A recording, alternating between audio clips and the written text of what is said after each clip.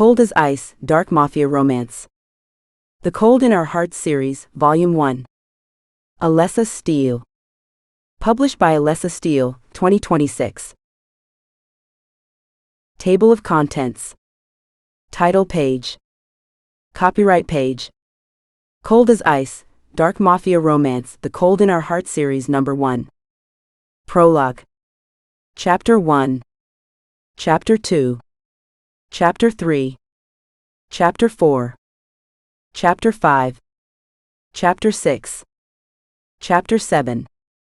Chapter 8. Chapter 9. Chapter 10. Chapter 11. Chapter 12.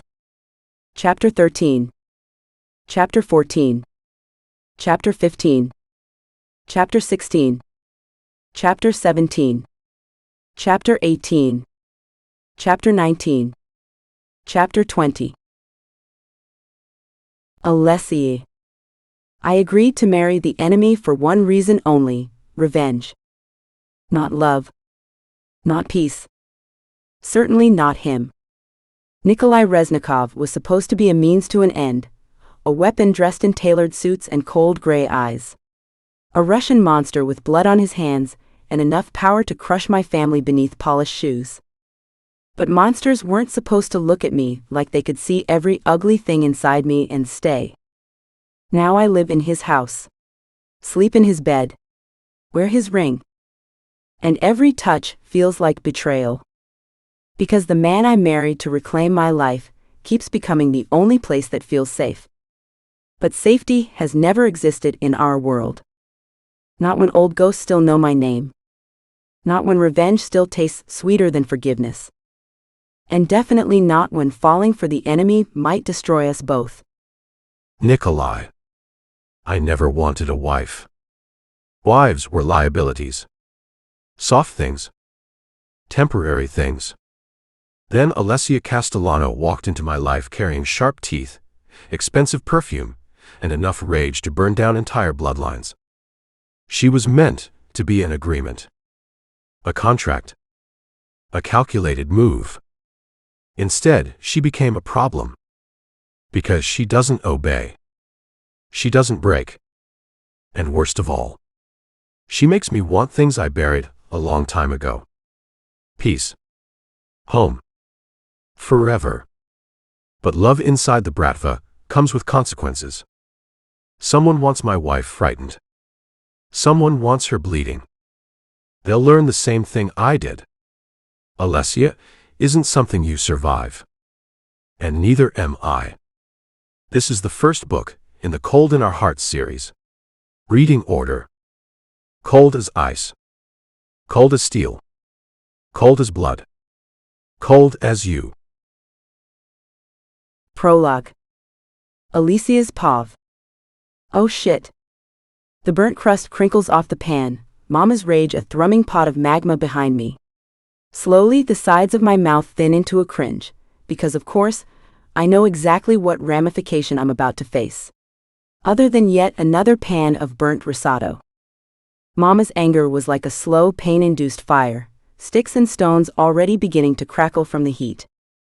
But I turn around, and her hand is slunk on top of her forehead. Disappointment. Somehow, the pitiful gaze dotted with brown is even worse than getting yelled at. Already I could feel the dismay-lined words start to form in her head, and in a few seconds they would spray out, no despair in front of me. Like they have been, every single fucking day. The back of my head starts to thrum, pain pounding up and down my back. Layla was waiting outside, slutty dress in tow, while I was still in the kitchen a sweaty mess, clinging to the island sprayed with half-opened cans and cutting boards dotted with vegetable peels.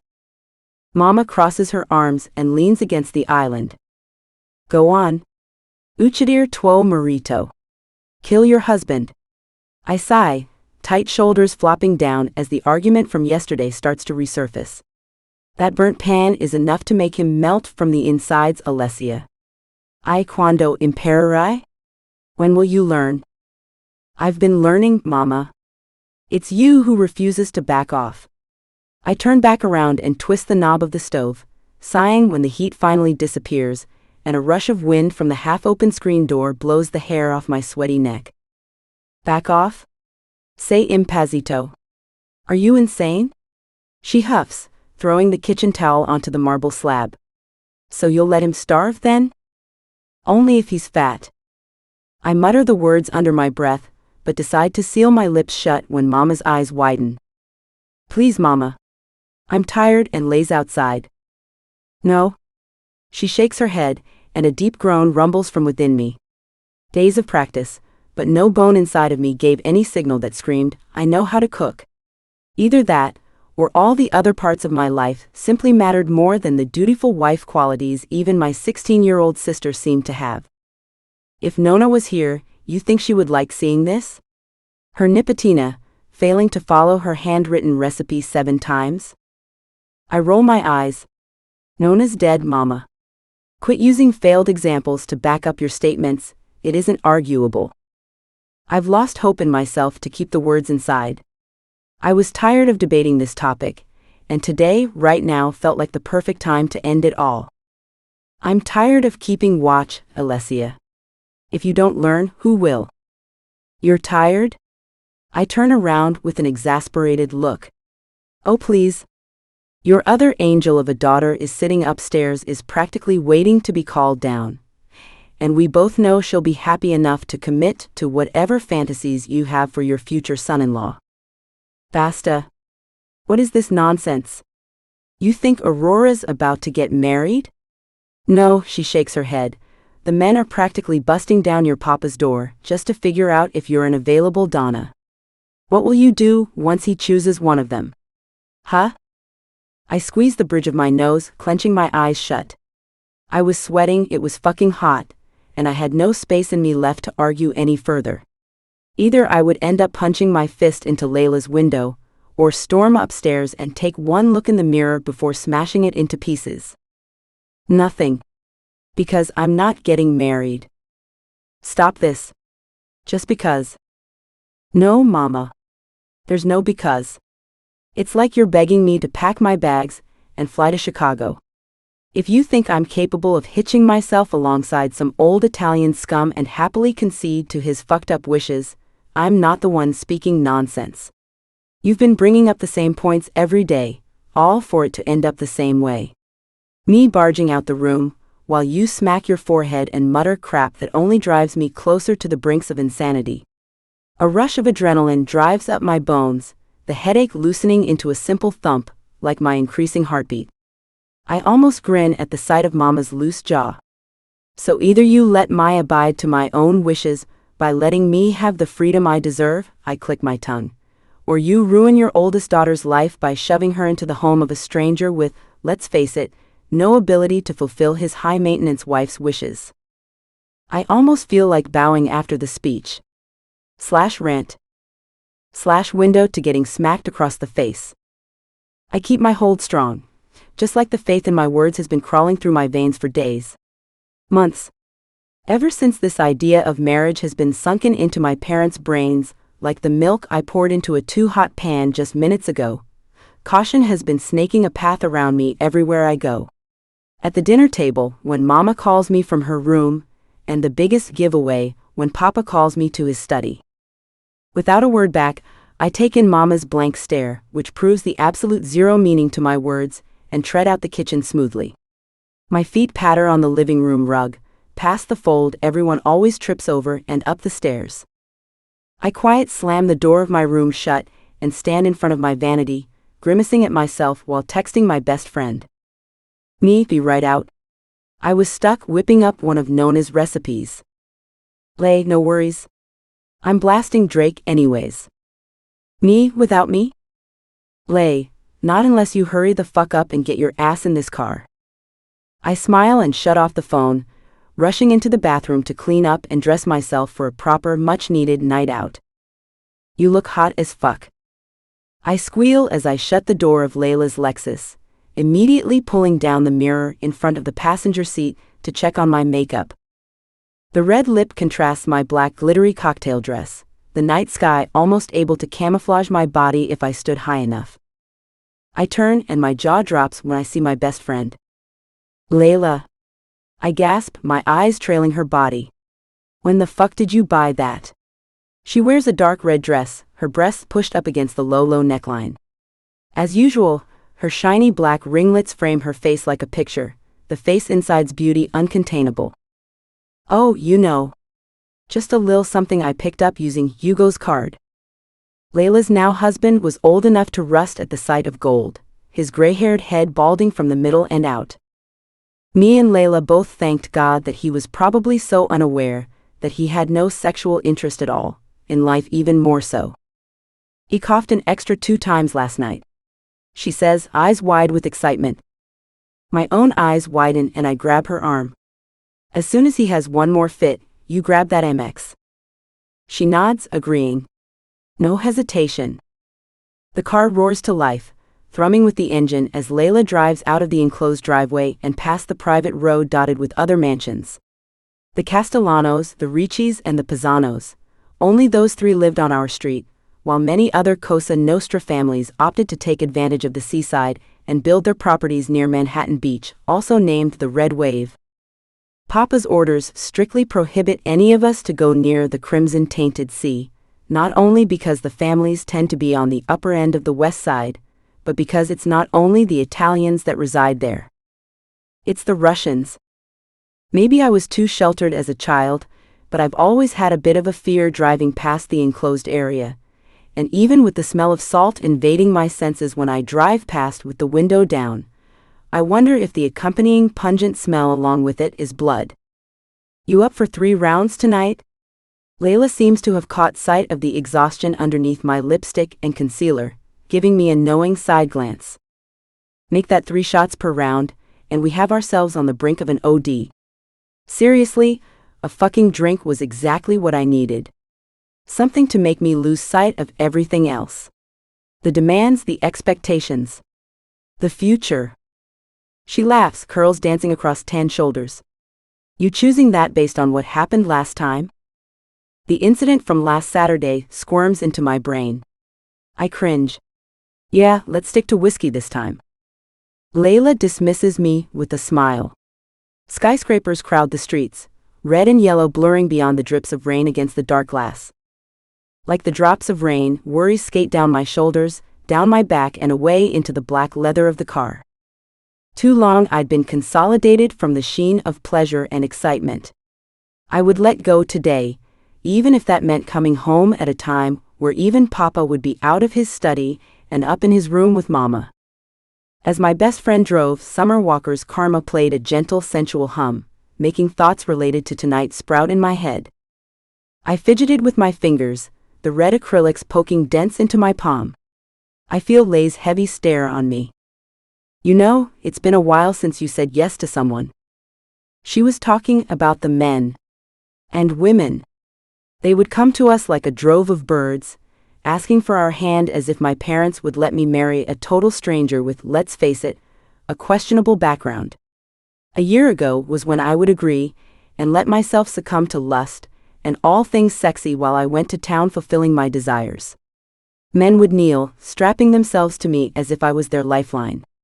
I could only stay the night before discreetly sneaking out of their apartment and heading out, small bits of guilt but also confirmations that said, they'll find someone else.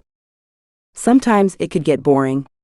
Flicking the left flap for minutes on end can only do so much for a woman, and their confidence while doing so is absolutely enthralling to see. Like they actually have the capability to make me feel good, when in reality all I really want is to shove my dress back on and try to find another suitor before the night ends and the cycle starts all over again. It was either a quickie or a one-night stand. No dating. No commitment. I found that the easiest. Especially when, my breathing shallows, thinking of the real reason I never let myself agree to a man's request, no matter how thoughtful, kind, and hot he was. It's been a long time, ALESSIA. She pauses. The past stays behind, yeah. You can't keep clinging to what happened. It'll only make it worse. The past? My fidgeting gets worse. Just then from the blurred-out windshield comes flashing lights. Headlights. I hear a skidding sound, Layla's scream as she hits the brakes, and a terrible gnawing feeling in my gut. I look up and my heart stops. My breathing becomes a skipping rock on the surface of a deep, dark lake, drowning into the depths so quick I only have the time to lock my gaze on the person driving the car. Someone very, very familiar. Black eyes. And then everything goes dark. Chapter 1. ALESSIA's POV. A row of black cars lay dormant on the driveway, and I hitched my neck over the windowsill to try and get a better look. The house was swarming with guards, and slight chatter from below held my ears taut. The biggest giveaway, no doubt, was the weird feeling crawling through the air under my closed door. I paced my room, debating whether Papa would tell me off if I decided to take a peek. The black rug cushioned my tapping feet. Condensation dripped down the large 2 windows that took up almost a whole wall, and curiosity ate me like I was a cat nearing death. Whoever was here downstairs, with that much protection, probably meant he wasn't one of Papa's associates. Why would a friend of my father's need to be this cautious? Bruno came once a month to check the books, but he had cleared this month's cash by showing up 2 weeks ago. Couldn't be any family. Mama's brother had a tendency to barge in whenever he deemed necessary. That left the boss, Francesco Romano, who would only dare to show up if my father had murdered his golden child or worse, done something to satisfy the enemy. However, if that were the case, gunshots would be flying instead of the silence I heard. Who could it be? I pressed my ear against the door, forcing my breaths to silence. Papa made it clear a long time ago how sacred his position as the underboss was, and interrupting meetings was a hard, unescapable no. I chewed on my lip. Spying wasn't technically interrupting, was it? I twisted the knob of my door slowly. Cesar had to have been downstairs too.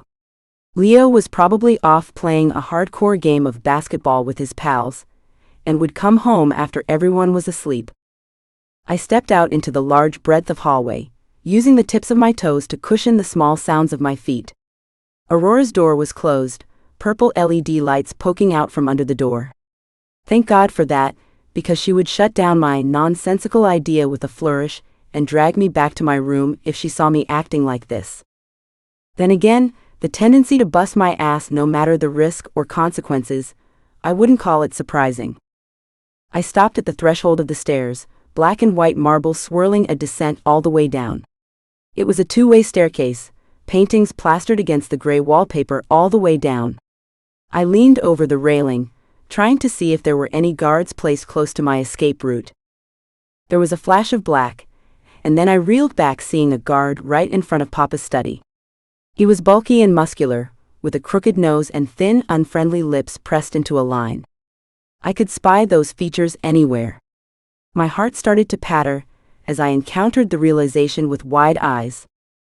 There were bloody Russians in our house. Confusion dawned on me, curiosity growing by the second. As I descended, still unseen, something about the guard rang a bell in the back of my head.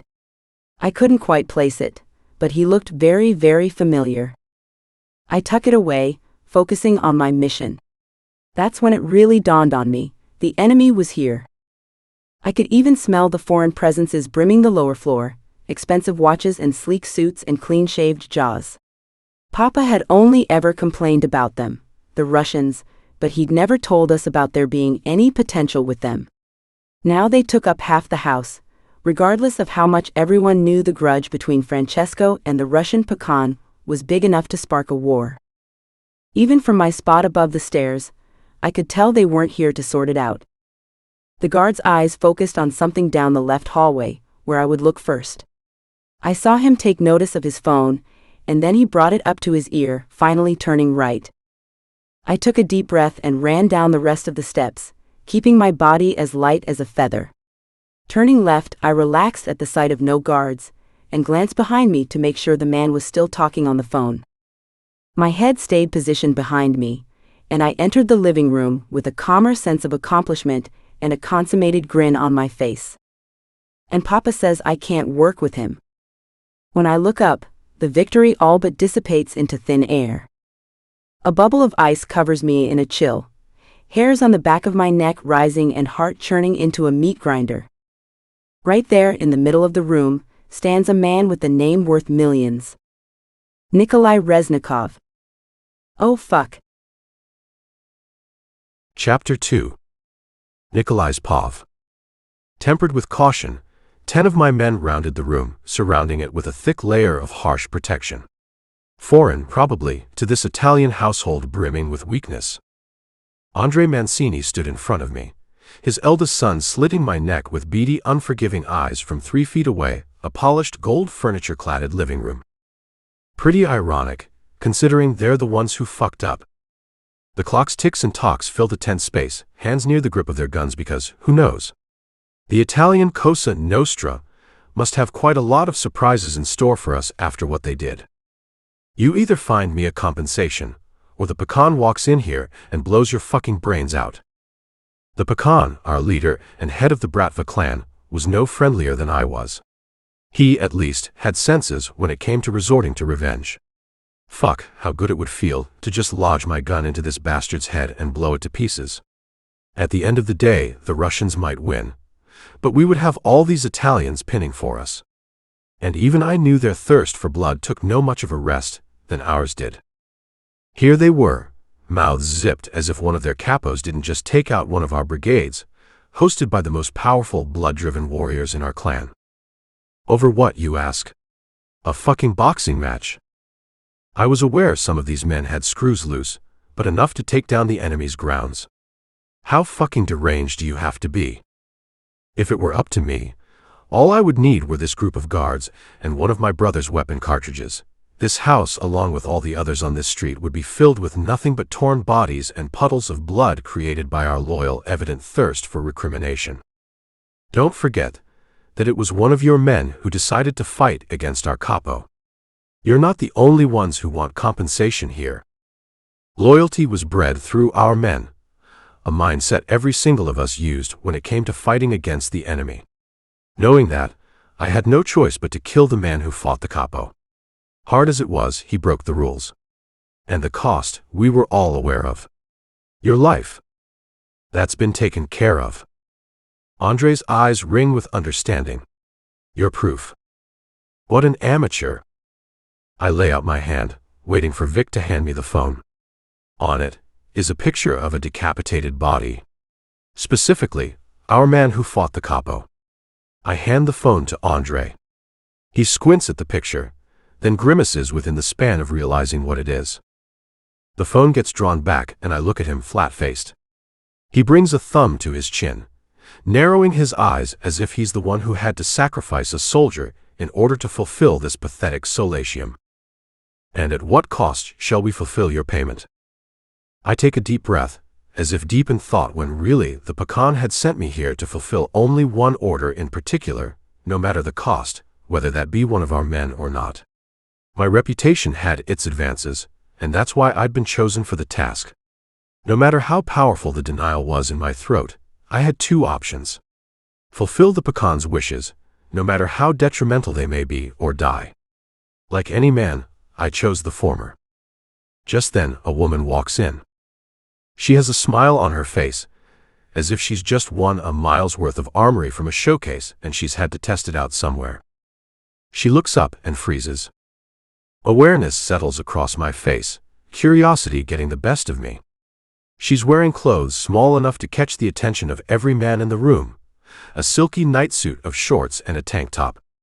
She scans the room, and upon meeting my eyes, hers widen ever so slightly. She slowly backs up, and the movement causes her shorts to rise, making my gaze latch onto her thighs.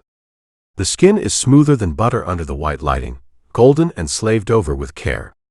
Long black hair drapes across her neck and ends just at her waist, wavy in the slightest and so silky. I dragged my curious survey all the way back up, to her face. They burn a hole into mine, dark and nightmarish like the rest of her. The longer I look, the faster a weird cognizance crawls up my spine, makes me want to itch it away. It's as if she can see behind them, draw a path into my head and see all the fucking sins I've committed. I look at Andre before she draws me in any further. Francesco never told me his underboss had a daughter. He stiffens, almost immediately. I say it matter-of-factly, even when I know of the frenetic thoughts running through his mind. Leaning against the wall, I look back at her as she backs away. Your name? Her lips part, and I take a moment to appreciate them, their pink color, how fucking soft they look. She swallows and looks at her father, anticipation, fear, and regret all at once swarming a stormy path across her frantic expression. She falters and looks back at me. ALESSIA. Something dark settles into my ears at the sound of her voice. It's smooth, the slightest bit raspy and firm, like she's not afraid to settle her thoughts into place. ALESSIA. I repeat it, humming in approval at the way it rolls of my tongue. I also don't miss how her eyes widen the slightest, breasts pushing against the silk as her breaths fasten their pace. I stay still a few moments, edging every single detail into place, and almost grin as the picture-perfect solution sets into place. You may leave. She turns, hair whipping in the process, and leaves the room, footsteps pattering against the marble and fading into unspoken words that settle into the panicked silence. With an ever so slight smirk lifting up my lips, I turn to the stiff figure in the middle of the room and rub a hand across my jaw. How should I do this? Anonymity works best. A wife, Andre. I answer his question from earlier. You're gonna find me a wife. Chapter 3. ALESSIA's POV. My bedroom door slams shut, and insanity looms on the brink as footsteps pace my rug, a weird coil in my stomach tightening the longer I rethink what the actual hell just happened downstairs. Fuck. Curses spill under my breath, and I push my hair back, sitting down on the edge of the bed. My knee bobbed up and down, like a ticking time bomb with no promise of exploding gracefully. The look on Papa's face as I was leaving the living room didn't help. I knew I was in for it once Nikolai was gone. My heart pounds a wave each second, growing into a tsunami the longer I dwell on my meeting with the man. Unintentional meeting. Thick, raggedy black hair that stuck out in a way that only screamed villain. A ruggedly dark masculine charm, tied up into the absolute epitome of devastation as a person. However, that didn't detract from the fact that he was the enemy. All wrapped up perfectly, hidden under a cold mask of a face. He looked bored out of his goddamn mind down there, but his reaction once he saw me turned that look right around. Nikolai Reznikov wasn't your practical, fucking duck skater boy who pops into the club, prim and proper, only to last for less than a minute. He was almost the tiniest bit scary. I couldn't explain it, but there was something about him. Maybe it was how he presented himself, like the entire world was aware of what he stood for, and he didn't give a fuck otherwise, that compelled me in a way I never could have imagined. The man every woman wanted, just as much as they feared death the moment he would cross. My heart jumped to speed when the smooth sound of engines rumbled outside the window, and the moment I turned to look, Cesar barged into my room with no gentleness in his always gloomy facade. What the fuck were you thinking? I stand up and meet his crazed eyes, trying to compose myself. When it came to Cesar, there was only one way out. My sister was more demure, or capable of getting under people's skin to the point that they had no choice but to listen to her. Me, well, it was a different case for me. You only told me to stay in my room. That's nowhere near enough of a warning. He rubbed a frustrated hand across his jaw, expression fading. You don't get it, do you? He smooths back his black hair. Do you understand what the hell you just did? I blink, confused. What? His broad shoulders sunk into indifference, but the cold kind. Reznikov. He came here to comp for what Stefan did to that Russian assassin unit. Right. I remember hearing the whisperings of the incident through my spitballing cousin, Lord Cesar, and younger brother Leo. It was stupid what the capo did, but I had no idea of the consequences, or that it would lead Nikolai Reznikov himself to my fucking house. Meaning, a compensation? For what the capo did? My voice was as tight as how my silk shirt felt the moment the Russian's eyes landed on me. Caesar's chin dips in a tiny nod. My jaw goes slack at his next words. A wife. That's what he wants.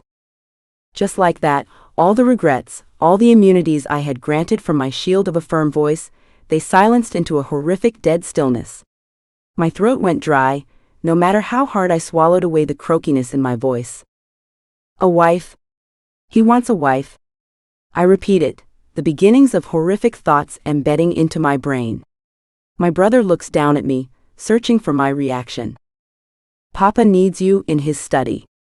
His voice was firm, unmoving. My eyes flickered to him with dread. No. Oh God, please no. My throat didn't make a sound, as he turned around and left my room with no hindering amusement in sight. Each of my steps towards the room downstairs left a wavering, invisible fear on my tail, but I pushed back my shoulders and went down the hall, stopping in front of the almost scary-looking dark oak door. A deep breath, and then I softly knocked. Come in. I fidgeted with the robe around my body, wishing I'd put it on before deciding to follow my stupid impulse, when the lower floor of my house had been brimming with the bloody enemy. I sat down on the dreaded chair, wishing this would be like the last time where he'd told me to stay away from the Zanettis. Apparently, being friends with someone whose fathers played around with Papa's properties means it was a cold, hard insult to be seen with them. The clock ticked. Papa's eyes scanned my face with unwanted discretion. You're aware of your mistake, then? There was the ironclad proof that the fear written on my face was clear as day. I cleared my throat, parted my lips, and started the half-written speech I'd conjured on my way down. Yes and no, he shook his head, cutting me off. No excuses, not this time. My lips parted, confusion not far away. Excuses? This wasn't my fault, Papa. Whose was it then? I told you to stay in your room, goddammit. His voice rusted at the end, volume increasing. He looked forlorn in a way. Like whatever the hell happened after I scrambled upstairs wasn't a play on his part, but a wrecking ball towards his carefully built-up facade. Yeah, but ALESSIA, listen to me carefully. He leaned forward.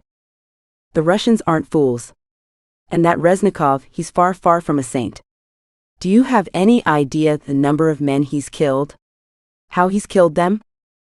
Bloody images fill my brain. I'd seen my father's gun launch itself down a man's throat at the age of 7.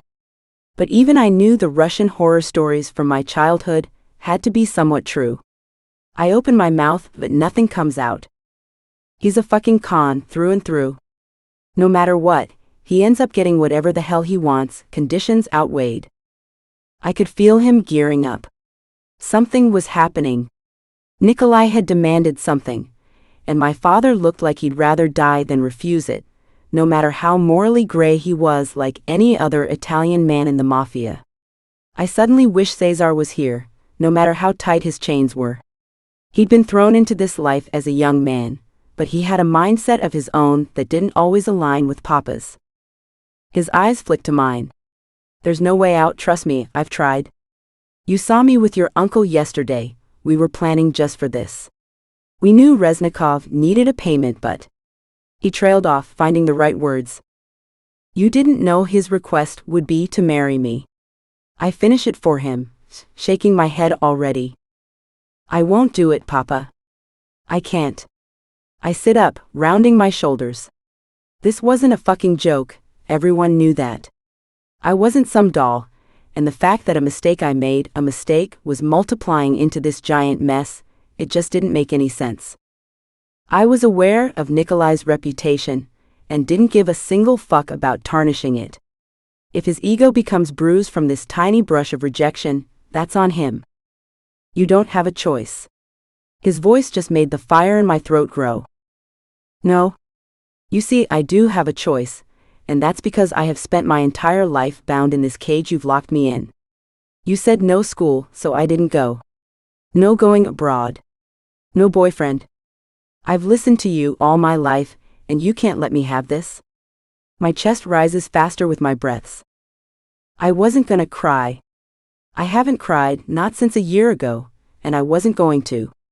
Over this stupid argument, no less. I haven't protested my longing for freedom, not since I was 4 and begging to go to school like Leo. ALESSIA. He warns, eyes going dark. Papa was one of the Cosa Nostra's most high-profile bosses, married to Caterina Mancini, my mama with no less of a vantage point than his. Aurora was Papa's usual pariah, an angel in a soft bolero with wings practically visible from space. I was just as opposite, a red-coated, overbearing, labeled woman by all of my family. If polar opposites were in the same family, it would be me and her, undoubtedly. Maybe Mama is where I got it from, this tempered rage, unwilling to back off until it was fed its fire. Right now, it felt like I was burning whole. No. This is stupid. You want me to marry the enemy. What happened to all the talk about not stepping 1 foot near them? That was before we killed their soldiers, Caso. His hand rubbed a rough trail across his light scruff jaw. I could tell he was very, very frustrated. Dealing with me for this many years was enough, and now I was surely being a difficult fucking chess piece in this whole dummy game. So technically, you're admitting this is your fault? I've never spoken like this to Papa, not ever. No matter how many times he's offended my wishes, or how hard the rejection in my chest pounded with regret every time he ordered me around like I was every other Mafia princess. Being born into this life wasn't my fault, and neither was wanting to escape it. He had to understand, and I wouldn't leave this room without that happening. His eyes shot up like a half-filled tumbler of whiskey. Enough. I've told you marriages like these are no more than power plays. This will do no more than benefit us, and you know that. I almost scoffed, although his rough tone screamed non-negotiable more than ever. And no way was I going to be the first one to suffer the wrath of my Papa and end up with a bruised cheek as I stumbled out the study. Besides, your mama is on the end of her brink. We've let you drag your feet far too long, and this will do you good too, ALESSIA. Good? What part of marry a Russian man with a kill count as big as his body sounds good? My stomach lurched at the thought of him creeping into my room in the dead of night with a dagger as black as his soul. Someone like him didn't belong next to me on an altar, not when his presence all but consumed every molecule of air and replaced it with that terrifying, cruel presence. Whisperings were nowhere near thorough enough to tell the tales of this man that was a villain through and through. And then there was the way he said my name, as if it was a mockery. A toy to play around with. My heart sunk at the thought. I don't want to go down that route again. I almost let the thought of him dragging his gold-heavy eyes over my body interrupt the rage. My retort hit the backs of my teeth, threatening to slip out, so I shut my mouth closed. There's no way out, ALESSIA. He will slaughter the rest of the family, including you, if we don't concur. Papa's words didn't mean nothing. In this world, threats were only spoken to be taken seriously. That was it. You had your orders given point blank, and were expected to follow. The clock ticking fills the silence. I'm giving you 1 day. Tomorrow, he tapped the polished wood, you can either answer with a yes or simply watch as everyone else faces the consequences. If that wasn't a threat, I don't know what was. My eyes lift, heavy with the exhaustion of indecisiveness and borderline insanity from thinking about the subject. I felt defeated, and the time he gave me hadn't even started yet. With nothing but a look, based on the pathetic last resort of self-pity, I exited the study with as much confidence as I could, head held high. God forbid I showed any weakness, especially when my own father doubted the elasticity of my decision. I shut my bedroom door, barely making it halfway across the rug when it opened again, and in walked Aurora, swaying in a light pink sundress. Concern edged her face, and her skin all but shone under the slight moonlight coming in from the window taking up one whole wall. So? She questioned, arms crossed while I flopped down on my pearl duvet, glancing at the Chase Atlantic posters sprawled across the walls. I don't give a fuck if I end up marrying him. I'll live like I normally do. Oh, how I wish to slap on my pair of headphones and snuggle under the duvet, just to escape all of this, for a second. Drake's Certified Lover Boy album cover became an erratic pop of color against all the neutrals, unlike my sister's room, painted in various shades of pastel pink, blue, and white. Would you come with me if I ran away? My lips twist, deep in thought. I feel the bed dip next to me as she takes her spot. Only if you promise to buy me everything I want, including that dress Agoria Lowell wore on her last runway. She'd fussed over the simple piece of white silk like it was made from woven gold, and it had been months since the topic had been brought up again. I roll my eyes. Haven't I bought you enough? Papa probably wonders why you haven't asked for anything in a while. It's all coming from my pocket. Actually, Cesar was the one who bought me Lily's custom-made jewelry drawer. First time I've seen him give in to buying something so vintage. She popped out the requests and their giver like Nona with her kids. Mama had a total of 7 siblings, all parents except for the oldest, who we grew into the habit of calling Lucia instead of the usual formal term Zia. I doubt I would be able to smuggle enough cash into my bags for a pair of jeans, let alone a $3,000 dress, Aurora. Credit wasn't an option, not when all my accounts were tracked and monitored. Okay, but tell me about Nikolai. He's not that bad, is he? I sit up, scoffing, and she raises her eyebrows. Oh, so it's serious then? I mean, my lips tilt upwards in a smirk. He's definitely not Darren from the club. I think of my usual when I'd end up wanting to lose myself in a battle between sheets and lust. The brunette bar server had been probably the best among all the other men there. Only thing is, he liked it vanilla. Almost a little too much, that I found myself giving in the moment he'd come over with my shot of whiskey, and bend down to whisper in my ear how the dress I was wearing complemented my hair, or how my red lipstick suited me perfectly.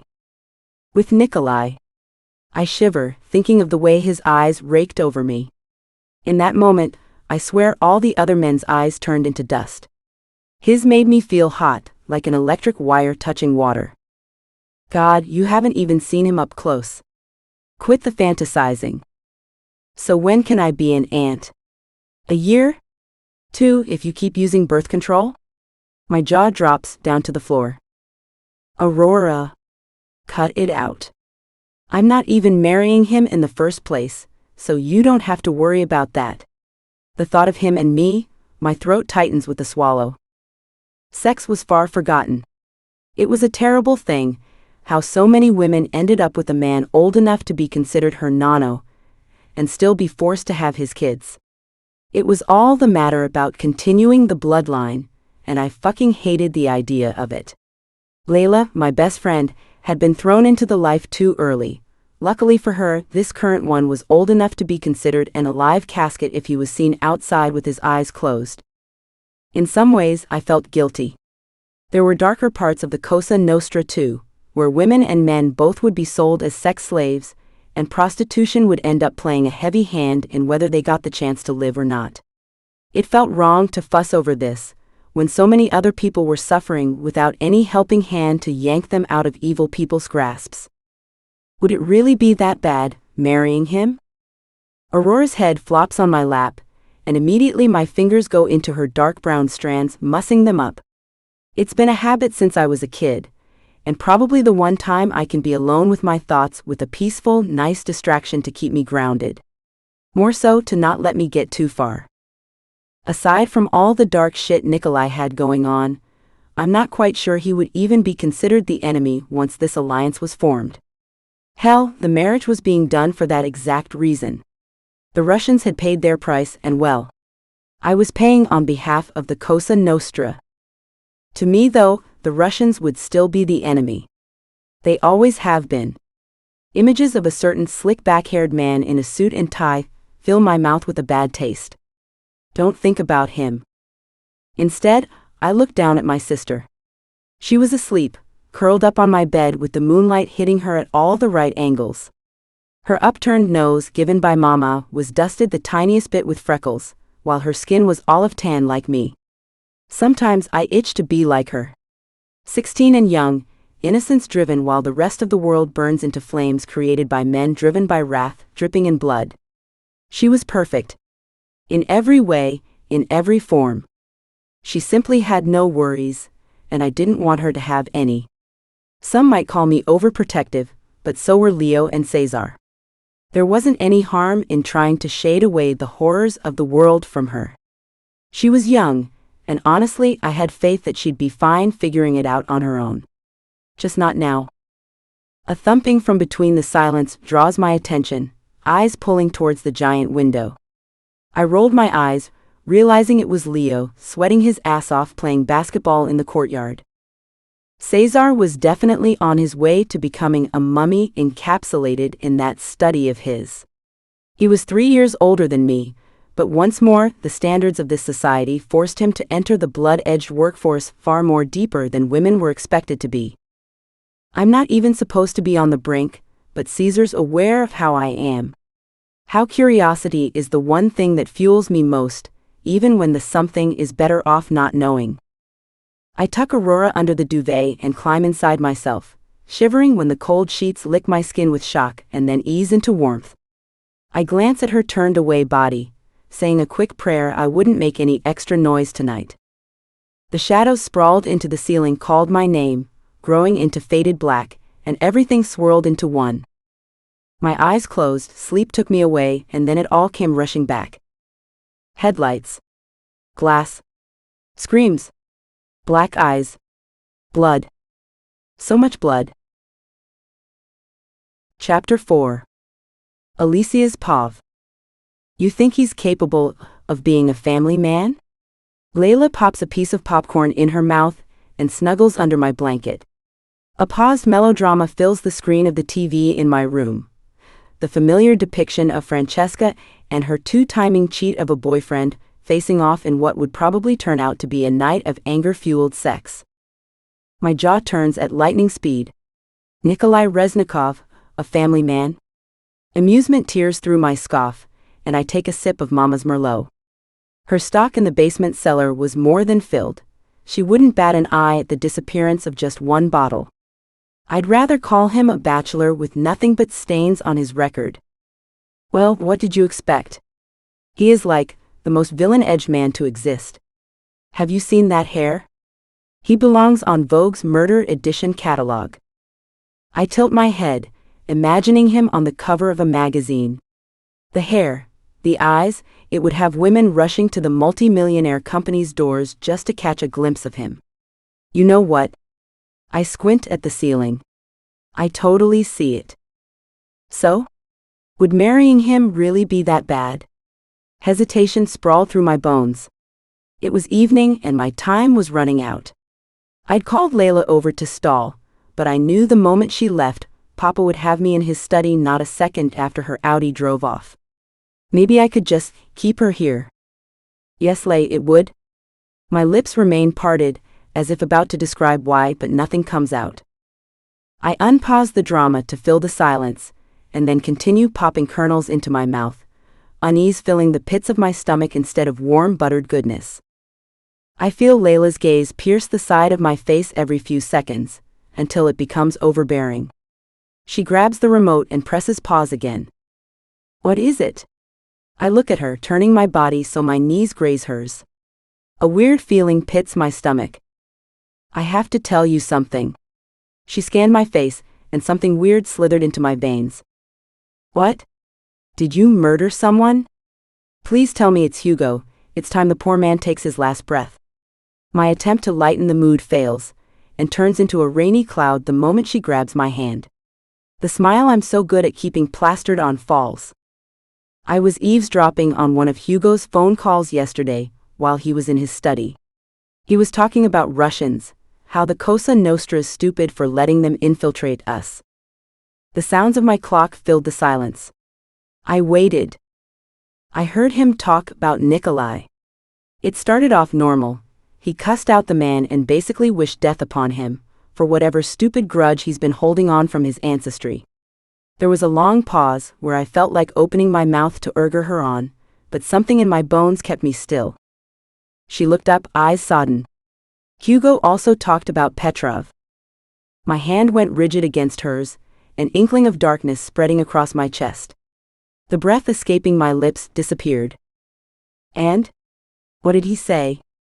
My voice cracked at the ends, fraying with panic. Her hand tightened around mine, as if preparing me for her next words. That he works beside him. Petrov is Nikolai's right-hand man. No. I shook my head in accordance with my thoughts. That can't be possible. Last time I saw him, he worked as a soldier. Far, far away from the position Nikolai has as part of the two spies, the group that overlooks all of the Bratva and sends reports to the Pecan. You know this for sure? I blinked, trying to process it all. I don't think he'd lie, ALESSIA. Hugo's too deaf to know when I'm sneaking around. My heart thumped a fast beat, but I forced my rigid shoulders down.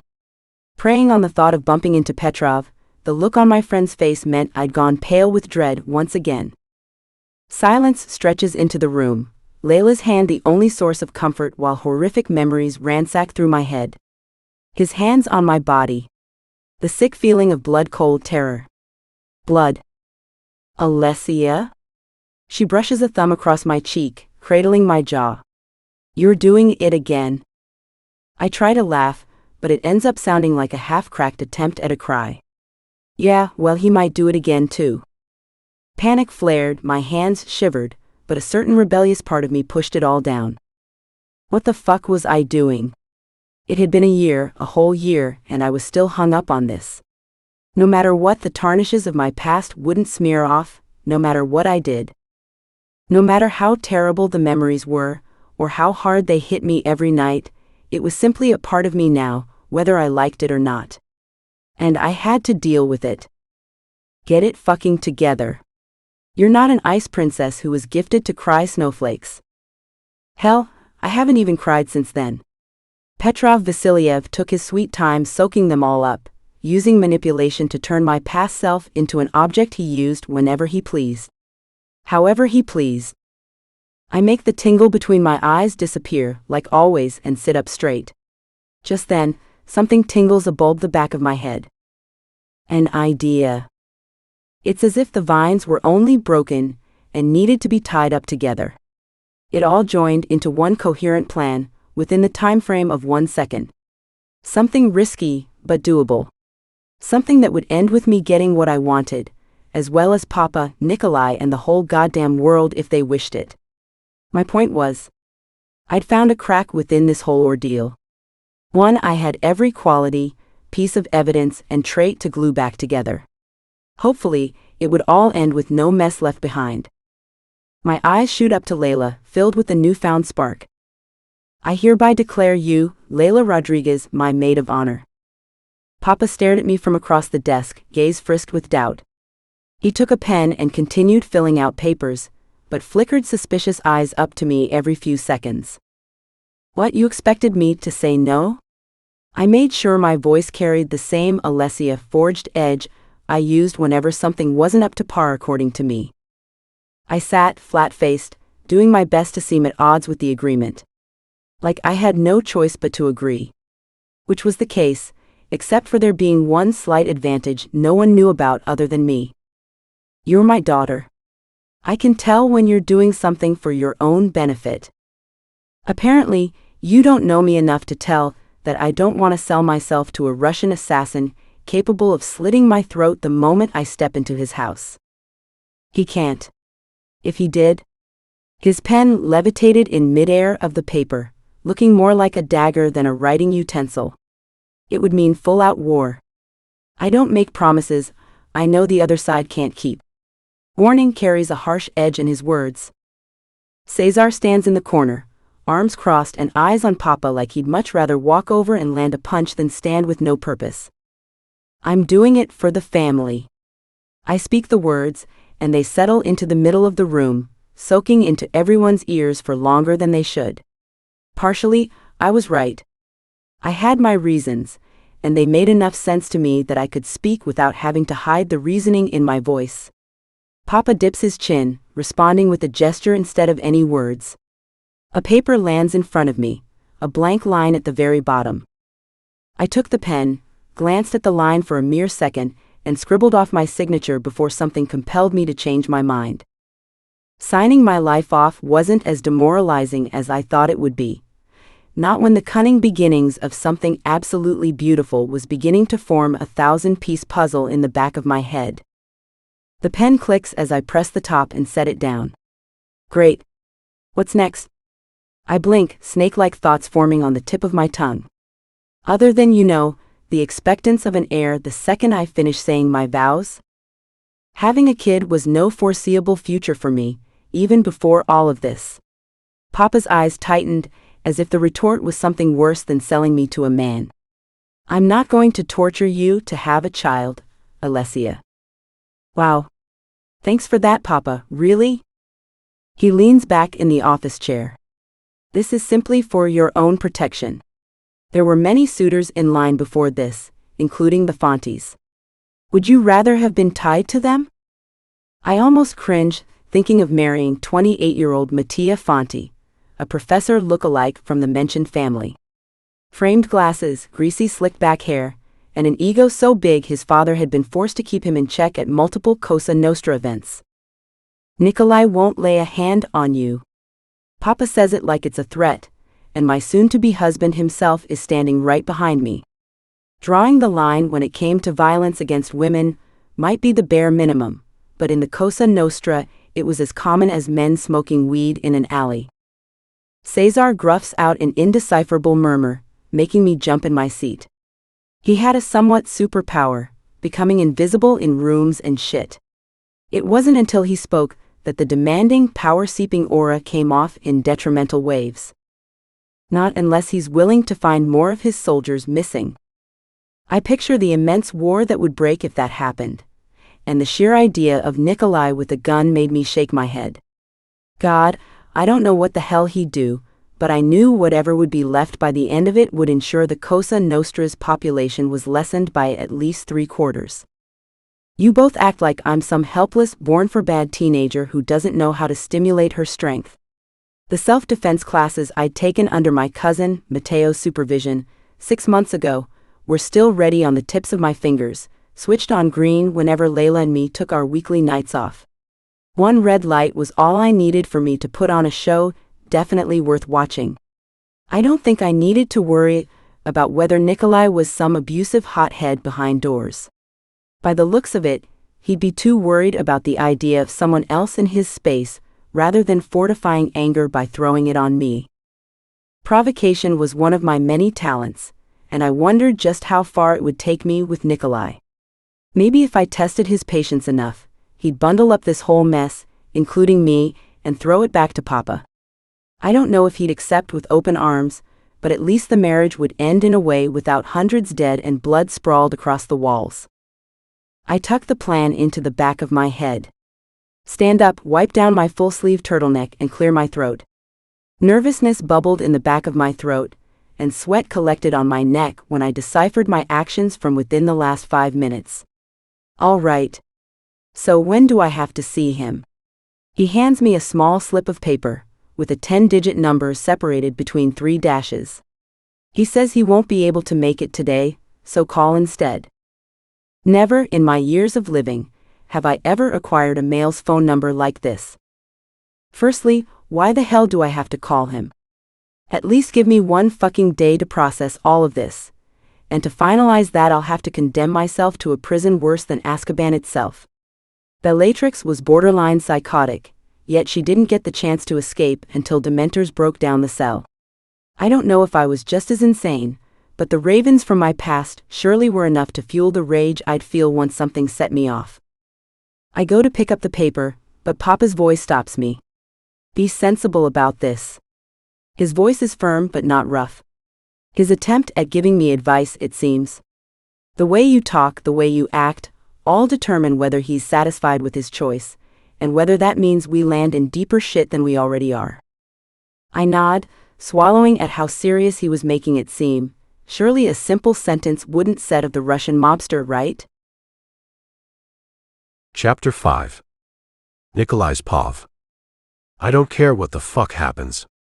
Kill him and hide the damn body before I do the same to you. Orlov's head stiffens, and he nods before striding out of my office without a single word.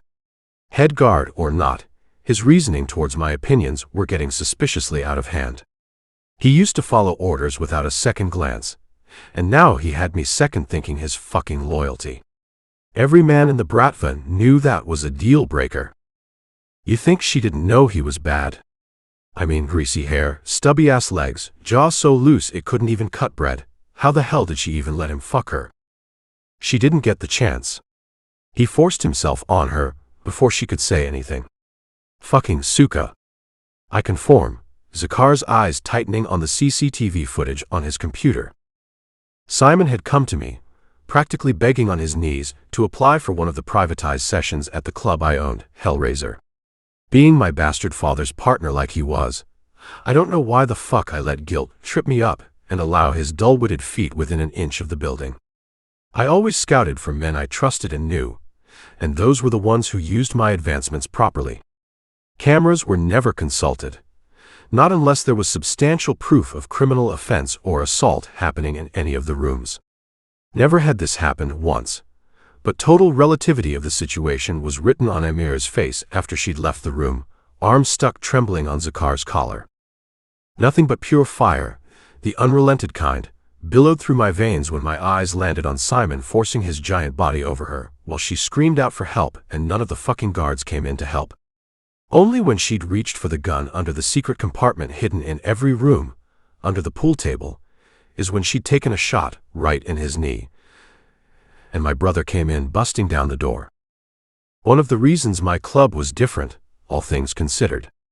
Training for strippers didn't just consist of moves, but also basic self-defense skills, how to land kicks in the areas that can hurt a man worse than death, and for special cases, the proper conduction of a pistol. This was one of those cases. Simon was an American restaurant chain owner, and in no ways used to the proper heedless torture methods the Bratva used to knock some fucking sense into irrational, injudicious minds like his.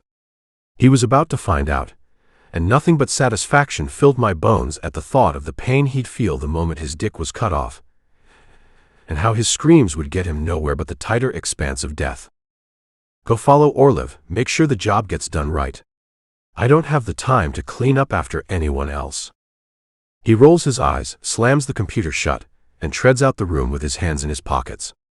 I'm just about to get up myself, maybe hit about some of the guards and interrogate why the hell they weren't paying attention to the screams, when my phone buzzes a steady rhythm on my black-stained wooden desk.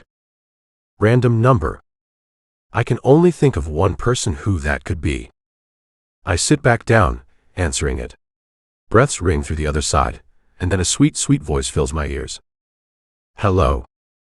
I can already tell by the way her voice shakes that she's nervous. I lean back, waiting for her to continue. Hello. Is this even the right num? It is. She goes quiet, then clears her throat. I agreed. To the deal. Something dark buzzed in the back of my head. It's what I expected. It's not like Andre had a choice, other than to let me infiltrate his house and burn it down without an ounce of guilt. It was also something that was expected from me, by the pecan. Luckily, I've never disappointed the man enough to get conformed by his wrath, which is why there was no sliver of chance Andre could refuse. Wonderful. She goes quiet again. Why do you talk like that? Like what? Like you're a Victorian child who doesn't have a vocabulary. You did have an education, right? Men who are all talk and no action don't end up having the tightest grip on me. My hand tightens around the phone. All things considered, I'm absolutely enthusiastic about this agreement and cannot wait to meet you. The sarcasm in her voice was about as clear as blood on a white dress shirt. Get it? Because I really actually despise the fact that you blackmailed my father into this. The confidence in her voice has me reeling for a good minute. What the hell was she on? A new version of nicotine. Just as much the challenge annoyed me, it drew a dark part of me to grow more interested. Half the population wouldn't look me in the eye, let alone speak to me, as if I was a mere cup holder under their coffee. Now, it would be great to meet up somewhere, considering I'm basically signing myself off to a mobster capable of doing nothing but turning my life upside down. You sound dead, and that's only surprising, because you're not the one being threatened to sell her life to someone who's not worth it. I felt my eye twitch, and the underlying cause being a woman's words was concerning. I preferred women to make noise with an underlying cause of pleasure, rather than speak with no cause until my ear bled out and fell to the floor. Your mouth moves quite a lot for someone who got herself into this situation. Believe me when I say, nothing could have prepared me for the choice I made. It was only once I saw her that something has just clicked, and all the pieces had aligned without me having to do anything. Right place and time, but no clue about the person, other than she was an attractive woman with a mouth just as vexing. I couldn't help but wonder if it would make up in other ways. Oh, really?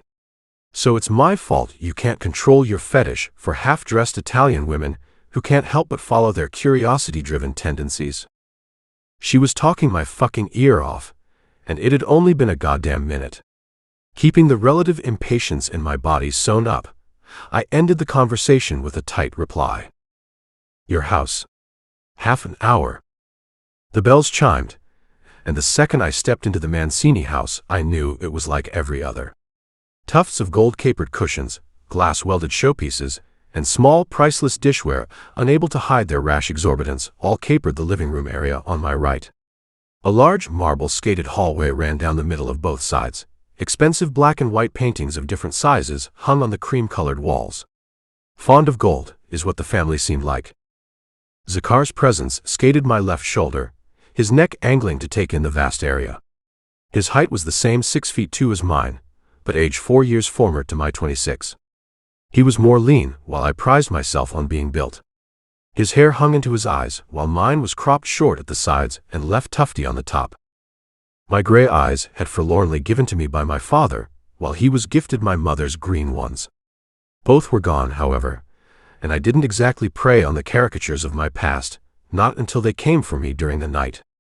We slunk further into the house, until the hallway opened up to another living room, this time inhabiting 2 people. A young woman stood to our back, arguing with a man who looked about 18. His eyes shot up and he froze, giving the girl a look. They both turned, slowly, until silence drowned out the shuffling of her silk dress and we looked at each other. The girl looked strongly similar to ALESSIA, but had thicker brown hair instead of black, and larger hazel eyes. She couldn't be any older than 16, the youngest of them all. The longer silence ensued, the quicker I became aware of my brother's eyes lingering on her form. A rush of red climbed up her neck and spread across her cheeks, and after a few seconds of Zakar using his practical intimidation cue, she swirled around and pattered out of the room, his eyes not leaving her until the blue silk trailed out of the arched doorway. I could feel the familiar interest peak when I glanced to my left, and I let him dwell on whatever forbidden thoughts he was conjuring up. It's not like he could have her anyways. And to be honest, the thought of connecting myself to this family in any other way made a bad taste fill my mouth. Marrying one Italian was enough. There was no need for tying up another useless knot. The young man left, gives us a boring once-over, and scurries out of the room without another word.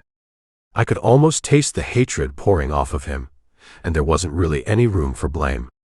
I suppose it was my fault I was stealing their golden sister away, and frankly, I didn't give a fuck.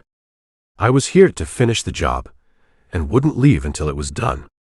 The consequences might be long-lasting, but I didn't see a particular harm other than having to deal with a certain female whose words weighed more than her longing to getting stuck in this situation. Speak of the fucking devil. Shuffling near the hallway catches my attention, and I dragged my empty gaze to the top of the stairs, 2 flights rounding to a railing on the 2nd floor. There she stands, narrowed eyes pierced on me like a hawk. She stays there a minute, dragging that judgmental too-bad-for-good look down my body, and slowly descends the stairs, 1 step at a time. I feel my mouth go dry, and an uneasy feeling crawled up my spine when my eyes lingered a moment too long on her curves filling out the black corset. She ended the last step with a sigh, and stood loosely, displaying anything but a longing to tend to the matter. Took you long enough. The slightest dusting of red hit the tan of her cheeks, and the dim lighting glimmered over her black, glossy strands spread across the back of her top. I kept my face void of any emotion, and she rolled her eyes. I felt my brother's glance like a rock thrown at me, and ignored it, because why the hell would I let him defer this interference? His interest in my life was enough. I didn't need his output on every single damn thing. I'm a punctual man. Being late doesn't exist in my books. She quirked a brow, cunning eyes scanning my perfect suit and tie. You don't do sarcasm, do you?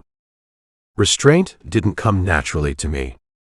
If I didn't like someone, they sure as fuck knew it.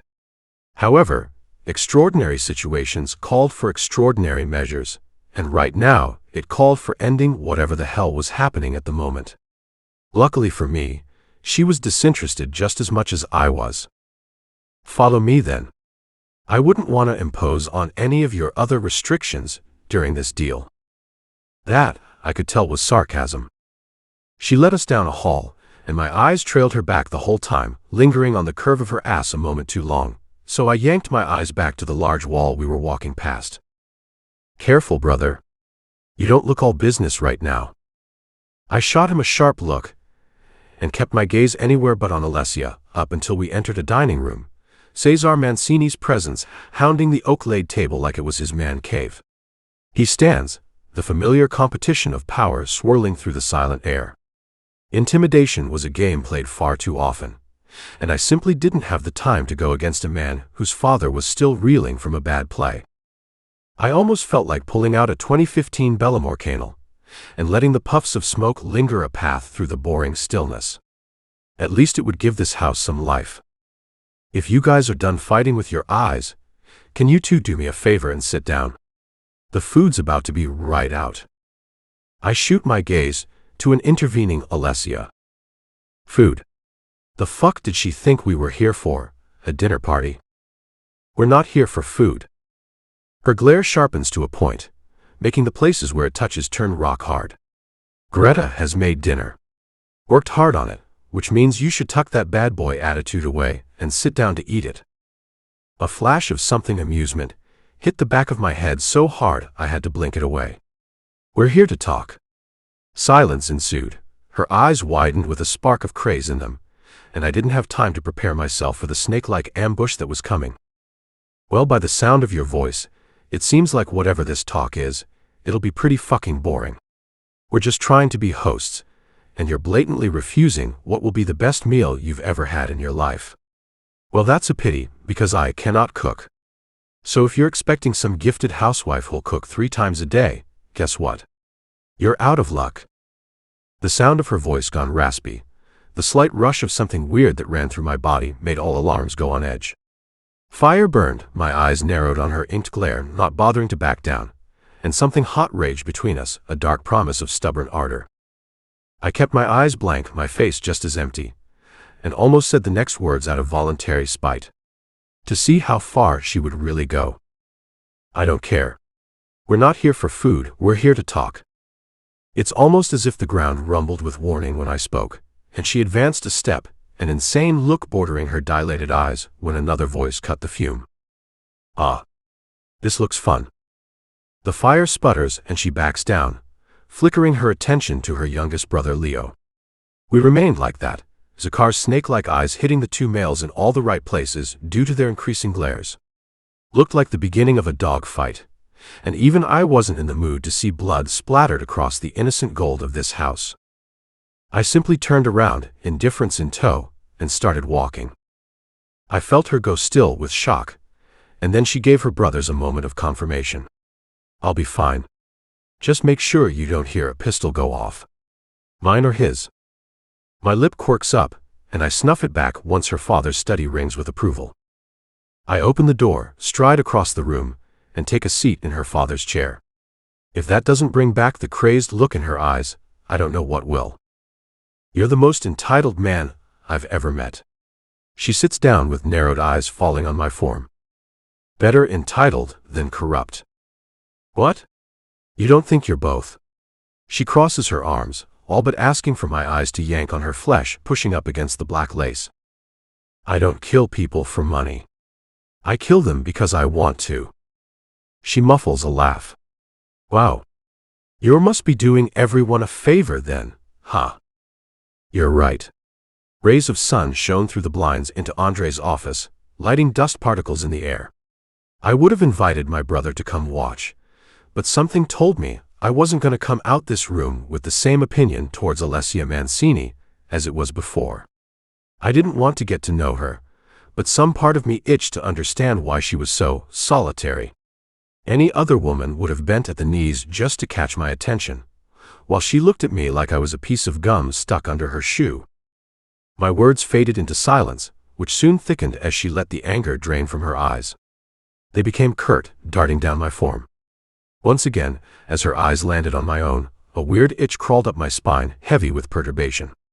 They flew behind my vision, flipped through every page of memories, and almost lingered far too long on what kept me a sane man. I broke the weird connection by pulling out a blue leather box from my pocket.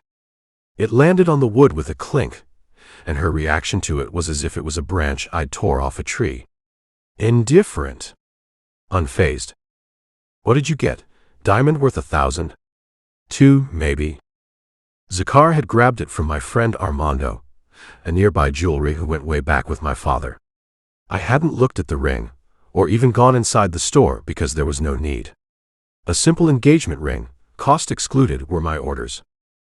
I slid the box across the table and she opened it, eyes staying as flat as her reaction. She plucked out the emerald-encased diamond, slipping it onto her ring finger. It offset her golden skin, making it glow even more. I could tell she fucking hated it, though. Thanks. Tomorrow's the engagement. Tomorrow? What the fuck? She sputtered, hands going haywire. Are you crazy? I'm the one giving orders here. If I say the engagement's tomorrow, it's tomorrow. What, are you gonna tell me the marriage is next month? Silence. Her jaw loosens and she leans back with a scoff. I didn't have time for this shit, and her reaction was pissing me off. If it weren't for my equal distaste for this ordeal, the pecan wouldn't have listened to my words this morning, and actually kept the date for the marriage as next week. You're expected to be by my side tomorrow, no matter the cause of distraction. The pecan will have us under close surveillance. Who's that, your boss? Yes. She shuts her mouth, leaning back. Expectations? She said the word as if I was her owner with a leash stuck on her neck. I fucking hated it. None. Just don't fuck anything up. Can't promise you that. She mutters under her breath. I sharpen my eyes on her. I'm not playing around. You cause shit, I'll be the one who has to set you back in place. Yeah. What are you gonna do?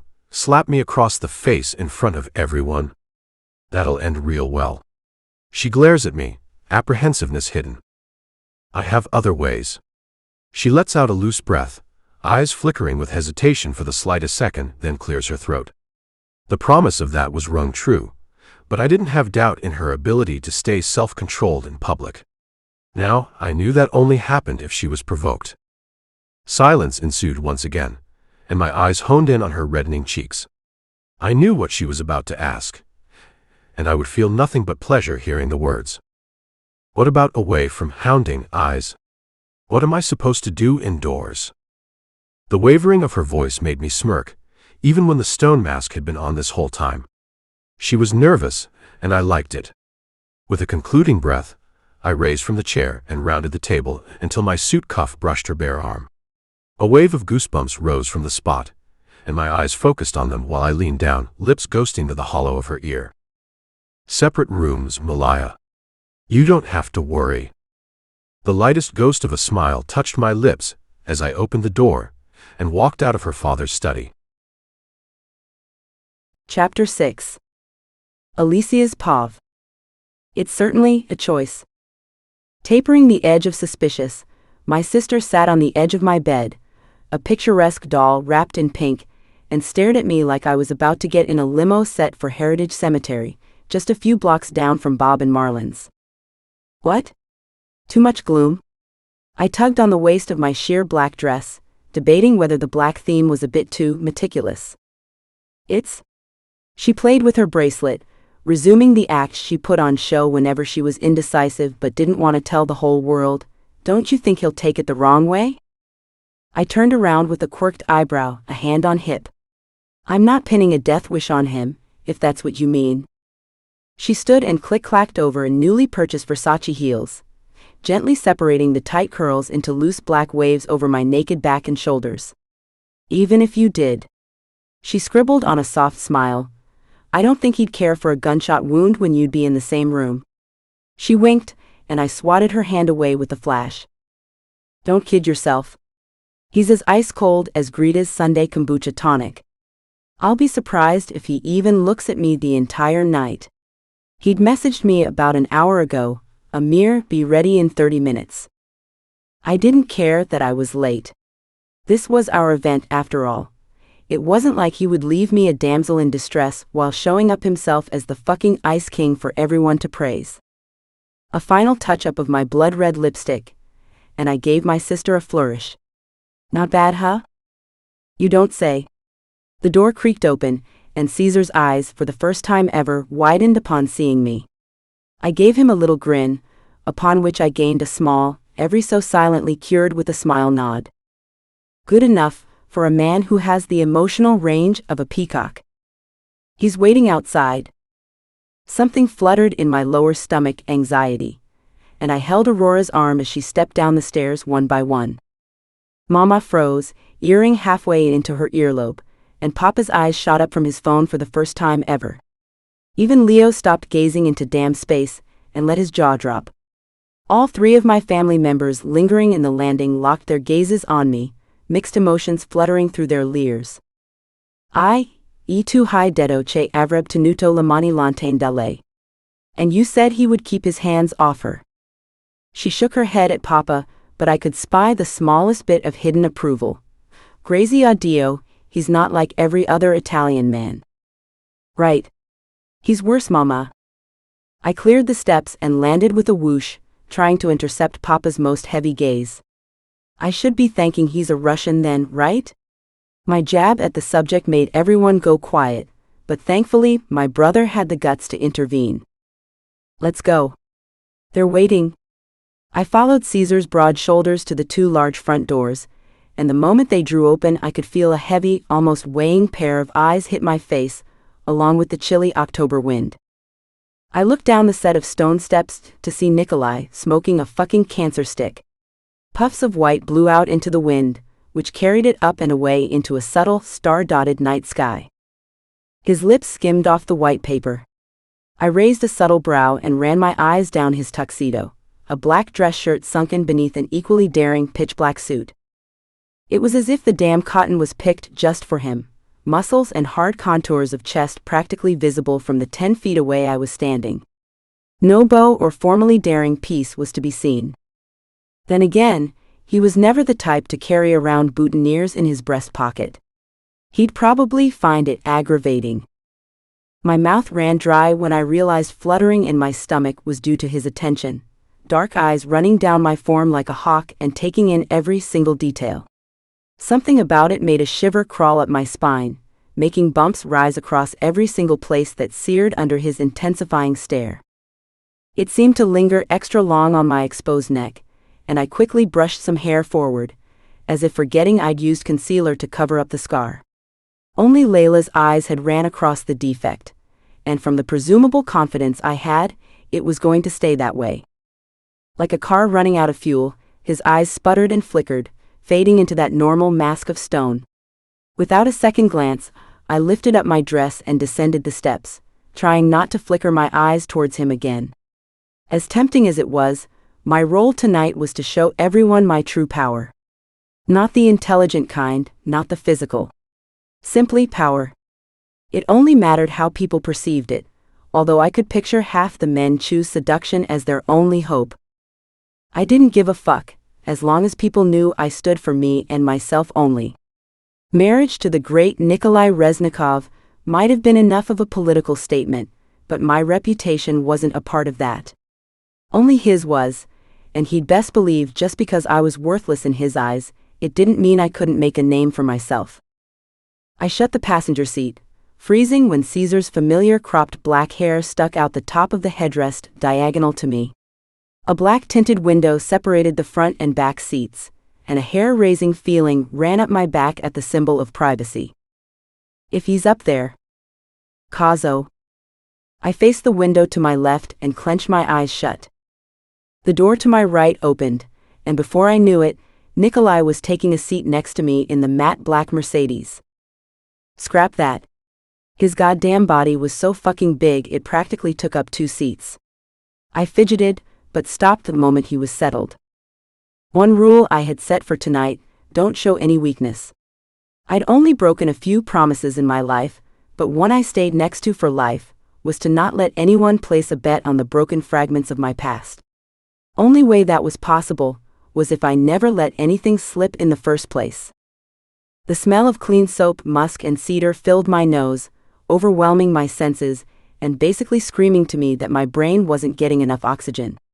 Silence pulled through, and the commotion outside rumbled to a faded halt a few seconds later.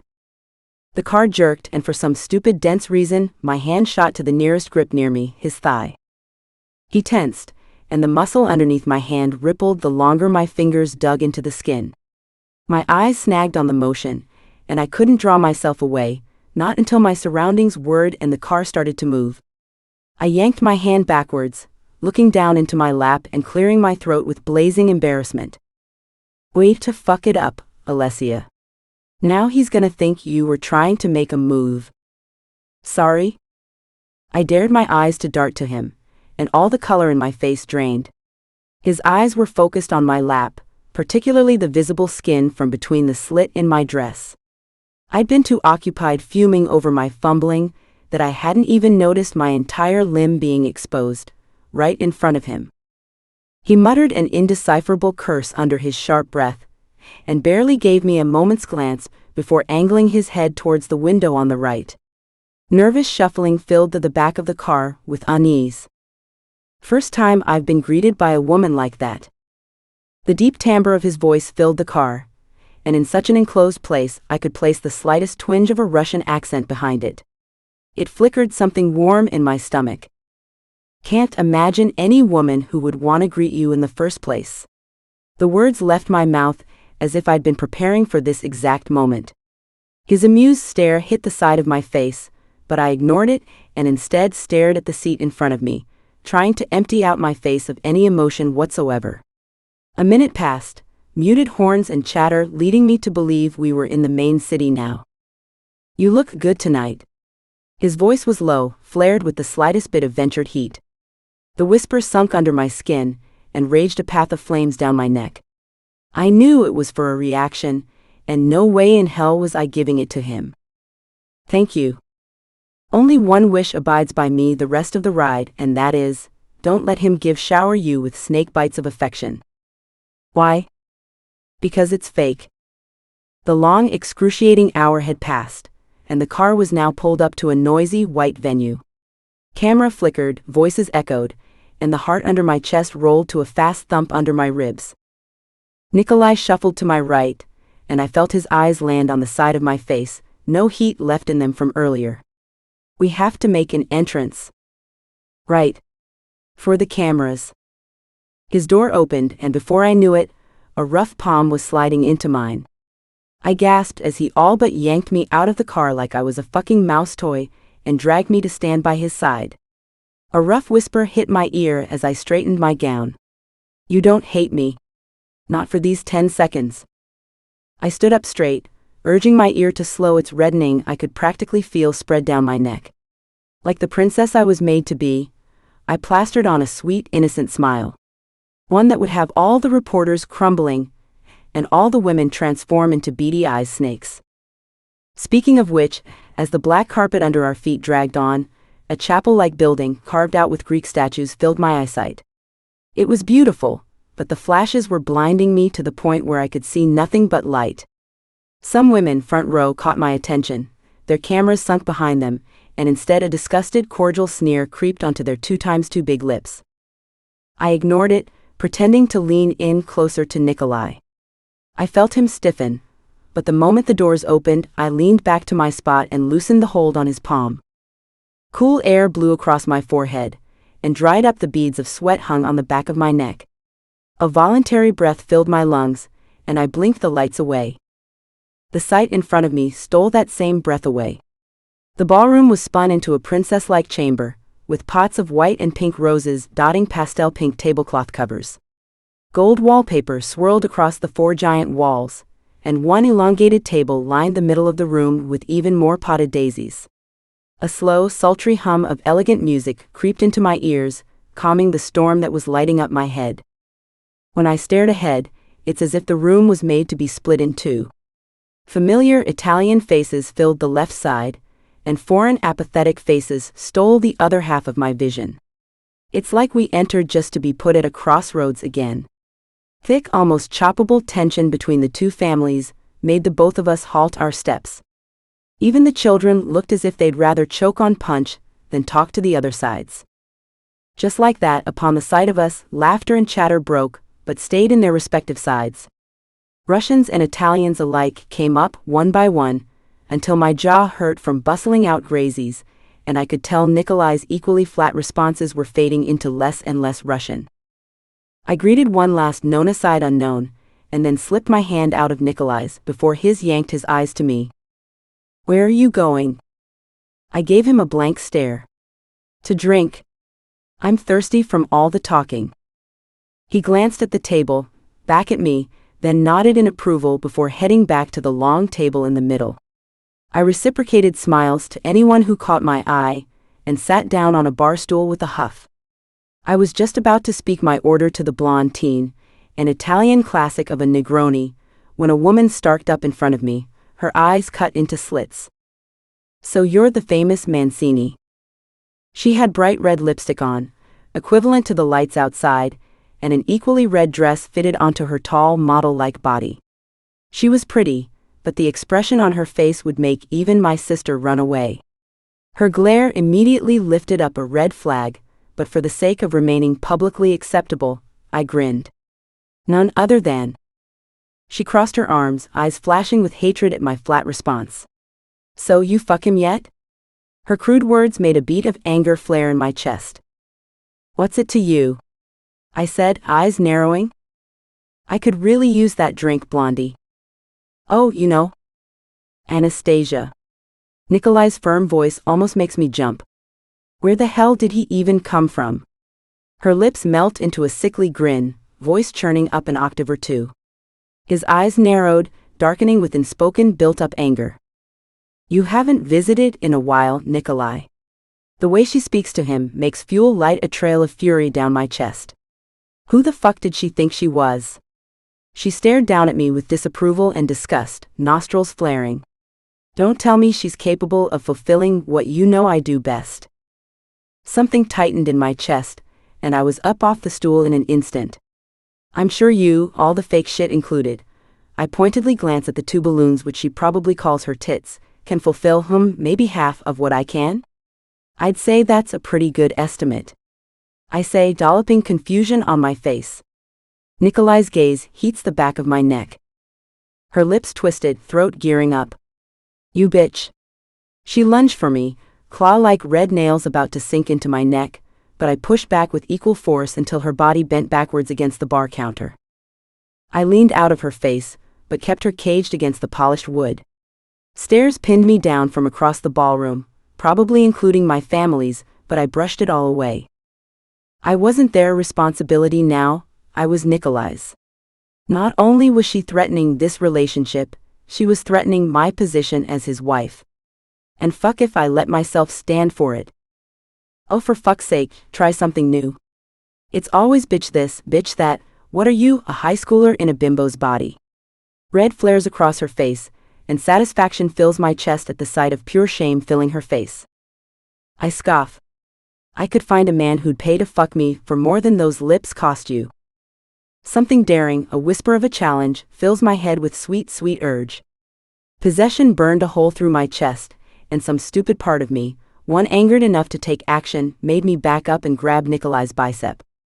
"Go find another man to fuck, because you see this one," I gestured to him, "is taken." She slides off with a pinned glare on me, finally dragging away with heels so high I had no idea how she hadn't tripped. I shot the bartender a sharp look, and let him know he was no longer in my good graces. I'd asked for a goddamn drink, and he watched me get verbally assaulted by a plastic Barbie doll. I wiped non-existent sweat off my forehead and let go of Nikolai, pulling him farther from prying eyes. Sorry. I tend to get competitive when it comes to. The dark look in his eyes made my voice falter into silence. They became a soul-jarring weapon, and every part of me flit up into sparks as he dragged his heavy eyes down my body, my chest contracting into itself. God, he needs to stop looking at me like that. His stare locked onto my eyes, flickering with dark amusement and something playful. We were standing far away from the bar, on a polished granite mezzanine, and my heels suddenly felt like they were trying to stay still in a puddle of oil. It was as if his eyes were the only thing wrapped around my neck and keeping me upright. Just then, a flicker of movement behind him catches my attention. Right there, a few feet away, stands a man whose face has spent months ingraining itself into every crevice, threshold, and corner of myself. Mind, body, soul. Petrov Vasiliev sits on the longest table, face half covered in shadows, and grips a tumbler half full of vodka. His favorite. My face goes pale, the oil becomes a puddle of water under me, and blood whooshes out my lungs like a runaway train with no visible destination. I go cold as he lifts up the glass, letting some of the liquid splash over in a delightful cheers, and greets me with a cunning Cheshire-like grin. Chapter 7. Nikolai Reznikov. I've cut men's dicks off. Shot bullets down their throat. Amputated legs with no good intention, but never have I gotten a fucking hard-on for a woman who doesn't shut her damn mouth. The pulse in Alessia's neck fluttered, and a million thoughts urged my body to lean closer, just enough to have her eyes widen and fill with that unmistakably sinful heat. How much faster would it beat if I let my hand weave into her strands and pull her head back? If I kissed her until her blood-red lips bruised and ran my fingers up her leg until she begged to fuck me? I will admit, the thought had been ongoing since the first night, where she barged into the damn meeting with nothing but a sheet of silk covering her up. My hand itched, begging to feel the softness of her lips across my fingers. They were soft, curved, and just as tempting as the rest of her. Fuck, it took all of me not to remember the feel of her hand gripping my leg in the car, no less go back to the ingrained image of her naked leg peeking out from the dress she was wearing. I wouldn't show her affection. If I wanted to do that, all the years I spent alone, even with the pecan's pressure for me to marry, would have all been for nothing. Love was sticky. A tacky, intolerable lump of pressure that whirred in the back of your head, and made you feel all sorts of weaknesses when the other person wasn't near. Hearts became filled, so much to the point where it had no choice but to overflow and empty the space out. Why they were a symbol for the emotion, I had no fucking clue. Hearts were made to pump blood, not to fulfill someone else's soppy, cloying perception of you. I could tell, since the first time we locked eyes, that ALESSIA was no saint in any term whatsoever. She's the type to play games, win, and throw the damn board off the table before the opponent can ask for a rematch. Her body and voice were captivating, but it was the way she talked, with an instilled confidence and utmost curt precision, that had me wondering if the dead fire in me had flickered upon her presence for a reason. She was tempting, fiery in every way, and a red canvas for me to splatter with black. Anastasia might have been similar to her in that way, but the stripper title from my club only gave her so much access to use her self-obsessed ego and tarnish other women's motives. Also, she was a fucking bore. Half the time she'd come for my sessions, she'd fill the room with nonsensical blur, while I just tried my best to block it out and allow myself a simple moment of tension release. Anastasia catching my eye first thing walking in had already been a sign tonight wouldn't smooth over like butter, but her messing around with ALESSIA. Me fucking her twice a week meant shit, and I'd specifically gave orders to Zakar not to invite her. Anastasia was thirsty, capable of being dominated, but that's it. Her mouth was nowhere near as prone to my attention as ALESSIA's. Just then, her eyes suddenly flickered into shadows, catching sight of something behind me. All the color from her face I'd been admiring. It transformed into a ghostly white, and the playfulness that had been there before struck into a dark puddle of fear. What the fuck? I turned my neck, trying to spot whatever the hell made her turn into a paler version of Snow White before the damn poison apple. Nothing but crowds of gossiping women meet my eyes. Men scattered about and shit-talking the pecan for sealing this stupid deal, even though they knew golden tokens weren't far away from being shoved into their safes at home. I narrowed my eyes, but her locked-in gaze didn't move. "ALESSIA. ALESSIA." I pressed, and the fear sputtered and broke into a puzzle-piece set. She looked at me, and the chill enveloping her suddenly fractured in two. A deep breath filled her chest, and her lips parted, trying to form words. "Sorry." The apology was a half-assed whisper, and red lights rose at the sight of her still looking like a porcelain doll. "What happened?" My voice came out more forceful than I'd expected, and for a second I feared she would lash out, until I realized that was exactly what she needed. "ALESSIA," I roughed out, starting to get impatient. She continued to look dazed, as if coming off a high. Cameras flashed closer to us, and something sparked. She might not like it, but it sure as fuck would bring her out of whatever active nightmare she was having. I gestured to one of the suited men, urging them to come closer with their gigantic, Zakar-approved appliances. The man drew closer, and his eager movements already pissed me the fuck off, as if we were some celebrities and were to be posted on the front cover of fucking Vogue. "Not you." "Him." The man behind him calmly treaded over, and I murmured my orders under a harsh breath.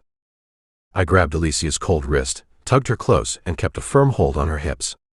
They warmed under my touch, that delicious vanilla rose scent from the car overwhelming my already frenzied thinking. She gasped, but I let my grin touch the scope of her ear with voluntary delight. "Smile for the camera." A bright light unearthed the camera shutter's click, and I clashed my lips onto hers not a second later. Chapter 8. Nikolai's Pov. She tasted like sin. Sweet, addictive, and so fucking dirty. I'd only meant for my lips to brush over hers, just enough to supply a decent amount of reality into those frozen eyes. Alessia's waist turned rigid in my grip, then her lips parted in a gasp. I got a taste of something sweet with a hint of spice cinnamon. It spread over my tongue, made my neck stiffen into a boulder. God, I couldn't remember the last time I kissed a woman. All I knew was, it sure as fuck didn't feel as unnerving as this. Blood shot up through my veins, and this time not from the consummation of cold, hard nicotine. The photographer wasn't helping either, with his multiple shots from a million different angles, all to end up with the worst one, and display it for all of my clan to see. It was supposed to be quick, harmless kiss. Just for one shot. But fuck, she tasted so good, I couldn't help but have another taste. Before I knew it, my hand slipped up her neck and angled her neck so I could gain more access into her mouth. She melted against my body, pressing herself into my chest so all I could see, smell, hear was her, and her goddamn breaths turned into a heavy, weighing thrush of lava against my lips. She pressed her palms into my chest, skating a dominant touch across it, and making a chill crawl up my spine. I blamed it all on her. If it weren't for the little knock on the back of my head, delivered by a certain, iniquitous conscience, my hands wouldn't have realized how far they were roaming. I yanked myself back before they drew to the curve of her ass, and made my tongue retreat before it could tease the seam of her lips. She stumbled backwards, eyes dazed, curls frazzled, and smeared lipstick giving her a suggestive look. It almost made me want to pull her back in, and mess it up some more. But with astonished eyes burning holes into my back, I quickly adjusted my suit's collar and caught Zakar's smirk flashing my way from the bar. I ignored it. The sweat lining my neck made me itch to shrug off my suit jacket. Was the fucking air conditioner even on? Ah hell. These are gonna make some amazing covers on my boss's new line. The man smirked as he stared down at his camera, and before he could so much as lift it up to show me, I yanked him in by the collar, ice-cold grimness on my face while leftover confoundment and desire ran under my skin in smooth, potent waves. No the fuck they won't. He cowered suddenly, hands up in a surrendered position. Did he not know who he was taking pictures of? My knuckles itched to bleed out the pathetic fear in his eyes. Get rid of them. Now. He immediately rushed to click sweaty buttons, and I stood for the entire 30 seconds it took him to simply delete 5 photos. Leave. And tell your boss to not hire you for events like these again. Zakar said I had a common occurrence of getting pissed over stupid shit. But was it really my fault stupid people chose to do stupid things? He scrambled off, and my attention darted back to ALESSIA. Easing when color tinted the tops of her cheeks, and newly applied lipstick sat like perfection on the lips I'd just stolen a taste of. In my opinion, the crimson looked better smeared. About the kiss. For the photo. Her body eased, and that made an annoying buzz slither under my skin. No fucking way she didn't enjoy that. I couldn't think of a reason why she looked so comfortable after receiving my consolation. Right. She flickered her eyes away from me. Why though? Because I wanted to. You looked like you needed it. It was the simplest, most dry answer, and I wasn't sure if she was aware of the trance she went into once the horror behind me struck her body like a brick. My eyes latched on the silky strands now draped across one shoulder. My hand itched to turn back time and wrap my fist around it, just to get a feel. Fuck, control yourself. Her gaze lingers, stealing my attention, and then she treads off to the bar. Assumingly to order the drink she never got. I only smoked to make dead men's blood wither, or when I was unsettled. Now was one of those moments. Andre's burning glare landed on me with a pathetic huff, but I melted it off and followed ALESSIA. His fault for giving his daughter away, not mine. And if he were to decline, knowing the consequences, I would make sure he met them headstrong. She held an orange-brown tumbler half filled with whiskey, sitting on a stool while women admired from afar and men dropped hesitant glances, knowing I could land a bullet into their neck from all the way over here. I made my authority clear by striding over, and sat down when the men around her turned their fat necks back around. Possession was a cheapskate, authority wasn't. Some here might have been my family, but that didn't give me a reason to keep the gun cold for the rest of the night. Sometimes a little bit of blood was the only thing capable of making time memorable. My hand twitched with regret. Should have taken my chance with the photographer. I tapped on the counter, gesturing for Anton to get me my usual 2 fingers of vodka. Being a lightweight was one of the few things I was bad at. The night ended with a round of 10 shots or none at all. Tonight, it looked like I would have to stop after 1. I downed the liquid little by little, trying to make it last until this god-forsaken party was over. I look over to see her lower the glass, a red imprint on the edge of it where her lips had been. Suddenly, I wondered how long it had been since I'd tasted some whiskey. I internally shake the stupid notion away, before I ended up crossing boundaries I never dared getting close to. The kiss really had fucked with my head. You don't seem like the type to marry someone for your boss's benefit. She plays around, forcing her nails into the dipped seams on the sides of the glass. Not everything I do is to benefit a higher authority. She bridged her chin over her wrist. So you wanted to marry me? No. You were simply the most reasonable choice. The glass clinks under her gentle taps. You always go by that rule? That bad decisions result in worse consequences? It takes a moment for me to think about it. Not necessarily. However, in a world like this where the need for blood was on a pedestal higher than water, her question could be true. Sometimes, the higher authority had no choice but to bend its power over until it snapped in two, resulting in the defamation of men's families, reputation, and lives. All it took was a bullet, and that same man, whose humiliation would be an open book for everyone to peer into, would cease to exist. I took special pride in knowing the power in my own hands was just as equivalent. Only problem was, that power had its limits. I'd learned to work within them, after years of surviving without any, but had to ensure the fire wasn't too big to break down the four walls of containment. Depends. You think this was a bad decision? Her gaze shoots up with hazed clarity. You tell me. Russians and Italians don't quite intermix, do they? She gestures to the sand and ocean. That's a split room. Takes time. My focus sharpens on her neck, the smallest dug-up mark laid on the curve where it meets her ear. A scar. She turns her head back before I can look any closer. The glass lands on the table with a clink. I should probably meet the rest of your little family. There's no need for that. She pauses in her movements. Why? Shouldn't I? You shouldn't. It was partly for her sake, to avoid the compensating results of marrying a man from the Bratva. I could already picture the two possible outcomes. 1. She would get kidnapped. No matter, plain sight. Some fucked up degenerate from this mile-edged crowd of people had to have used his dick instead of his smarts. 2. She'd end up dead. The number of guns in this room probably outscaled the number of people. And to be honest, as much as I love spilling it, blood tainting the gold of her skin didn't exactly sound invigorating to me. I should have known you'd be difficult. Russian men don't exactly meet the standards of single bachelors upstate, do they? I'm not a bachelor, nor am I single.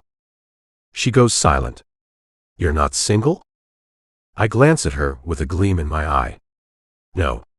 I'm getting married to my fiancé next week. Her face rushed with red, but I kept my gaze forward. I take it flirting isn't exactly your forte then. I don't flirt. Women were a lost cause, and to me only a memorable one-time fuck to get rid of certain tension. No need for all that mushy shit. Love did not make the heart grow fonder. It made it weak. What's wrong? All your confidence go to dust when it comes to romance. Romance is a myth. Unpractical. She scoffs. Your humor is too. Can't be a lie if no one says it's true. She whips her body towards me, eliciting nothing but a sideways glance for the barest second. Do you not get tired of acting like a robot? Her voice raises an octave. Insecure people are the ones that don't take pride in their identity. Oh, shut up. If you weren't insecure, you wouldn't have yanked yourself away earlier. She was talking about the kiss. So you enjoyed it then? I knew she did. It didn't hurt, to make sure though. She doesn't respond, but slides off the stool and pins me with a haughty glare. When is this over? I would like to go home. Depends which home you're talking about. My dimmed reply stuns her stiff body into silence. Whatever traditional methods she had embedded into her hopes had no future of coming true. This marriage was fast-paced as it was abnormal, and I wanted her to move into my house immediately. Some part of me, when I looked at her, made me wonder of a rare possibility, consisting of the dense idea that she would pack up her bags and leave this place. She wasn't the type to depend on people, but she was spontaneous in the worst ways. The only comfort I had against it was knowing she'd leave with my threat lingering. Any person would go insane, knowing they left their family to be slaughtered while they escaped the killer's clutches. Only to find, at the end of the road, another blockade with no promise of long freedom. Not every woman was her father's daughter. ALESSIA certainly wasn't. Take me to my house. She flattens the tone of her voice, and it angers me that I don't immediately refuse. Since when did I hesitate? No. My cuffs reveal the time, a good 12:30. Guests were starting to trickling out, and the pecan still hadn't shown.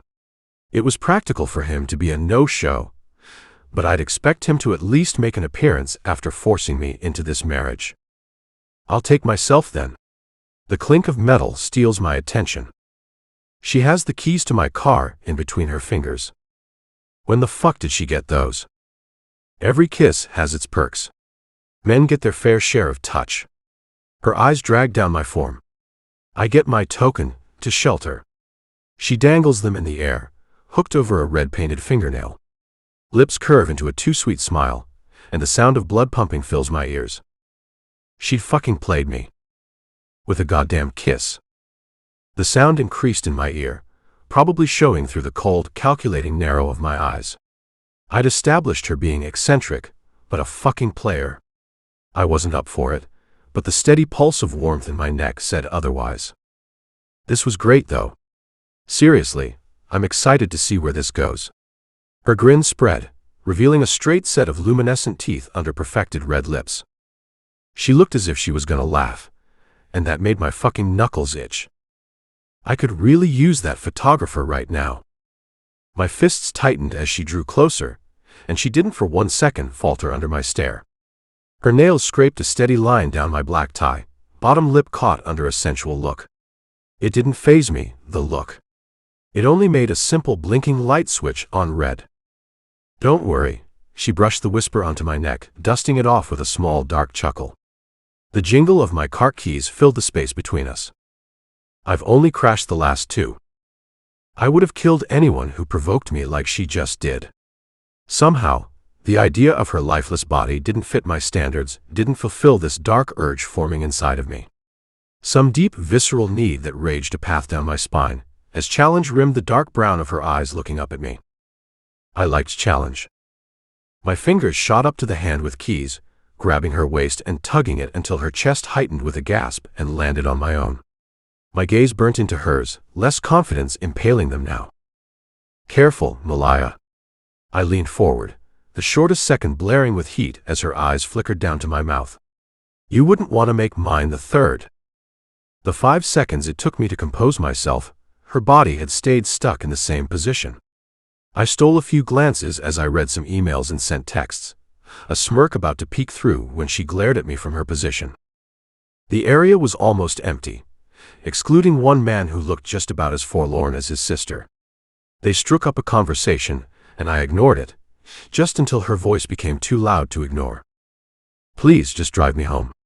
I'll pay you." "She's coming with me."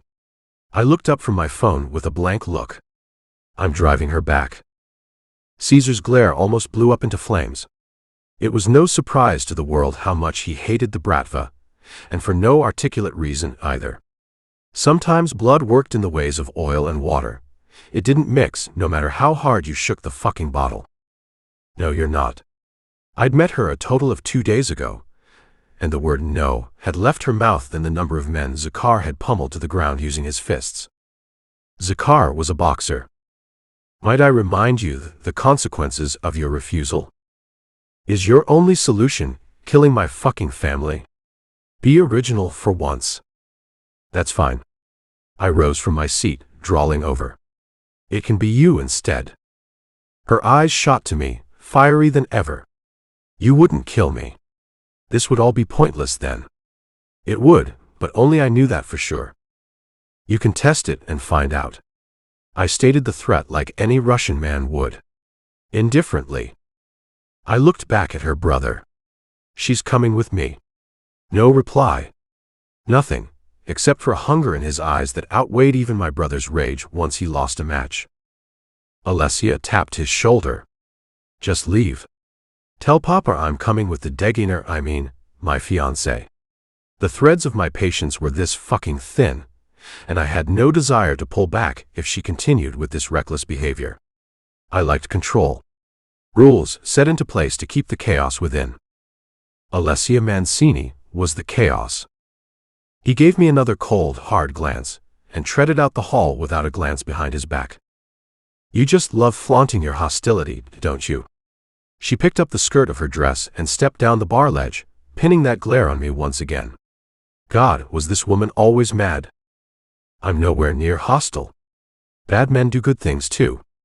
We walked in sync, down the black carpet between the crowds of tables.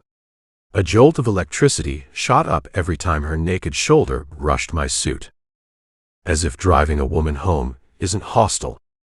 You calling me a gentleman?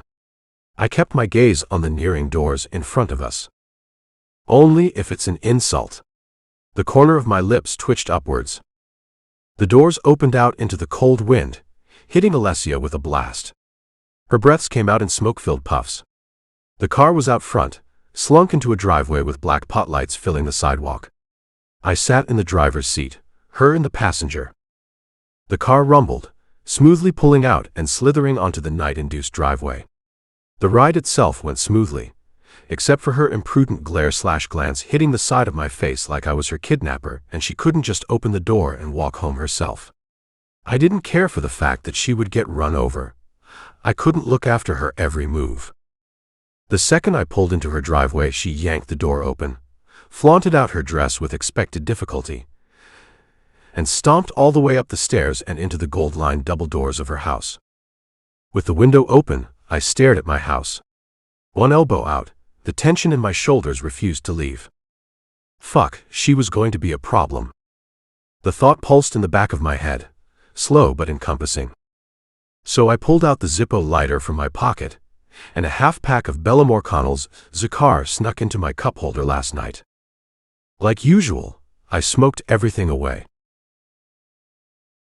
Chapter 9. Alessia's POV. You sure the address was supposed to lead us here, Max?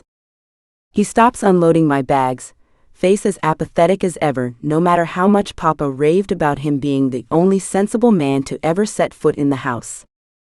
I'm sure, Ms. Mancini. Unless the GPS was hacked. I could think of a few reasons why he'd do that just in spite of me. Maximo's black hair stuck to his neck, my own body soggy from the pouring rain that had hit us on the way. The bone-chilling wind made it worse, and I suddenly wondered why women didn't have the magical capability of using muscle to block the cold. Max looked as if the strands stuck on his forehead were sodden with sweat instead of water. I hummed away the thought. Fashion mattered far more than weather fluctuations. My gaze raved over the Reznikov mansion, wondering why the hell this man probably had 6 figures worth of bills in 10 various banks of NYC, and decidedly chose to buy a house in the most abandoned area I'd ever seen. Years of living here, and never have I came across such a concrete-ridden residence. Maybe he likes the loneliness. The thought reminds me how he never wanted this marriage in the first place. I was simply the most reasonable choice. Paths skated around a glass-slated home, clad in dark gray concrete and intertwining with strips of perfectly trimmed grass. Or was his turf? I'd bet his obsession with perfect only meant he went for the fake kind. The driveway we entered through lay ahead, a set of black gates with the letter V engraved into each hilt, and a huge pool filled half of the courtyard. The closer I drew, the more I grew fascinated with the total perfection scribbled over each panel of black concrete and glass.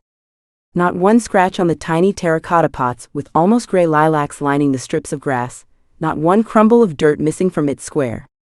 2 empty terraces split the house in 2 symmetric sections, a black front door split in half along the line. I'm sensing a theme here. No color. Absolutely none. It was as if his gray personality had bled into the goddamn earth. By the time my eyes had stopped wandering, I looked to see Max beckoning me to the front door where there was shade. I blew out a deep breath. No wonder he's obsessed with doing everything the right way. This place is straight out of a 1990 futuristic emblem. Max pulls up his jacket and hands it to me, not quite meeting my eye. Your shirt. It's wet. I look down and bite back a rush of humiliation, grabbing the black leather with a grateful smile. Thanks. I hold the jacket for a second longer. For everything else, too. Really? My undying fidelity to him wasn't just because he took me anywhere I went, it was because he held onto the small scraps of loyalty for my father when other men didn't.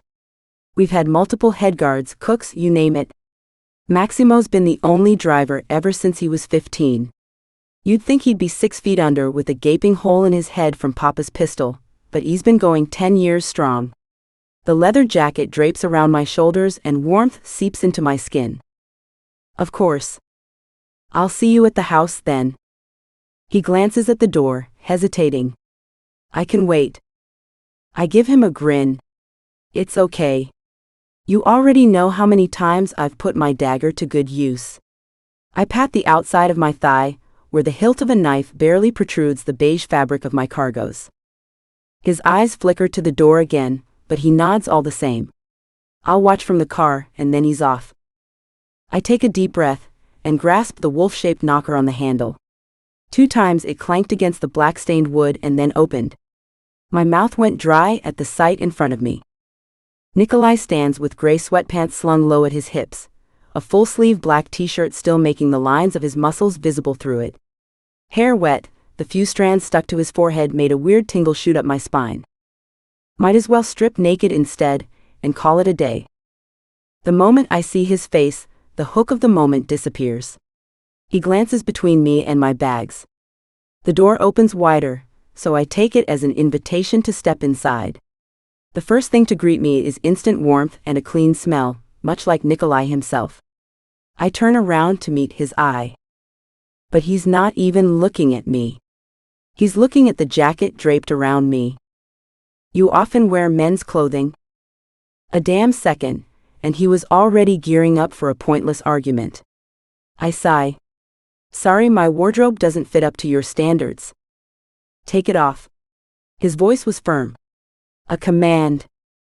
Seriously? I rolled my eyes but shrugged it off, slowing down when his eyes rolled down my front with a slow burning trail of hot judgment. Huh? I looked down and bit back a gasp, realizing the white fabric was still wet. And see-through. Fucking hell, ALESSIA. He's gonna think you're doing it on purpose. I quickly held up the jacket to my front and gave him a hard glare. Eyes are up here, Reznikov. He flicks them back up to me with a raised brow. It's Nikolai. I twist my lips. You know what happened in the year 1920? He cocks his head to the right. What? Women earned their freedom of speech. I felt like it was a dream when I saw the corner of his lips tilt upwards. Because just like that, it disappeared and shaved down into that same ice-cold expression I'm used to. Turn left, your room's at the end of the hall. He nods his chin towards the dark oak staircase. I turned around to ask him if he meant his left or my left, but he was already gone. Call me an inspector, but nothing about this house screamed cold-blooded Russian with the same number of kills and women he's fucked. A more accurate analogy would be an American bachelor with too many rooms for his own good, and a particular passion for the color black. Everywhere I looked, all I saw was goddamn gloom and doom, with the exception of a very luxurious modern touch. Dark gray wallpaper, crystal chandeliers dripping black diamonds, gray couches in the living, and sleek black marble sprouted across a perfected kitchen. When I finally found my room, all my bags were already propped up next to the wardrobe. There was a walk-in washroom, 2 closets with empty hanging spaces, and a laid 4-poster bed with, you guessed it, black sheets. I clicked my teeth with disappointment. It's turning into an obsession, Reznikov. I spoke as if he was right there, as if he'd actually put aside his blatant ego and accept his weaknesses for once. Hours later, once I'd folded and filled up all the closet space and wardrobe, a full suitcase remained unzipped on the gray vinyl floor. I sucked in a breath through my teeth. Maybe I should have left some clothes for Aurora to grow into. I took a quick shower, slid into my black silk nightdress, and dialed up Layla while laying flat on my stomach. So he's a vampire, then? More like a reclusive psychopath who doesn't know how to communicate? I heard her muffle a laugh. Petrov, cross your eye yet? I turned over to my back, staring up at the wall. I'd shut my light off by now, and the fact that there was no light in here made me want to rip the window off and sleep on the terrace instead. The darkness only reminded me of bad things. No. But I swallowed down the sudden lump in my throat. I'll know what to do once he does. A little blood never hurt nobody, ALESSIA. Just hope Nikolai won't bark a red light and kill you right after he finds his right-hand man with a slit throat. A shiver runs down my spine. I don't think I'd ever want to see Nikolai in action, much less be the cause of it. I think I'm better off waiting. She hesitated over the line. Don't wait too long. I don't think he'd be happy to find out this hidden agenda of yours. My head inclined towards the closed door. What if he had cameras? Would he be able to hear me right now? God, I'd been in this place for less than a day, and I was already this close to fucking everything up. Yeah. Listen, I'll talk to you later. Sleep calls. My head hit the pillow, and all it took were the familiar flashes of headlights, crimson, and one creepy motel to lull me to sleep. Chapter 10. Nikolai's POV. 5 seconds. It's generous, but I want to see if he has the balls to lie. My order deepened Zakhar's grin, and he all but shoved the dagger the rest of the way through the bastard's leg. I would wince, but seeing my brother bloodied was a sight I'd yet to find unaccustomed. Fuck. Hirosho, ya pogovryu. Fine, I'll talk. My hand went up and his screams deafened.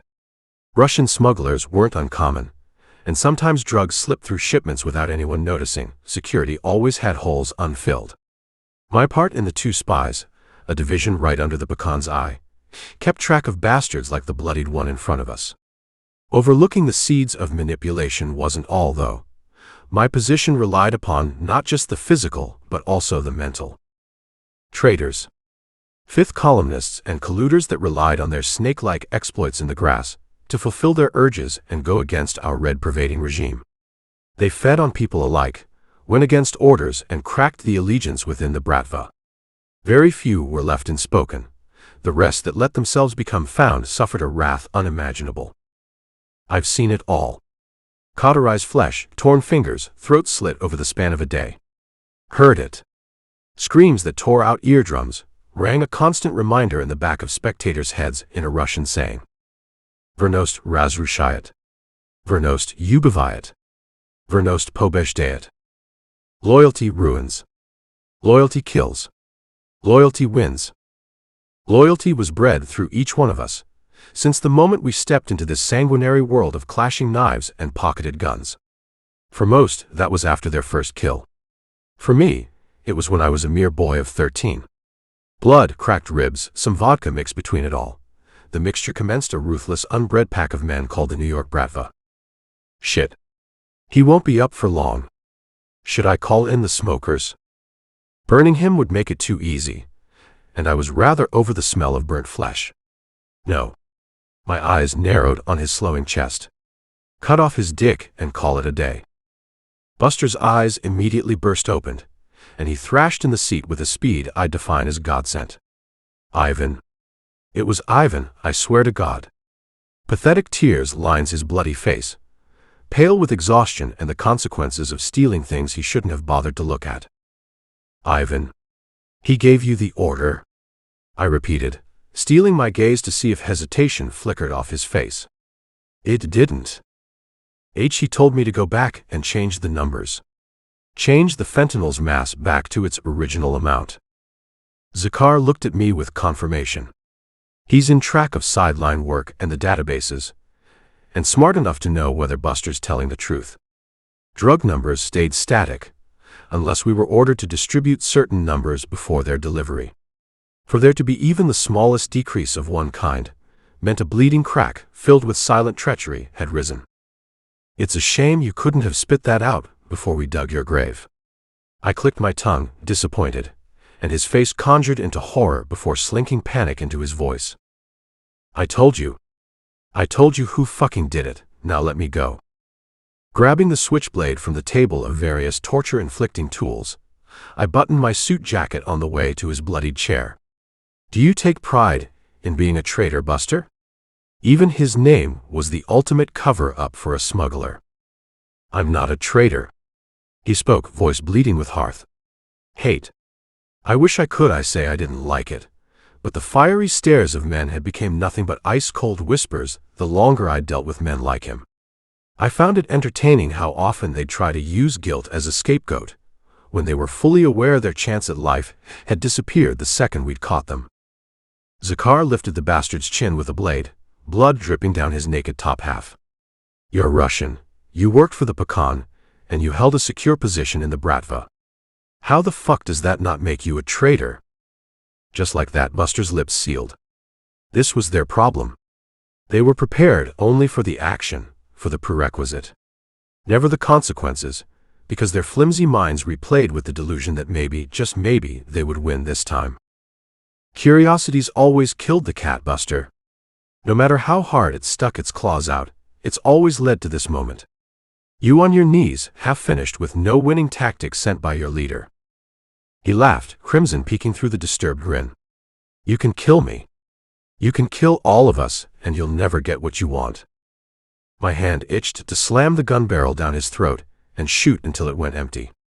I stood over him, eyes trailing the snake tattoo barreling down his barely visible neck and down a pale-built body. A snake, huh? I turned to Zakar, stepping away and wiping the blood off my hands. Start walking to the warehouse doors, not bothering to glance at the blood-curdling grin forming on my brother's face. My fingers curl around the metal handle, already staining it with leftover red. Buster's shallow breaths ring from between the waiting silence. I twist the door handle. His head goes last. Chapter 11. ALESSIA's POV. Alcatraz? More like hell. Only difference was, this place was encompassed in a few giant panes of glass that only made the outside world seem even more depressing. His obsession with doom and gloom didn't affect me night and day, but the whole prospect of it did. A modern weapon-based block of gray concrete and glass, capable of defeating any nation in an arms race. I bet there were a few hidden rooms capable of unearthing a massive mob of brain-eating amoeba somewhere. My persistency to stay in just my own room didn't seem to affect him much. Either I'd creep downstairs when the light of his study flickered yellow from under the door, or pretend to sleep the moment his footsteps thudded up the stairs. I mean, it was only a matter of time before he caught a whiff of my true intentions. Storming and breaching was easy enough. It was the attacking stage that made the bottoms of my feet lighten their load on the heated staircase. 2 days, and no sign of this right-hand man Layla had spoken to me about. Where was Petrov? Was he avoiding me? Surely he hadn't turned into a fucking pipsqueak, after uncapping my horrors and swiveling them around his finger, only to yank me backwards a couple months every night.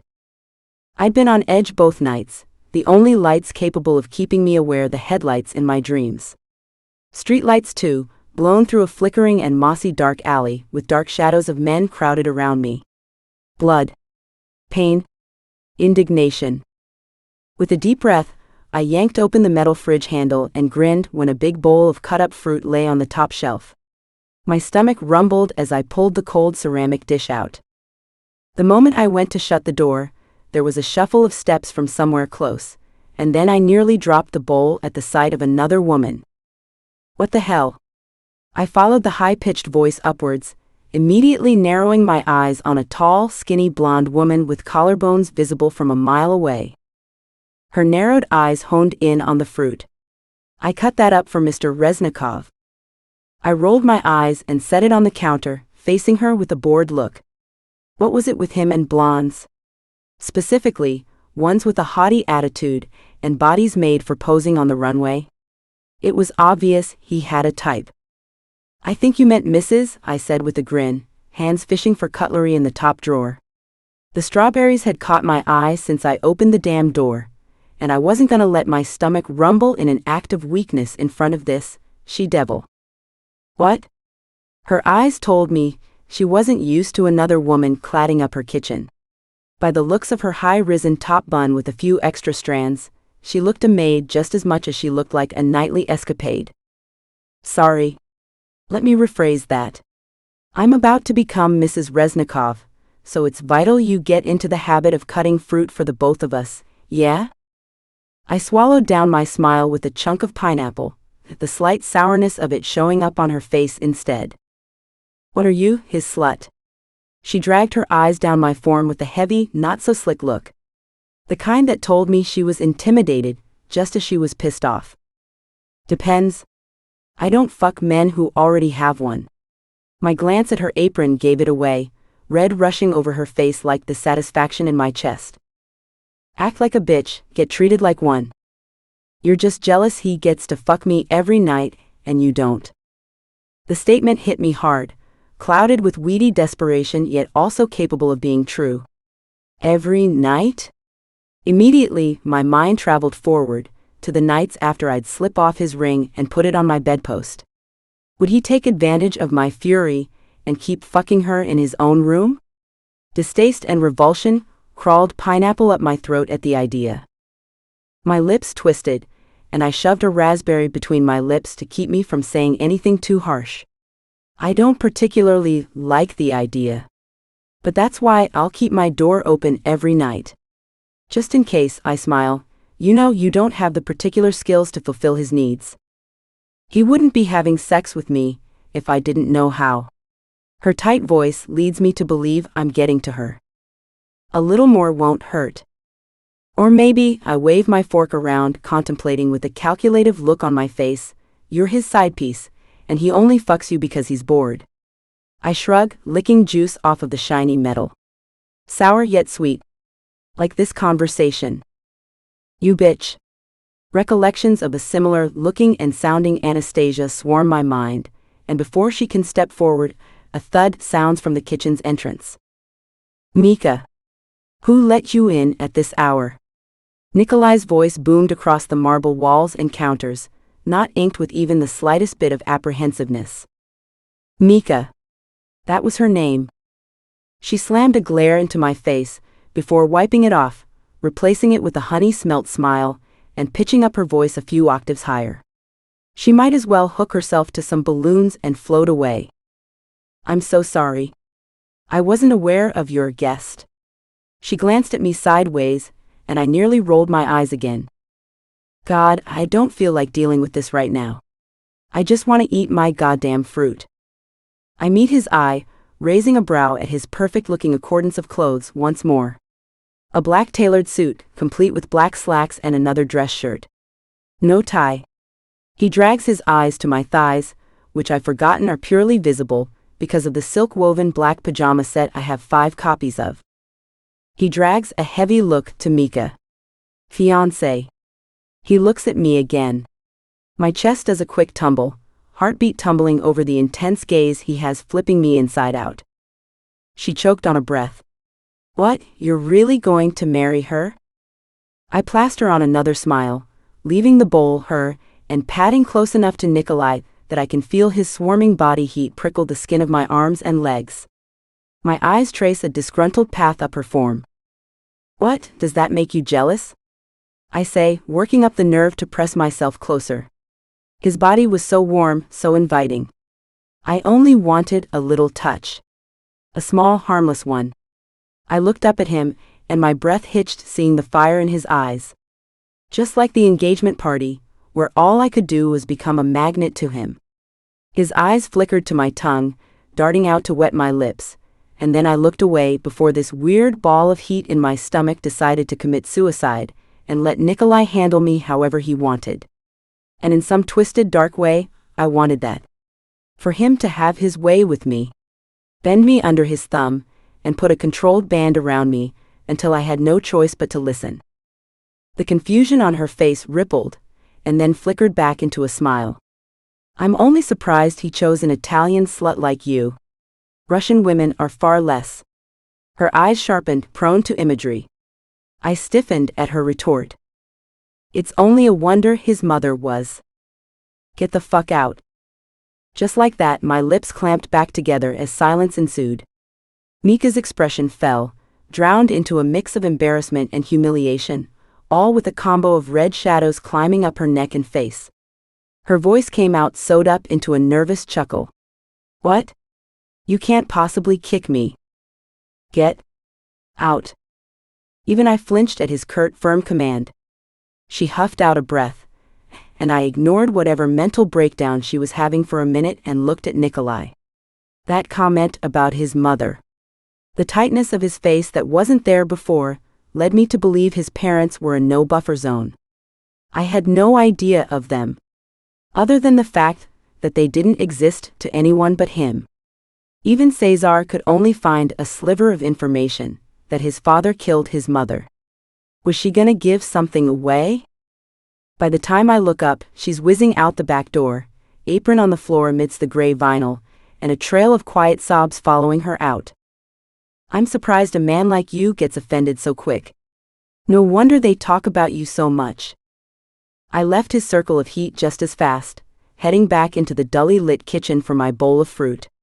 Stabbing a strawberry, I took his response time to bite it, closing my eyes at the sweet, sour, and honey-sweet juice coating my tongue. A sound escapes my mouth at the endorphins filling my body, a moan. I freeze, dragging the fork out from between my lips and praying it wasn't loud enough for him to hear. I look up, but it's no use. His eyes are so dark, it takes me a moment to realize a droplet of juice is dripping down my chin. Nikolai's eyes hone in on my mouth, and then like the sleek predator he is, he walks towards me. With my body frozen and tongue-tied, I can only watch as he stops a mere inch away and brings his hand up to tilt my chin up until I'm looking directly into his eyes. Dark circles ring his pupils, deepening the gray in his irises so much it feels like I'm looking at the concrete ridden around his property. He uses his thumb, catches the droplet, and pushes it back into my mouth. A shiver climbs up my spine, my skin tingling like molten lava where he's touching me. He looks at my lips, pressing his thumb into my lower one and gliding the wetness across it. Trembles wave through me, and my eyelids flutter as I lean into his tempting body. Holy shit. Get it together, before your knees really do buckle and you end up getting more than you bargained for. Just now, though, I didn't mind the captivating look in his eyes. The kind I'd gotten far too many times, that I should be grateful for. But there was something else, a dark, shuddering kind of secret behind them that made me stay rooted in my spot. With him up close, broad chest and a Greek sculpted statue of a face, his eyes are the only thing that bleed through the exterior. Perfect marble, ridden with cracks and slivers. Filled with what, stone? I look into the gray. Might as well be. His calculating look sputtered, becoming replaced with that ice-cold stare I'd gotten used to over the course of the 2 days I'd lived with him. He backed up, and the heat between us fizzled into the ordinary, cool air flushing in from the air conditioning. From now on, you don't speak to anyone in this house but me. My brows furrow, confusion overtaking the satisfaction I had simply from his touch. Seemed like his vocabulary was bound to ruin it all. Why? No questions. You talk to me, or you don't talk to anyone. An order. I swallowed, nodding. Since when did I take orders? For some reason, this man made the rebellious ideology in my brain become compact. I only brought it out when I needed to. Right now, I needed it less than I prized it. So I shut my mouth and watched him leave the kitchen, standing still until the shut of his study room door rebounded against the hollow walls. The next morning, after I steered clear of him, I headed downstairs to have breakfast. Opening the fridge, I almost dropped my jaw at the sight. The entire top shelf was filled to the brim with boxes of strawberries. Kazo. You just had to flick the switch, Reznikov. Chapter 12. ALESSIA's POV. I can't be here anymore. I'm Katie from American Housewife. We're in New York, honey. Not Connecticut. I slump, my chin sinking into the dark sheets. You don't get it. I wasn't made for this. I was made to spend dinero and hop on a private jet to Morocco. Layla's sigh spilled into my ear. Well then, find a purpose. Interesting you say that. I flip over and stare at the ceiling. Black. I flip back over. Hugo's plug get pulled yet? I stare into the body-length mirror across my room. Lift up my feet and crisscross them. I wish. He keeps telling me to feed the dog. Huh? What dog? Exactly my point. You know, maybe you should just kill him yourself. I wouldn't in a million years let myself be barred within Layla's walls. It itched my throat just thinking about sharing a bed with someone who smelled like a casket. The line went silent on the other end. So you expect me to just flounder up gold bars on my own? I snicker into the phone. You cheap gold digger. You know, you might as well steal Nikolai's Amex. Don't act like you haven't already seen it. I pause. You know, actually, I haven't. Believe it or not, he's vague. In every way. One second he looks like he'll devour me whole on the spot, the next, all he needs is a knife and my throat to slit it. Enemies to lovers? God, that's my dream. I'm stuck with recessing hairline to grave. I grab a bottle of red nail polish from my bedside table, already stained with black polish. But Nikolai didn't look like he cared about money, much less than he cared about coming into my room. Oh, gotta go. Hugo's mumbling some bull about taking me out for dinner. Bye. Love you. I click off the phone and spend a good hour doing my nails, because God forbid someone forgot to bring a bag of cotton balls and some acetone to avoid any mishaps. I check my phone and head downstairs at exactly 10 p.m., because that's when Nikolai starts work in his study. Starts. My mind went to the enormous amount of strawberries logging up the fridge. I hadn't thanked him for the gesture, not yet, but I didn't feel the need to. If he wanted to spend money on me, then amazing for him. I also didn't feel like talking to him. My social battery had declined for the past few days, and I wondered if it was because he'd barred me from speaking to anyone else. Then I remembered Papa's warning. The way you talk, the way you act, all determine whether he's satisfied with his choice, and whether that means we land in deeper shit than we already are. His choice. I scoffed out loud. Choices. Not like I get any. I simpered into the main living room, surprised to see a man on the couch, his top half bare and gleaming with sweat.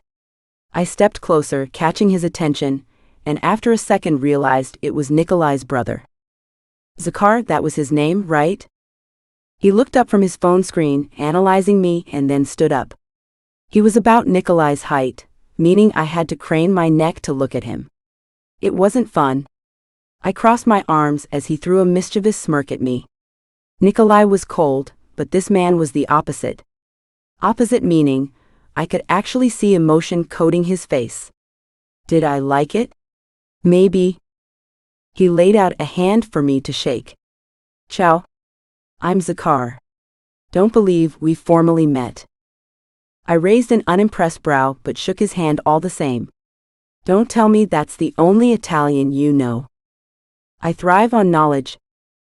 I nod slowly. And I'm guessing it only goes a long way? He raises a brow, amused all of a sudden. And for once, I could actually see it on his face. Pretty and smart, huh? I thought Nikolai would play it safe. I don't think the way I act determines my altercations with your brother. It does determine the kind of woman you are. For once, I didn't have a reply. Did I just find another man up to par? I shrugged, then caught the metal of a lighter sticking out of his sweatpants pocket. My fingers pull out a box of Papa's Marlboros from inside my bra, and Zakhar's eyebrows hiked to his forehead. You smoke? I pulled the lighter out of his pocket and stared at him. No. I flicked it on, lit the small column of paper, and stifled it between my lips. Warmth bugged under my skin, bleeding into my veins as the smoke filled my lungs. I glanced at his scabbed knuckles. You fight? He sat back down, eyes scanning me with narrowed eyes. I handed him my cigarette. He took it. No. To that I gave him a wispy smile of amusement, and then tucked the cardboard box back into the top of my bra, turning and heading into the kitchen. His eyes followed me there, even with my back to him and my face in the fridge. You like strawberries? I asked, pulling out 2 new boxes. Had to finish them somehow. He scoffed. I'm not a sweet type of guy. I rose a brow at him from the kitchen island. Lemons? He flickered his gaze to the hallway next to the kitchen, a carnivorous grin forming on his lips. More like vodka. The hairs on the back of my neck stood up as Nikolai's presence filled the entire kitchen. I wanted to shoot Zakhar a glare, but he was back to tapping on his phone. Someone's bitter, I muttered under my breath, not deciding to stray from cutting strawberries no matter how fidgety Nikolai made me. Turn around. Even the dim lighting flickered from his stern command. I took a deep breath and then twisted, eyes stopping on not one but 2 men in the vicinity. Nikolai and... My hand tightened around the knife, the breath in my chest suddenly escaping all at once. Petrov. There he was, clad in his usual suit, a smile on his face that only seemed to look disgusting to me. His beady black eyes crawled all over my bare skin, somehow making my blood go even colder. No. Please no. Me and Layla talked about this. I knew they worked together. This situation was inevitable, yet my pounding chest said otherwise. I felt myself go pale, and the strawberry I was holding was now but a crushed-up dripping mess on the floor. I shifted it to behind my back before Nikolai's wavering eyes saw. Stop it. Relax. It didn't help that Nikolai was looking at me expectantly, waiting for me to show the respect that he knew I rarely carried for men like him. I held in a shaky breath, put the knife down and smiled. Hello, I'm ALESSIA. Petrov's smile grew wider. I couldn't handle it. Nikolai's eyes boring into me, and Petrov's making an uneasy trek down my body, lingering on all the wrong places. Make it believable. Petrov Vasiliev, he greeted. His voice was the same as all those months ago. Torn and carved out of my darkest memories, drowning in a silent mockery. He knew I was scared. He remembered everything he did to me. Everywhere he touched, everywhere he marked, it seemed to throb in response to his leery eyes. I fucking hated it. I itched to turn and run out. To take the knife in my hands and stab it into those black eyes just so they wouldn't meet mine again. He's my right-hand man. I switched my gaze to Nikolai. Somehow, in some stupid way, my trembling hand stopped to tremble when I saw his gray eyes. It was the coldness in them, unresponsiveness. I could show whatever, and he wouldn't give me a reaction. It provided me with a sense of comfort, a sense of agility that allowed me to look at him onwards and not the horror beside him. Nikolai drawled on about how they worked together, something about me showing adequate respect, but all I could feel, all I could hear, were Petrov's words and touches. His flimsy promises and how, like the fucking innocent dove I used to be, I believed in them. I waited until their shoes clobbered back down the hallway, upstairs and into the study, before I let the knife clatter back onto the counter. My breath shuddered, and I ran a shaky hand through my hair. It's okay. You're okay. All right, I'm out. I flinched at Zakhar's voice. Oh, right. He was still here. I recovered quickly and resumed cutting strawberries as he walked past me and through the hall to leave out the front door. An act, that's all you need to do. I'd been strong enough to brush off what he did to me. Would it be just as hard to ignore the after effects? No one knew it was him in the car crash. No one knew I was the only one who saw him before he hit us. Pretend. I'd done that for most of life. What was a little more? Chapter 13. 2 years earlier, flashback. ALESSIA's POV. I turned the lock. A giddy sort of excitement spread through me, and I expected Petrov's face to greet me as I opened the door. Instead, the motel room lay empty, the same bed we always used covered in faded white sheets. I pouted and stepped in, fixing my white dress's strap because I knew that's how he liked me. Clean and perfect, so he could dirty me up. I sat on the edge of the bed and checked my phone. I was 10 minutes late because of the rain, and he still wasn't here. Did he get caught? A bead of sweat trickled down my neck. He had a temper, and on his bad work days, it'd show during the sex. The bruise on my inner thigh from last weekend seemed to throb in remembrance. He never talked much, but I did know that what we did every week, if someone were to find out, he would be labeled as a traitor and killed. I was an Italian, he was a Russian. It was like mixing oil and water. Instead, I hummed Billie Holiday's Sugar that played a soft hum through the motel speakers, tapping bare nails on my knees to catch up with the soft jazz.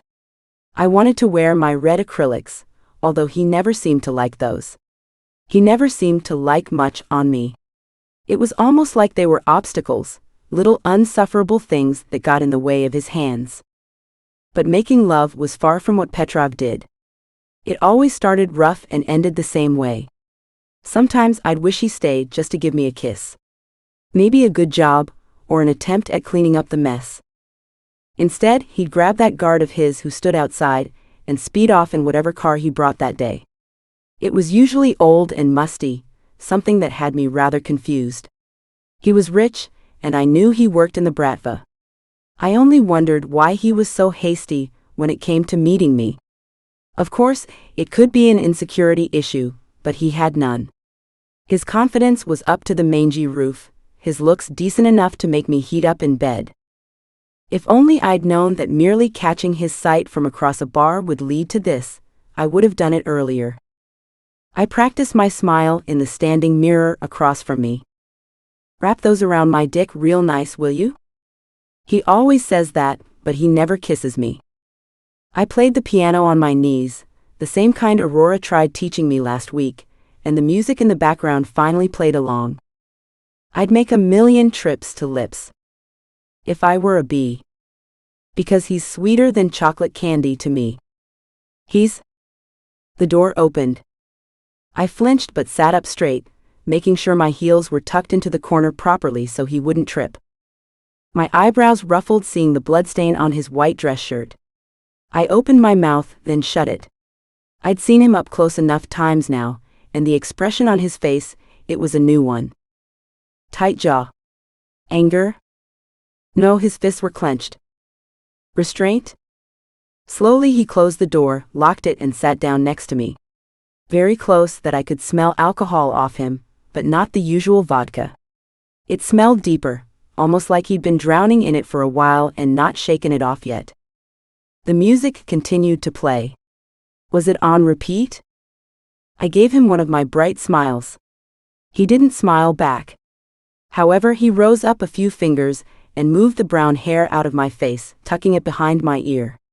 It made me shiver, but not the nervous kind. Why was he being so gentle? You're early today, he whispered a bit too close to my ear. I'd always been annoyed when Aurora did that, and now he was doing it too. I shifted an inch away, but he gripped my shoulder tight, and he pulled me back where I was. I figured I'd wait, I said, looking at him through the mirror. I didn't think I was brave enough to look him in the eye. I never did. Then he did something weird. He cradled my jaw with a hand, a sweaty one, and turned me so I could look at him. His eyes were black and filled with something. I couldn't quite place it, but my pounding chest told me it wasn't good. I swallowed the lump in my throat and instead stared at the blood stain on his shirt. Although he never took it off, I didn't want to look at that while he fucked me. I preferred that small dent in the top right corner, right next to the air vent. Look at me when I'm talking to you. My hand trembled, but I did. And then, with the same weird look in his eyes, he pulled me forward and kissed me. I waited a second. For the tingle the butterflies Layla told me I'd get. There were none. On instinct, I pushed at his chest until his lips left mine. He looked at me, suddenly confused. I thought you wanted me to. I forced out a chuckle and shook my head. Not like that. My voice dipped at the end. Come on now. We both know corruption suits you well. He said it with a surprising amount of confidence. Was that it? Was I simply his good girl that he used on a weekly basis? His eyes lingered on my cleavage, but this time my body didn't welcome it. He'd only fuck me and then leave, like always, with his cum still dripping down my thighs. They flickered back up to my face. And you've been taking the pill, like I told you to? I never stopped.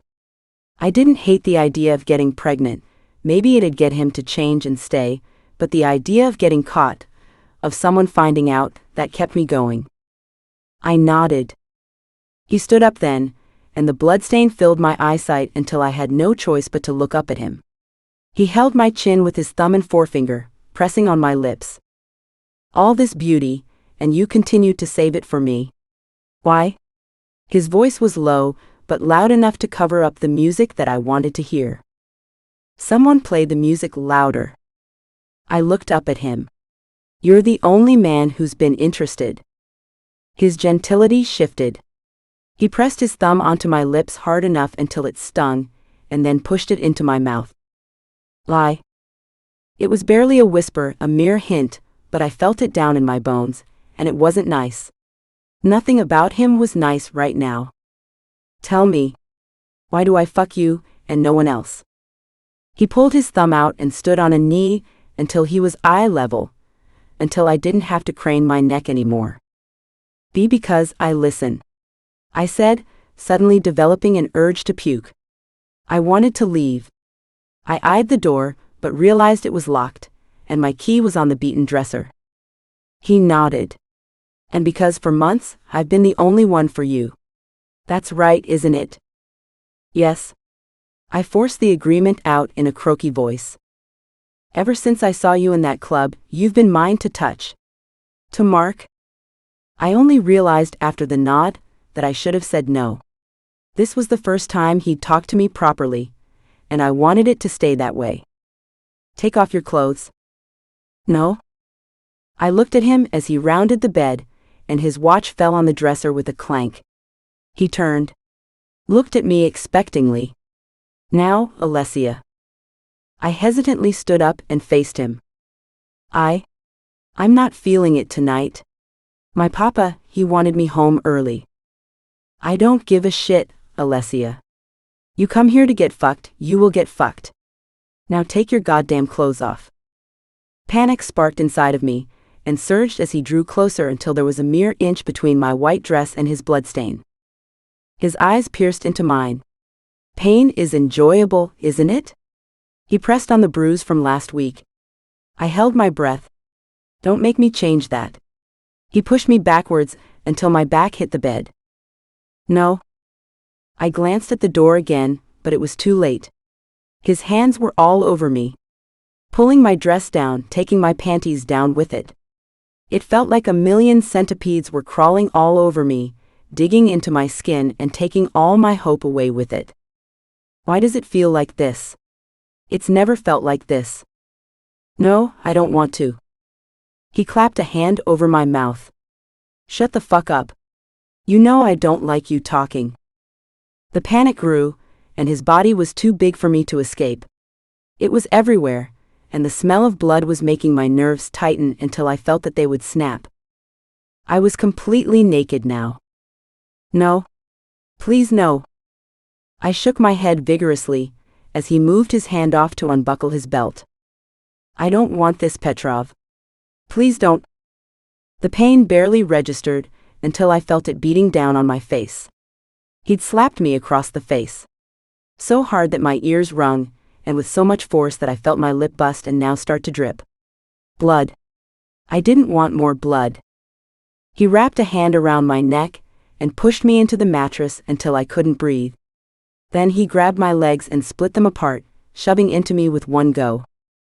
If it weren't for the new hand covering my mouth, I'd scream my lungs out. Instead, my muffled groan filled the room, and a cruel grin tore his face in half. Fuck. So much better when you're tight. I clenched my eyes shut, trying to think of something, anything to stop the pain. It felt like he was tearing me in half, like he was snipping off my lifeline, and I didn't have anything to grab onto. I begged and begged, but he didn't stop. My chest heaved as I let out sobs that didn't have the chance to escape. They muffled into his hand, and I prayed to God. I prayed that the guard outside would hear and do something about it. Someone. Please, anyone. Just fucking help me. The tears ran down the side of my face as my heart caved, and horror bubbled up inside. A terror unlike anything I'd ever felt. It ate me out and spat into my lungs, filling it with a carnal urge to let go of everything. Swallow me whole. Drown me into myself, because even that would be better than this. Anything would be better than this. My hands clawed on his chest, filling my nails with dried blood. I fought, I scratched, I cried. I let my soul speak for me, because that was the one thing still fighting. But even that couldn't muster up the strength to stop him. And then something. A musical note. Music, I remembered. There was music playing. My hands slowed as I focused on the lyrics instead of my own cries. Sugar, I call my baby my sugar. My eyes opened. That sugar baby of mine.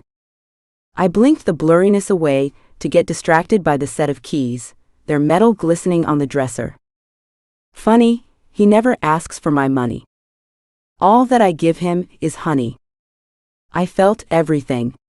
Every time he forced into me, every piece of skin he grunted over, and I felt the breath on.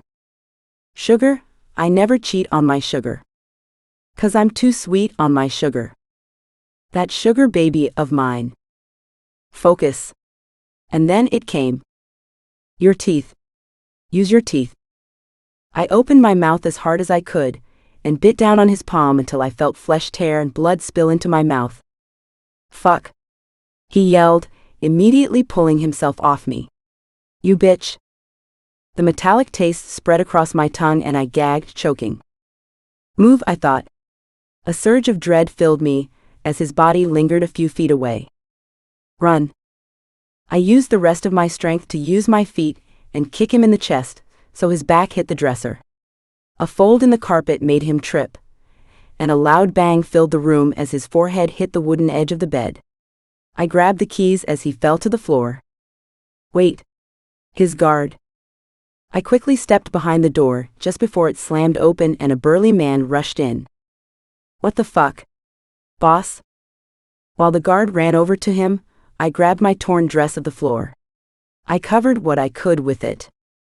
The music faded away as I ran out the motel door. Chapter 14. ALESSIA's POV. When I said I hated family dinners, I fucking meant it. The old pool radio hummed Mama's Favorite, a single written by the one and only Julie Lavard, the Italian Sarah Vaughan of her childhood.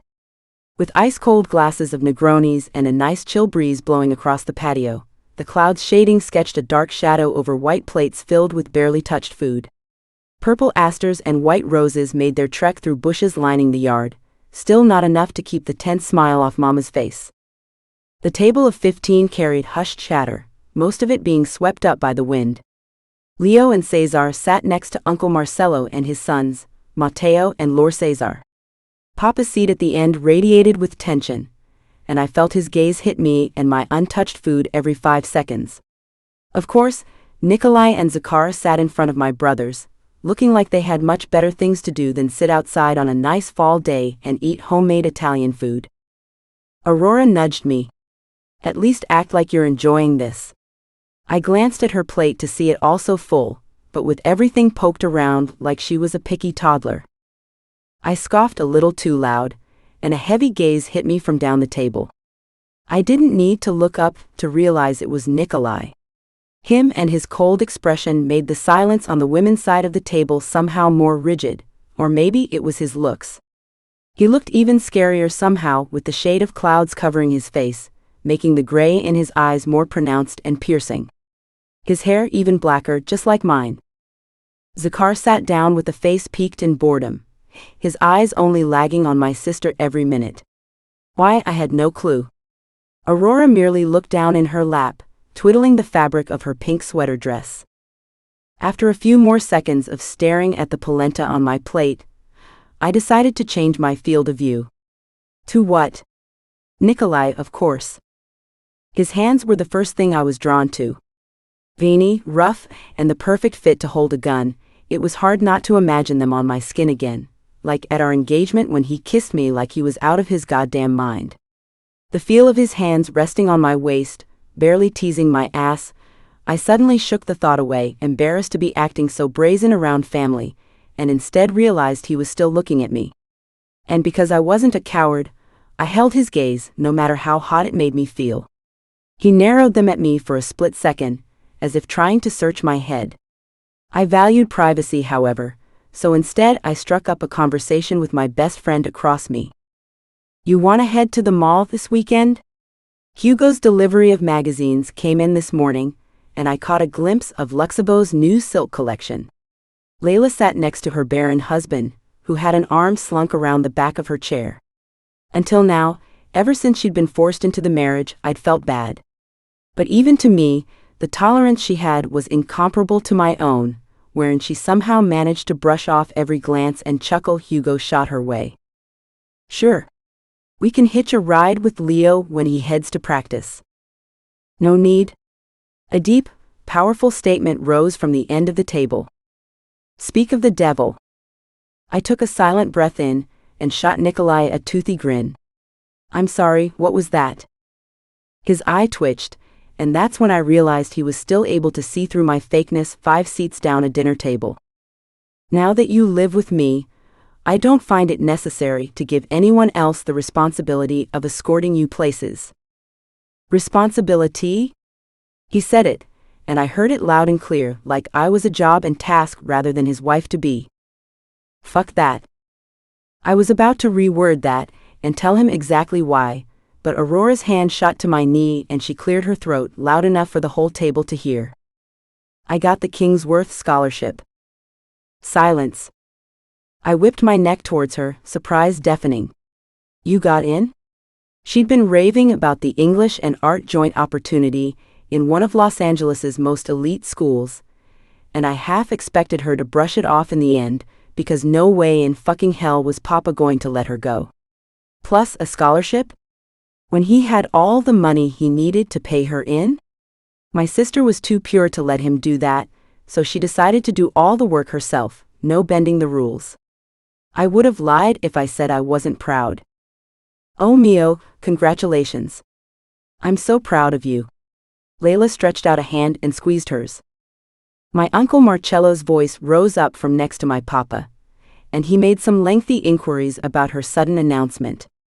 I knew in the back of my sister's head, droves of alerts waited for Papa to trigger an argument. Our secret conversations at night for the past 2 months told me he wasn't even aware of it. So for Aurora's sake, I slid a couple of carrots onto my fork and chewed, no matter how much it tasted like cardboard. Meanwhile, all 15 eyes honed in on the girl that was perfection, everyone's pride and true. Aurora smiled that pretty smile, and nodded.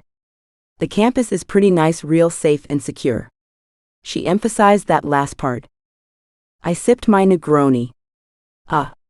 Too fruity. I scanned the table for a bottle of gin, picked it up, and poured about a shot's worth into my glass. I sipped it. Better, but not perfect. Perfection was a bar I only rarely tried to reach, my limits only stretched so far. English, huh? A stern subject for someone so soft. My eyes shot towards a suddenly speaking Zakar. What part did he have in this? I knew we had similar tendencies, but that was more the reason for him to stay quiet. The chatter dissipated, and Mama let out a forced chuckle. She's been an avid reader since her childhood, reading books and that. Of course, it was a mother's job to defend her child, although the slight fear in her eyes gave away that she wasn't up for a bloodbath tonight. Balancing things was the best option. Zakar raised a brow. Your favorite book? Aurora looked at him, half dazed and half in confusion. Well, I'd have to say any of Jane Austen's. He made a sound of approval, but the dark amusement in his eyes made an alarm go off in the back of my head. Love stories, huh? Aurora's lips parted, and I waited for her to spew nonsense about the book and how he was utterly wrong, but she stayed silent. The hell? They don't exactly play out in your world, do they, Reznikov? A hint of accusation coated Leo's voice. Oh. My youngest brother never stepped back from a fight, no matter the sensibility ratio, and if provoked, Cesar made it worse. I closed my eyes and sighed. Either Papa would let it happen, or he'd call a spiff and interrupt. A minute passed, and I realized I'd skip out on any entertainment tonight. Has the date been set for the wedding? I stiffened at Mama's proposal of conversation. 2 weeks. I would have forgotten about Nikolai, but the weird sheen of sweat on my neck since I'd sat down said otherwise. My eyes almost bulged out of my head. 2 weeks. 2 fucking weeks? My gut twisted, and a bead of sweat collected on the back of my neck. Isn't that rather early? I asked. He looked at me like I was a thorn in his palm, if he even liked Mother Nature. I think the only dirt he'd appreciate was in his grave. I don't see how timing is relevant when there are other risks at play. His voice carried a twinge of power, hidden underneath something like intended amusement. He was getting at me. Trying to make me break, like I was close to doing before Aurora didn't let me. I narrowed my eyes and glared at him. You wouldn't. His eyes said he would. And for some reason, maybe it was his suddenly commanding presence whenever it was his turn to talk, I forced myself to believe him. The lunch continued with meaningless chatter, plates emptying, but the brick in everyone's stomach still heavy. The tension never left.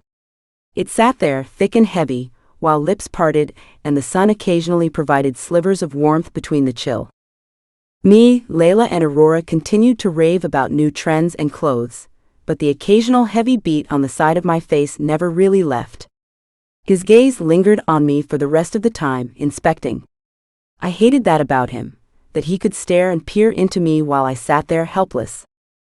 Layla left early, something about Hugo needing to take his meds that she rolled her eyes explaining, and Aurora had gone to the bathroom.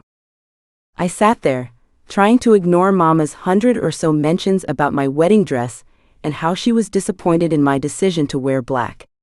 I might as well throw my life out the window the day I say my vows, so why not? Plus, red lipstick stands out when I wear it. I glanced at my nails a few times. Tried to make a flower out of the pastel blue napkin.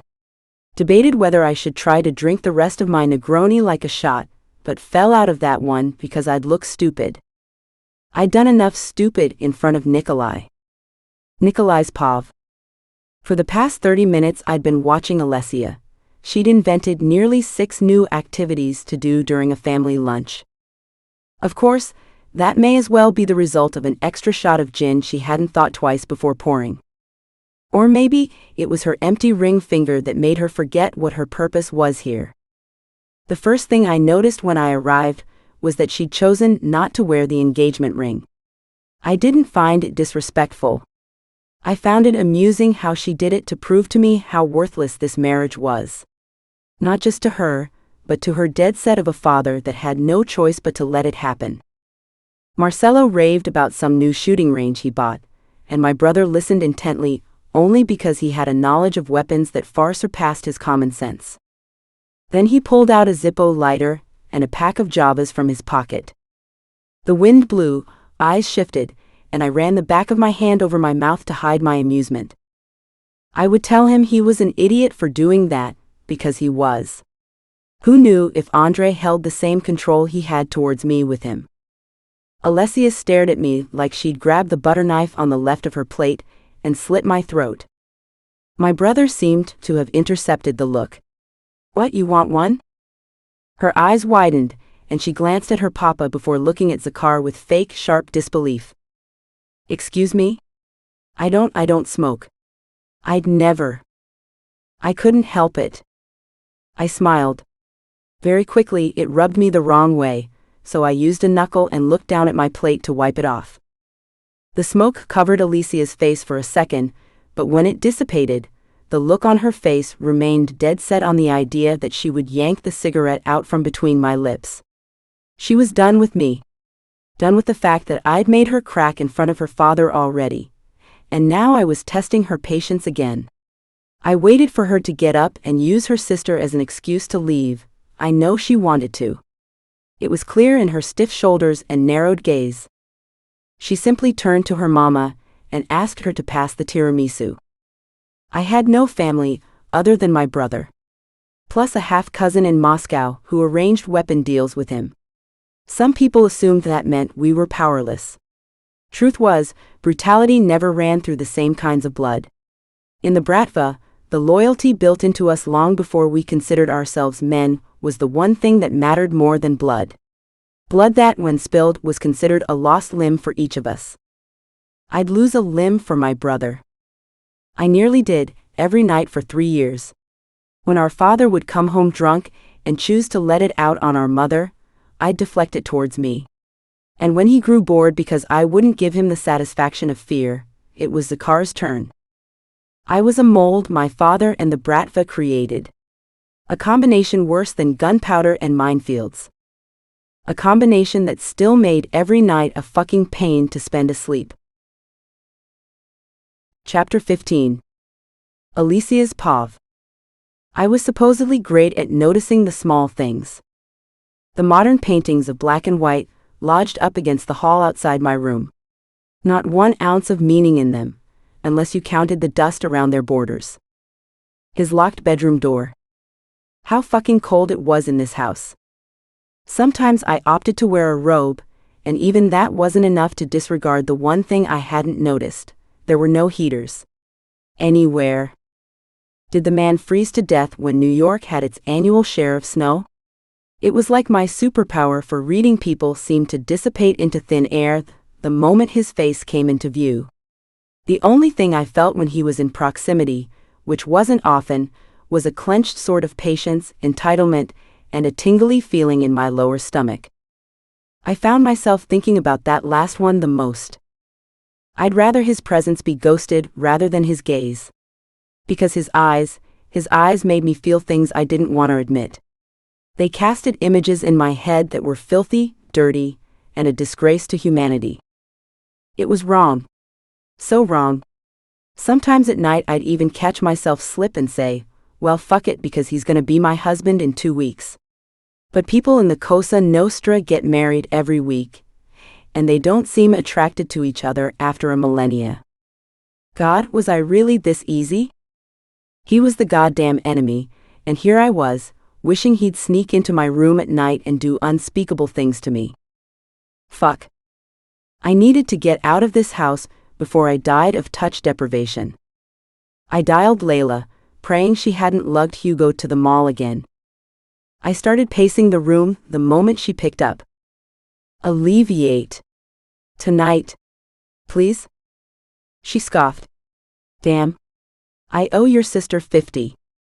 I stared at the wall. You guys bet on me? No, we bet on the fact that you would fucking lose it within a week. I sighed and sat on the edge of my bed. I don't know what it is. He's not even doing anything. He hasn't done anything except for fucking ignore me. The line went silent. Mio Dio, Alessia. Just because you were homeschooled doesn't mean you should allow yourself to act this demented. What? How do I even? Okay. Let's make this easy, yeah? Okay. Easy. Easy is nice. I sat back down on the edge of my bed. He wants to fuck you. My amusement faded away within the next second. I pretended she was standing in front of me. He wants to fuck me?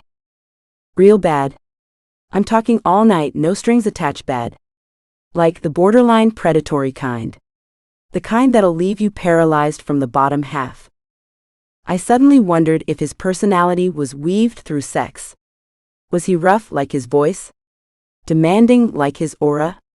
It stunned me that I could picture it so perfectly. His large hands coasting my skin, and then flipping me over on the mattress. Stop. I thought you took the hint yesterday afternoon. He was looking at you, like he wanted to devour you whole. Even my legs went jelly. I mean, yeah, but he does that to irritate me. That's practically why he chose to marry me, rather than those porcelain doll copies from Russia. Or was I saying that to convince myself rather than her? Sometimes that's exactly what men want. For your anger to reach a boiling point, until confrontation's the last resort. And then, face to face, you realize it's better to get the anger out of your system another way. A better way. I could almost feel her wink through the slow, taunting words. I felt itchy everywhere. Not in a good way, but the heat in my body spoke otherwise. Did I want it? Yes. My brows furrowed as I contemplated. It would be my first time since a while? And then I thought. Real hard. I didn't know him well enough to trust him. I couldn't. Not when Petrov was his right-hand man. And although I had faith he was a man well off from the influence of others, I couldn't rely on a half-truth to stay confident that nothing bad would happen. And judging by my past, morality was a real fucking traitor. I couldn't. I can't. It was a mutter under my breath. And that's fine too. If anything, stay celibate for however fucking long you want. I'll be there in 30, va bene? My best friend knew me well enough to see me nod my head. My phone buzzed with her text exactly 30 minutes later, and I quickly pat some setting powder on the side of my neck. The divot of the scar was still there, but the ugly colored skin wasn't. My eyes lodged onto the corner of the dresser, where amidst everything else, my engagement ring lay. I stared at it for a good 3 minutes. Men didn't stop because of a ring. Pre-Petrov, I always made sure to investigate before inviting myself to a man or woman. Since I never involved myself with people from the Cosa Nostra, almost all those marriages were faithful, and messing up relationships among all was a line I didn't cross. Ever. Also, it would be a bloody mess. The diamond shone under the light. It could, however, give me some protection. The gem was big, and that would be enough to shoo any leeways or creeps off. I took the few steps there, picked it up, and slipped it onto my ring finger, vowing I wouldn't look at it all night. And if I did end up fornicating, I could just drop it into my purse and seal it tight. I checked to make sure my gun. Fuck. Where was my gun? I scrambled to open drawers and my closet, but I already knew it wasn't here. I hadn't even packed it. Shit. I never left the house alone without my gun. The one thing that gave me the control I needed without depending on anybody. My fists weren't enough to beat a man, but a bullet to the heart was. I've always found them fascinating. Such versatile things, guns that come in sizes so small, you would never expect a woman to have one hidden under her dress in the middle of a masquerade ball. Misogynistic as fuck, but still, I had that confirmation in the back of an alley some months ago. An alley where I lay dirty, used and broken. It was the one moment I needed something like a gun. Fast, barely pricked with guilt, and something that I could have used to end the pain. A strangled bundle of nerves filled my stomach. My heartbeat raced. Not now. Please, not now. Relax. Relax. Fuck, was it getting hot? It's supposed to be cold in this goddamn house. Nikolai probably has a gun. Was he in his room? Go get one from his room. I creaked open my door and peered down the hall. His light was off, and the door was peeked open a crack. For once, my chest heaved, and I trekked down the hall, wincing every time my heels made a click-clack that even God could hear heavens above. I pushed the door open with a palm and stepped in, my shoulders relaxing as no presence shook me alert again. Okay. A gun. Find a gun. But I needed a moment to take it all in first. His bed was unmade, and I quickly brushed away the wrong correlation with his clean personality because, first off, he probably was a recluse and never let anyone come in here. Like me. I wasn't supposed to be, but it was a thrill knowing I was breaking his rules. Second, the place was deserted. I mean, nothing on his dresser. A simple walk-in closet with identical dress shirts, suit jackets and ties, and a bathroom. That was it. Where was the personality? The liveliness? Expectations, ALESSIA. Keep them on the low. I took a knee and opened the black drawer next to his bed, seeing nothing but what looked like a spare key, some receipts, and what's that? I craned my neck down in the dark and took the flimsy object out. It was a rose. A dried rose with the stem still there but a few missing petals. A weird something made my chest squeeze as I remembered I wasn't the only woman in his life. He left every night to do God knows what. As if he owned a club.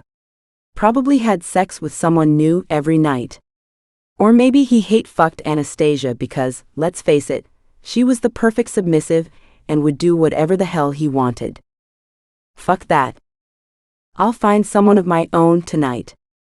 I placed the rose back IFR in the drawer, shut it gently, and went around the unmade bed to the other set of drawers.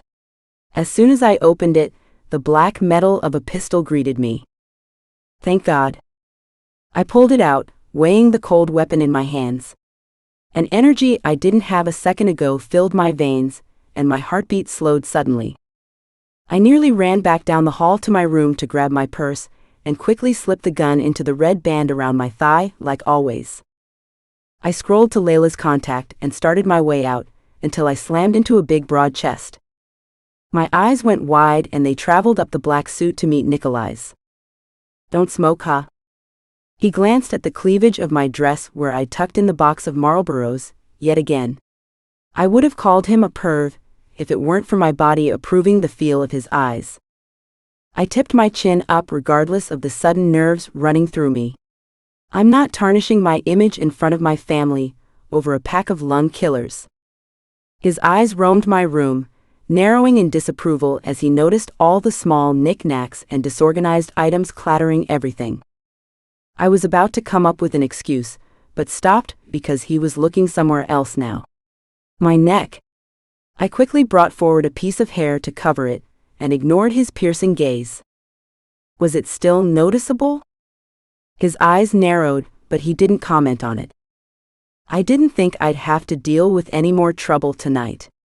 Nikolai's voice was rough and gravelly, something like an ice-cold threat running through it. I'd hardly call having fun trouble. I rolled my eyes and suddenly wondered if he'd seen me slip the gun into my purse. His eyes dropped down my body, and all the way up in one slow, languid movement. I felt the heat warm me from the inside out. Fuck. Don't look at me like that. With my heels on, my head was up to his neck, but he was still far too intimidating. I swallowed down the anxiety and looked at him with indifference. I'm going with Layla. Do you not recall what I told you yesterday? Oh, I remember. I don't find it necessary to give anyone else the responsibility of escorting you places. I scoffed. It's not a responsibility to my best friend. We're both going to the same place. He searched my face for a second, then glanced at my dress, his eyes narrowing. You planning on seducing someone? I crossed my arms. And that would matter why, exactly? Because if another man touches you, I'll have to kill them. I waited for the emotion. The darkness to surpass his eyes and bleed through his voice. But nope. Indifference was all I saw. That's when I realized this man wasn't like the rest. He wouldn't feel an ounce of guilt for anyone on their deathbed, their neck slit. Including me. If I explained myself, told him what Petrov did to me, he'd laugh. Kick me to the curb because in his eyes, I'd be a thrown-out, used woman that's been touched in a way that makes her a so-called impurity. That's what Russians believed, didn't they? Those innocent soft features, pale skin, and practical wings lodged into their smooth silky backs. That's what women were to these men. That's what my sister was to the men in the Cosa Nostra, and why Papa was letting her go to college far away. He never mentioned it, but I could tell. He wanted to keep her away from those blood-sucking perverts that only wanted her beauty for themselves. I didn't care that I wasn't a virgin. I'd played around with both men and women, and didn't believe husbands had enough importance to wait around for. A sense of unease slipped up my spine as I stared into the void that was his eyes. Would he care? I didn't feel the need to tell him. Is this how you interrogate all your women? I tried for nonchalance, but sounded breathless if anything. I caught him shrug. Don't need to. The gun suddenly felt like it was weighing me down. Cold, hard metal, giving away some of my confidence. Why? You think they all pledge God for innocence? That they're too good enough to kill someone? Not all of them. He looked down at me with a look that had me panicking for a second. Like he knew all the sins I'd committed and was flipping through every goddamn page. My phone buzzed, and I looked down at another text from Layla. Sorry to interrupt this one-on-one, but gotta go. His hands were in his pockets, and he was looking down at me like I was part of a show put on the carnival that happened in Central Park every year. You're coming back in 2 hours. What? My jaw nearly dropped. 2 fucking hours? What was this, a game show? It took nearly 20 minutes to get into the main city at all. Either you do, or you don't go at all. I reared back. You are being incredibly. Okay, don't. I'll bring you back myself. Silence. Indifference shadowed his face like always. But also a certain thrill. He was setting me up for a challenge. Seeing if I'd take it and win. Me plus a challenge? Fuck if I wouldn't take it and show him exactly what I was capable of. The power I had. With a clenched jaw and mindscape of what the fuck do you think you're doing, I barely muttered out, fine. I brushed past him, but he grabbed my wrist and stopped me. My hand singed where he held me, and it suddenly felt like all of his body heat was swarming around me. I was drowning in him. I felt the tightness in his grip. The constraint. And then the same fleeting darkness in his eyes that only emerged once every time he was too close. His eyes flickered down to my exposed chest, the black Van Cleef glimmering, and a slightest hint of a sneer on his lips. I pressed my lips together to keep from letting out a shaky breath. Put on a goddamn jacket before you leave. And then he was gone. I was still in some sort of a daze by the time I got to the car. What type of revenge fanatic did you dress up as? I slammed the car door shut and slumped into the seat. A few seconds ticked, and I turned to look at Layla. You mean my alter ego? I looked out the window as she rolled through the 2 iron gates and out onto the driveway. Trix doesn't sound too bad, does it? Bold, bright, and dare I say sexy. She gave me a concerned side glance. Let's not lie to ourselves.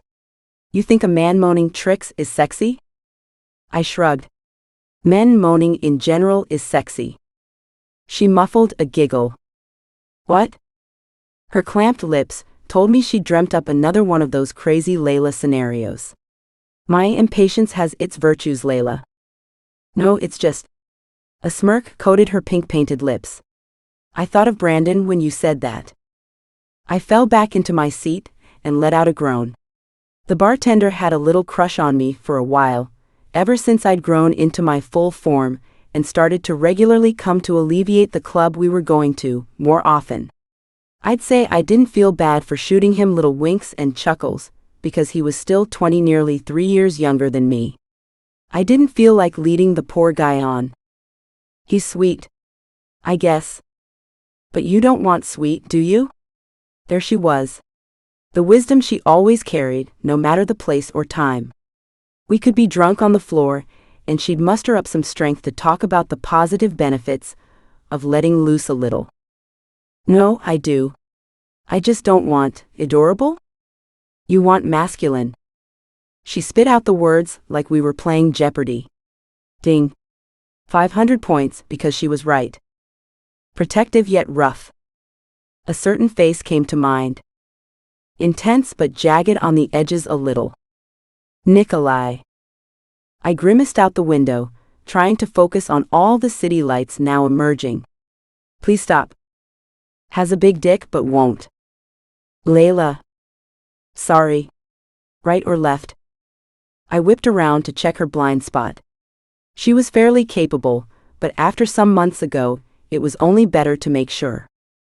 Right. She switched lanes, and we rolled to a stop at the intersection. That meant time to think. He was intense. So much at times, that I felt like simply looking at him would make me rip my hair out. Unintentionally. Now touching him, that was another fucking story. If I all but melted when he gripped my wrist. I shivered. What if he'd slipped his hand up my arms and wrapped it around my neck instead? Jesus Christ, ALESSIA. But in some twisted, masochistic way, I wanted him to do that. To choke me. Throw away my control and take it for himself. I let my nails feather over my pulse and tried to imagine it. It was fuzzy, a bit wrung out, but it was there. And if I could picture it, was that not enough proof for destiny to make it happen? I'd been so caught up in my thoughts that I didn't even notice Layla rolling across the familiar speed bump and into the club's parking lot. The bright pink Alleviate casted a warm glow over car windows, lighting up people dressed in skimpy sequins and bejeweled pieces of art. My favorite place. Loud, chaotic, and misaligned. Very much like the inside of my head. That's why I preferred it rather than Aurora's library she spent so much time in. I think I'd go fucking insane trying to train my eyes on a page, no less sit there in silence while doing so. Wait. Do you have it? I stopped Layla before we slipped out of her Mercedes. She nodded, her expression turning stern. I do. But you promised me you'd do one, and I need to know if you'll listen this time. I will. Promise. Did Hugo notice? My heart skipped a beat as she took out the tiny baggie from her sequined purse. She shrugged. I doubt he'd notice a half-ounce of coke missing from his stash. Besides, if he takes one more hit, he's as good as dead. I dipped my pinky into the powder, held it up to my nose and sniffed it in. Like always, it made my eyes water, but a few seconds was all it took for me to readjust. It also only took a few seconds for my brain to start going fuzzy. She quickly put the bag back in her purse, but I stopped her. What about you? She scanned the parking lot with wary eyes. I'm going to deck out for a bit. Just until you come to your senses. Which would be in about an hour, far before Nikolai's time limit ended. I had time. Okay, honey bun. I grabbed her wrist. Shall we? She chuckled. I guess we should. It was a mess trying to get me in, because Buddy the bouncer was being rather suspicious when he never usually was. It was either because I was half dragging across the concrete, or because I kept mumbling some mumbo-jumbo about my husband-to-be. I knew this was a fucking bad idea. I gave Layla a dirty stare. Hey. I'm right here. Your best friend. Your maid of honor. I'm not getting married, idiota, you are. Right. She dragged me into the waves of a black room, lit up with pink, blue, and white neon lights. It was like a fireworks show. The bass under my heels, the faces smudged in shadows, and an oh-so-thrilling feeling gliding down my back. And then, the bar. She dropped me down on a stool, huffing and puffing. Hey Brandon. Whip up one of your classics for me, will you? His blonde hair flickered under the wooden ledge of the bar. Hey Brandon. I don't know why, but a finger slipped into my hair and I started twirling. Around and around, around and around. The wheels on the bus go round and round, round and round, round and round. His face came into view then, half confused and half doused in a type of excitement that only matched golden retrievers. Oh my goodness. Oh my God. That's what you remind me of. I slapped the counter. A golden retriever. I bit my lip to keep from bursting out laughing. God, I needed a drink. Fetch me a dilly-dally of vodka brandy. That's Nikolai's favorite. I stretched my arms out. Was it snuggly in here? If I lay on this stool, I think I'd fall asleep. Nikolai. Who's that? And then, I don't know if it was the fuzziness in my head or if that was affecting my sight, but I swear I saw his smile drop the moment it landed on my hand. The ring. I slipped my hand off the counter. Oh, it's nobody important. He's just, well, pretty mean. A little selfish. Annoying. Hot. Has a nice bod. Fucking rude. I shrugged. I hate him. He looked at the spot where my hand lay a second ago. You're getting married, huh? I scoffed. Barely. It's more of a business arrangement, if anything. My body itched to follow the couple who was headed towards the dance floor. I gave Brandon a sweet, sweet smile. Will you dance with me? I waited. Was time frozen? The guy wouldn't move. Hello? Brandon? I was getting frustrated. Did it take me 10 tries to simply get what I wanted? An unmarked pass. A perfect husband. Freedom. His cheeks were red. Layla let out a chuckle. ALESSIA. It's Trix. I cut her off with a hand. I'm Trix. Nice to meet you. I lay out the hand, not the one with the ring, for Brandon to shake. He was still frozen. But he was still red. Was that normal? A sign of suffocation, I think, no? And then he looked at me, properly looked at me, bare skin and all. I'm taking 5. You girls go have fun, yeah? I slumped into my stool. You're leaving so soon? He threw a bar towel behind his shoulder and pushed a hand through the tuft of blonde hair. His green eyes seemed to glow in the darkness as they ran down my face. He grinned. You're high, Trix. I was too busy staring at his dimples. His smile was so infectious, I felt a heavenly hymn float up from my ears. Or maybe it was the coke. I don't know. Ah. You remembered. I remember a lot of things. His eyes lingered on my hair. You dyed it darker, didn't you? My lips parted in a gasp. Shush. You're not supposed to know that. My hair is naturally black. I put half-assed quotations around the word, but my nails ended up making it look like dinosaur claws. A gummy smile slipped onto my face and stayed there for a while as I slumped around and searched for What was it? What was I looking for? Whatever. So, I had to ask. Who is he? I gave him a blank look. Who is who? Your fiancé, dipshit. I scowled at Layla's tone. Okay, mean. Anyways, his name's Nikolai. I found myself leaning my chin against a hand. He's not that tall, pretty, finicky. I'm asking about this Nikolai guy, Trix. Not you. I reeled back with a hand over my heart. You think I'm pretty? He grabbed the towel and started wiping the counters, not meeting my eye. Nah. I think you're prettier than pretty. I leaned close, enough to make him stop what he was doing and look me directly in the eye. I think you're handsomer than handsome. My hair was falling into my face. Alessia? What the fuck are you doing here? Oh shit. With the maximum speed of a sloth, I turned my neck halfway. Cesar stood there, his narrowed eyes traveling between me and Brandon, who stood frozen in place. Again. He had to get that checked out. A tense air slipped through my weary cracks and I cleared my throat. Conversing with a fellow friend? He doesn't look like a fucking friend.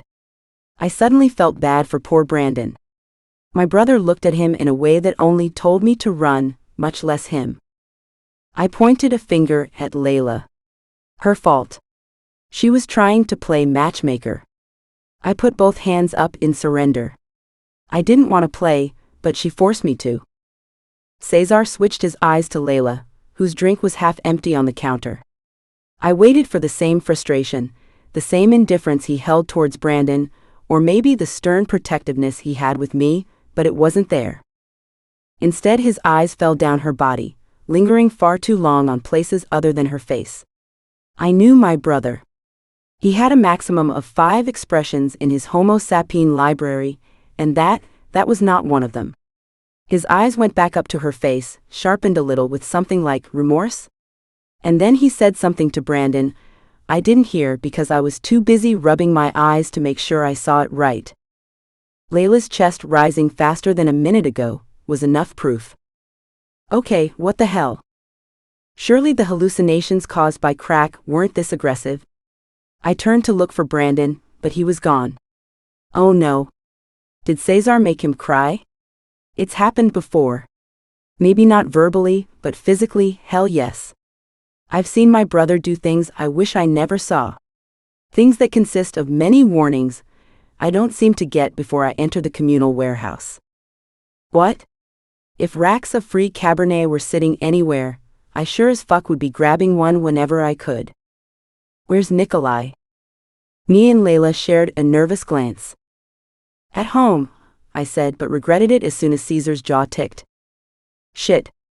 He was mad. The guards? My head pounded as the music suddenly felt too loud. Was it the drugs? He didn't send any with us. Layla answered. The fuck? You both are here alone? I don't see the problem. We're fine and... It took me a minute to pull up my dress and show him the gun. You know I can use it. He yanked it off me and aimed at the bar counter. Wait. No sound. It's unloaded. The son of a bitch gave you an unloaded gun, and you didn't notice? I took in a deep breath. He didn't exactly. Caesar's eyes sharpened. Give it to me. I took it. But it's fine. It's not fucking fine. I'm taking you back before some bastardo notices you're from the family and tries to make a hit. Come on. I stayed sitting. He gave me a warning look, then passed it on to the twin beside me. Layla. Go home. My brother's voice ran even deeper than the bass of the music. She gave him a firm look. I drove her here. Go. Home. Something sparked and fizzled as they stared at each other, suddenly making me feel like I was interrupting something very private. I hobbled off the stool. It's okay. I'll see you tomorrow, yeah? My tap on the shoulder made her pull out of the eye match with my brother. My balance wavered a bit, but I gripped Caesar's shoulder and he had to slouch low for me to stand up straight. I could see the irritancy on his face, but why was he here in the first place? My brother hadn't touched a club's entrance in years. All three of us headed out, and Cesar waited for Layla to hop in and leave before he dragged me to his and all but shoved me into the passenger seat. Geez. You just can't be gentle, can you? I rubbed my arm. He turned the ignition. It would have been worse if someone else caught you speaking that bullshit rather than me. His hard stare hit the side of my face. This seat was surprisingly comfy. Okay, well, if you put an attractive person in front of me, you can't expect me to not comment on it. I shrugged, putting my feet on the dashboard and reclining the seat. You're getting married in 2 fucking weeks, ALESSIA. You can't be playing around. Russians don't do that shit. Guess what? Russians also do not care. I crossed my arms over my chest and closed my eyes. If not you, he does care about that little boy serving drinks. The moment one of his men sees you getting too comfortable, you're gonna be his punching bag. And so help me, you know how shit will blow up if Papa finds that out. I nodded behind closed eyes. Gotcha. No pickup lines on strangers anymore. I knew the next minute of silence was actually him deciding on whether he should make me walk home or not. But my big OL brother wouldn't do that. He's too. Cesar. Get your feet off the dash. It was too much work, so I pretended I was asleep instead. ALESSIA. This time I listened. He pulled out of the parking lot, and this time I actually did feel myself dipping, but not into a nice sleep. It was a weird daze that made sweat bead at my forehead and my head pound. Fuck. Maybe I should have listened when Layla said no to stealing Hugo's Coke. I woke up to a cold sweat on my forehead, teeth chattering, and a headache so bad I couldn't open my eyes. My head was slapped against the seat, while wind blew into the right side of my face. I gathered that the door was open. An unloaded gun doesn't do shit when there's men out there who have money compounded just to slit her neck. Cesar? She's smart enough to steal my gun, and you don't think she can fucking handle herself? Was that Nikolai? No way. He's supposed to speak in monotone. She's a woman. No man is trusted around her. I felt the frustration pound through Caesar's voice. He wouldn't pull out his pistol, would he? That would ruin things for good. I debated on whether I should wake up. I wanted to, but my body said no to that. I couldn't even move. And you're not her goddamn fiancé. I'm not. But I'm her family. And I'd rather kill myself than see her hurt. So pull your shit together before I let my father know how you handle your responsibilities. I was swimming in and out of their conversations, half asleep. Anytime Nikolai's voice cut into my hearing, I tried my best to stay awake. His voice was so powerful, so freakishly intense that I had no choice. ALESSIA is my fucking responsibility. You don't think I know what she's like? That she could easily end a man's life with a dagger and a couple of words? His responsibility? My mind itched to go against that, to say that I was my own responsibility and that I didn't need anyone. Instead, the flutter in my belly took over. His confidence in the idea that I had that power, it made me feel some type of way. There was silence for a while. I don't know if there was any more talking, but pretty soon I felt my door open farther and then 2 strong arms lift me up. I think I fell asleep, all body aches considered, but I knew I was being carried into the house. The rumble of a car faded, and house lights poked into my vision. A few dark minutes later, a soft mattress was under me, 2 hands casting a warm brand against my waist. It felt nice. Comforting. When they left me, everything went cold again. I fell into a deep sleep, much worse than in the car. Chapter 16. ALESSIA's POV. I stared at the burnt pancake in the bottom of the sink. Ah fuck. My nose twisted as the stench traveled up my nostrils and smoke filled the kitchen. I'd been on edge the whole time, waiting for the fire alarm to go off, until realizing smoking was a norm in this household, so it must have been disabled. I flipped open the silver tap, and the pan sizzled as hot water spread across it, a few splatters hitting my bare arms in the process. One hit the column of my neck, right on that one spot that gives me shivers. I guess it was good that Nikolai was barely home. That way he wouldn't have to see how much of a dumbass he was tying ties with, and how she had the cooking skills like that of a newborn out of the womb. You know what, scratch that. At least babies knew when to let the tears out. Feeling numb was, in fact, one of my strengths. A shadow crossed my feet. Gospodi, daj mi sil. Lord, give me strength. I looked up at the Russian-speaking figure. It was a woman who looked to be in her early 40s. She had thick black hair tied back into a braided bun, and a very put-together outfit of white trousers and a button-down shirt. In other words, the prime example of what I would be, if it weren't for being eluded into a broken marriage I only intended to fulfill for revenge. I stared at her from my spot down on the floor. I'm sorry? A stern eyebrow rose as she scanned me and my flour-dusted pajamas, and I think that's one of the few times in my life I've gone red as Aurora does the moment she spies Maximus Donatello on our home cable. The suspicion in her eyes rocked me to my core, so even without questioning if she could speak English, I opened my mouth. I'm his fiancé. I enunciated each word, making sure she understood. She sighed, glancing into the sink behind me. I'm bilingual, Voron. Sorry? My attention peaked at the name rather than her, I will admit, astounding skill set. Cooking and knowing how to act and speak foreign? Certainly something I wish I could do. She rolled up her sleeves, crossed the few steps to my left, and started working on the pan.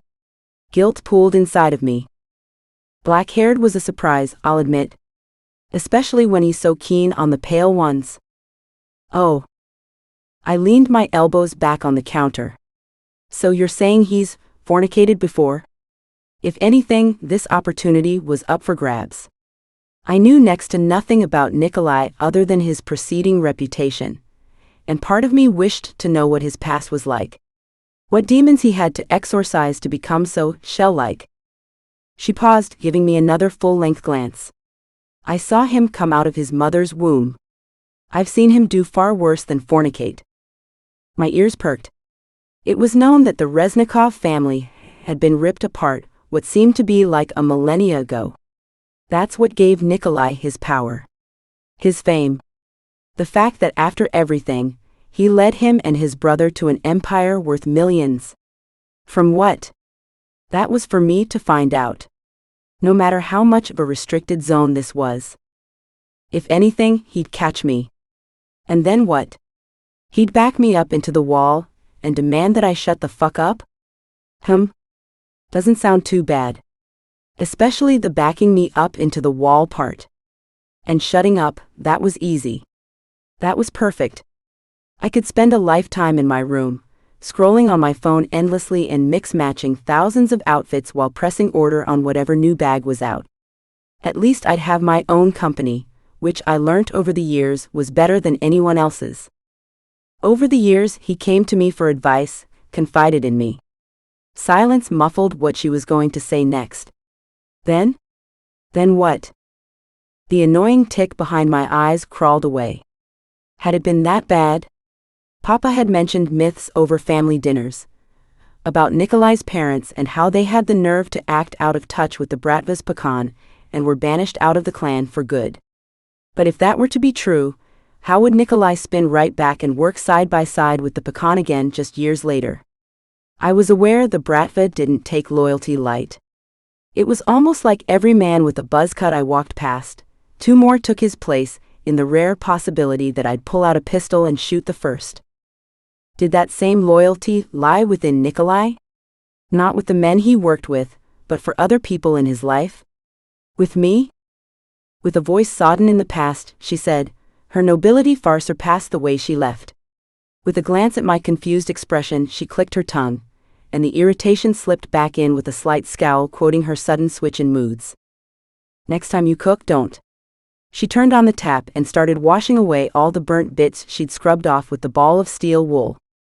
If anything, I find it glamorous to be able to eat without cooking. Also, I don't recall hearing your name. If anything, I felt like I'd have it ingrained into my brain by my next nail appointment, which was in a week. This woman may not be hot-headed, but she sure as hell had attainability for handing out orders. She flicked the water off her fingers, after scrubbing down all 4 glimmering interior walls of the sink. Polina. The L sound accentuated her Russian decent, something that was more easily identified upon seeing her sharp cheekbones and slightly sunken eyes. She reminded me of Elsa Van Helsing from Another Mother. Nice to meet you, Polina. I plastered on my brightest smile. I wasn't one for first impressions, not until now. Time was cutting close, and if I was using this opportunity to slit Petrov's throat, I'd need people by my side firsthand. Polina, well, she could be one of my best soldiers. She stared at my outstretched hand for a second. Then, without wiping her hand, she shook it. The smell of a very familiar lemon dish soap sunk into my skin. It was the same one from home, that filtered the kitchen at every family dinner when Agatha was perched over the granite counter and scrubbing the risotto stuck at the bottom of the pots. Mama would tell her to rest, to go take a break, but her loyalty and rigidness spoke for her instead. Like Polina. She gestured to the hallway that led out the kitchen. Dinner will be ready in an hour. Rest. I rose a brow. Rest? I scoffed because I burnt one pan? She gave me a blank look, as if that's what I was meant to do. It's not as if Nikolai forces your hand onto pots and sponges. The sudden change of topic whisked away all my amusement. She moved to open the fridge, grabbing out vegetables and spices from the cabinet next to it I thought was one of those drawers that stayed glued shut. I scurried behind her, my interest piqued. Wait. Is he supposed to? Does he force your hand? She shifted the bag of flour I used to the nearest counter. What do you mean? Sprinkles of white dust fell onto the floor. She let out a tisk and bent down to wipe it up with a paper towel. Does he force you to have sex with him? My eyes widened into dinner platters. Sex? Fuck to the no. No to the fuck. Hell no. Isn't that? I shifted uncomfortably. Forbidden? It wasn't, of course it wasn't, but it was the only word on the tip of my tongue to describe how odd it felt to think about it. It felt like I was trespassing, just touching base with the idea of him and me, sharing a bed. She got up and let out an amused huff, throwing the paper towel away. For Nikolai, nothing's forbidden. If that meant what I think it meant, it was a good thing I hadn't slept with the man yet. He might hate a lot of stuff, but there had to be something out there he was fond of. And bedroom-wise, knowing the experience he had, especially the expert movement of his hands and lips, there's no fucking way that man preferred sex vanilla. A blush tinged the tops of my cheeks, as I remembered the way I crumbled just by trying to handle the eye contact during the little show we put on for Mika. Dark, secretive, and Polina was right, forbidden. Imagining that above me, while his hands roamed further down. Boja moi, close your mouth before you accidentally call him in from work. The pecan won't let either of you live. I cleared my throat, and my feet suddenly remembered where I was standing. My chest sucked in a deep breath. Well, you enjoy cooking. I'm going to go, take a breather. She let out a knowing sound of approval. I only rolled my eyes at. Down the hall and through the dining room, I only had so much to look at. No family pictures, no solo shots, no liveliness. Where was the personality? Though homes were most certainly reflections of their owners, so it made complete sense. I went down a corridor near the garage door, with a large wooden door at the end, the only unmodernized part of this house. I'd seen it previously, thinking it was just a pantry or storage closet. But I was proven wrong the moment I opened it, and a large flight of stairs lit up the way down. Lights automatically flickered on, illuminating the dusty stairs and reflecting off the stained wooden floors. What was this place? I dipped a toe onto the first stair. Cold and germy. I stood up on my tiptoes, grabbed the even dustier railing and walked down. Halfway there, I saw it. A library. Tall mahogany shelves filled with leather-bound books stretched up to the ceiling. Cobweb-covered lights lined the walls, and one overbearing chandelier cowered overhead an oak table, with 10 chairs tucked in precisely. There was a story I used to tell Aurora in the backstage of our youth, when playing dolls in the backyard was an unlabeled escape from coasting through marble halls. Alice in Wonderland. When I used to read it out loud to her, I felt the need to close my eyes and imagine it all. The golden hair, the blue eyes, and a mind much like my own.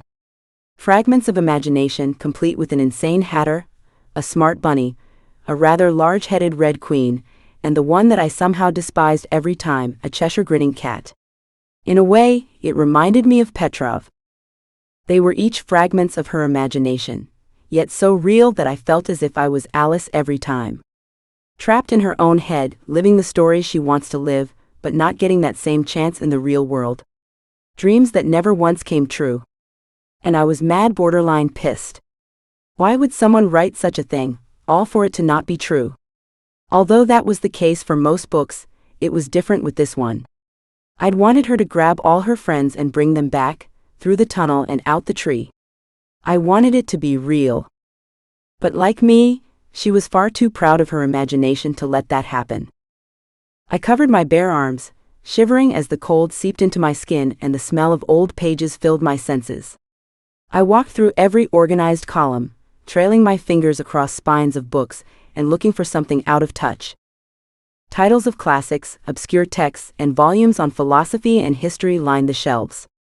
It was strangely comforting, this hidden world of words.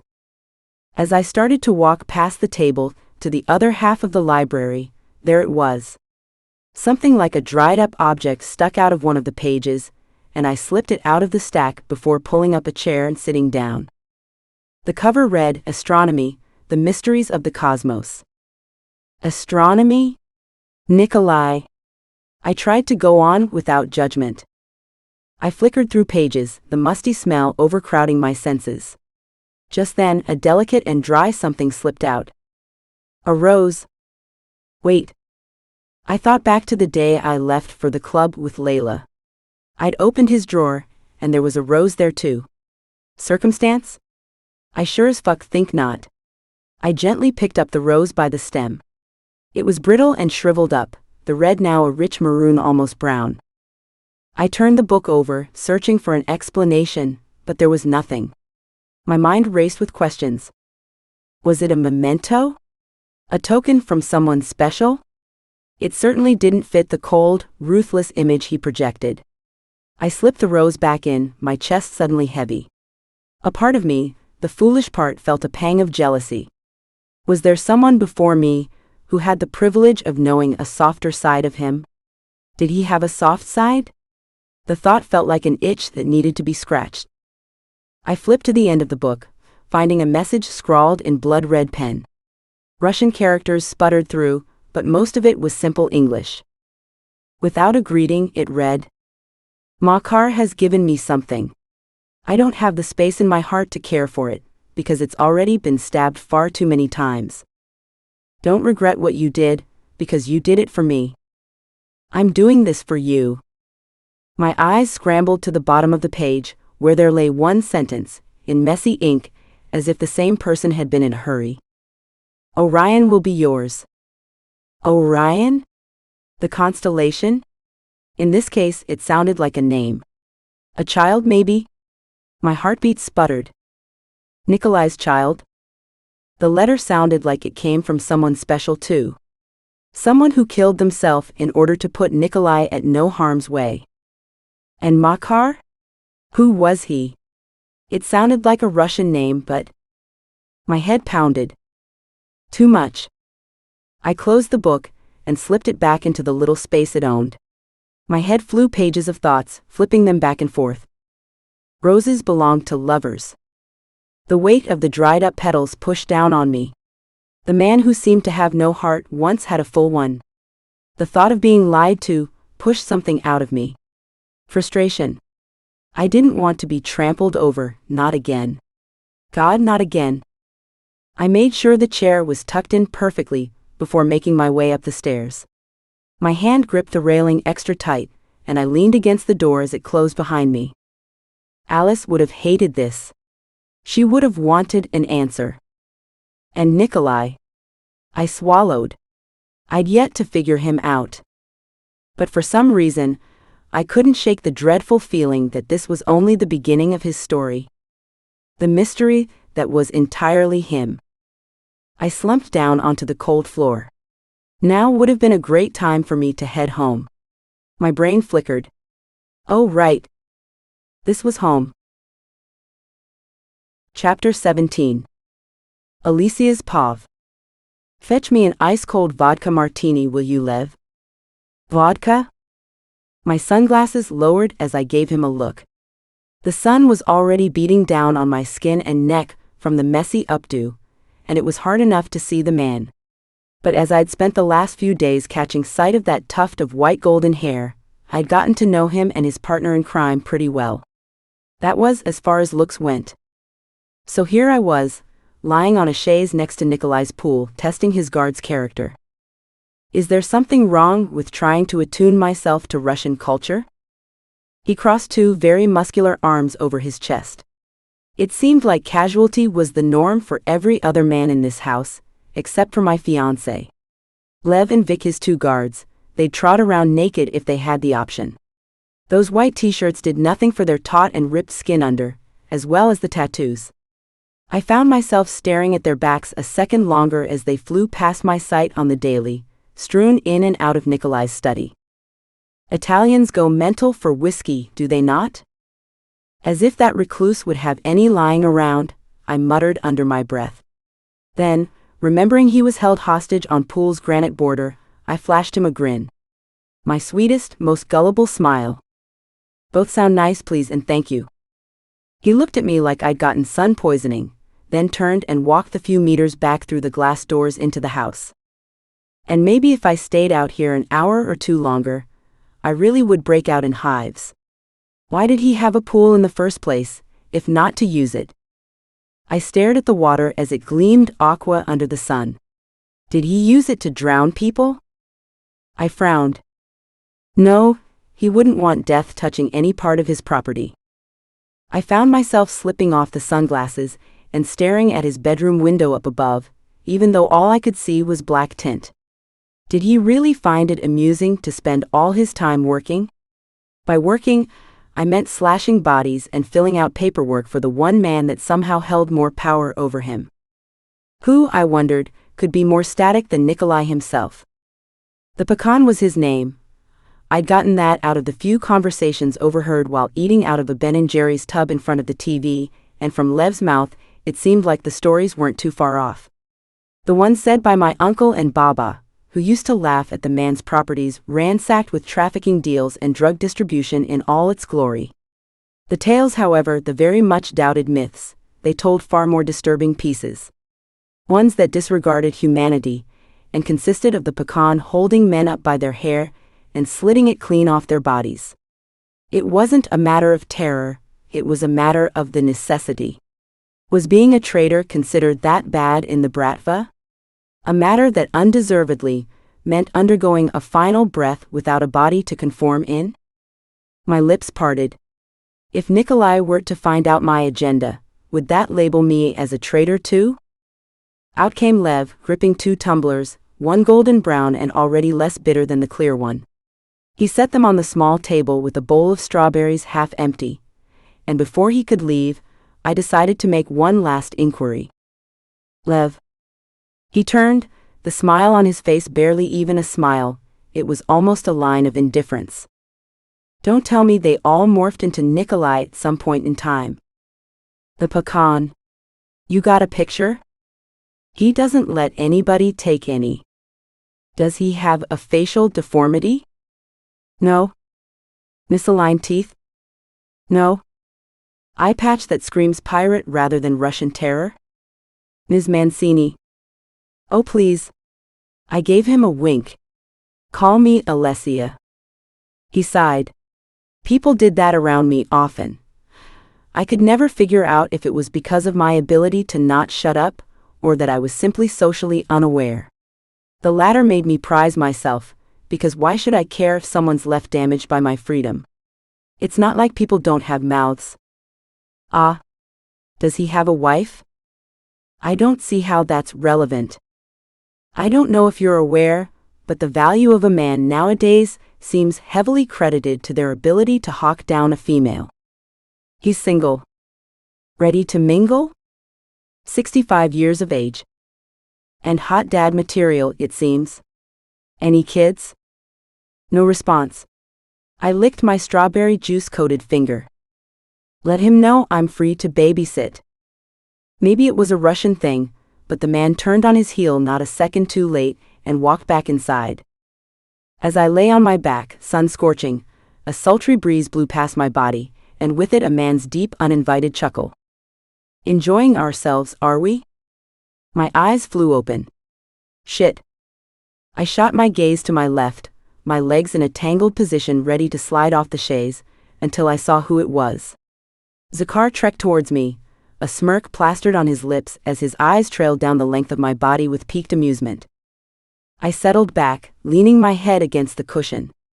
I can't exactly leave when I want, can I? But you can take an unloaded gun with you. My eyes shot open again, this time rimmed with irritancy. Don't play jokes. I didn't know. He had both hands in his pockets, the prime stance of business in front of me, yet his shirt was off. The irony. Put on a shirt before you get sunburnt. I stared at the car he'd slipped out of, relaxing once I didn't see Nikolai. His brother was allowed all the freedom he wanted, but I wasn't. And put all these tattoos to shame? Fuck no. I grimaced as his ego spoke louder than his voice.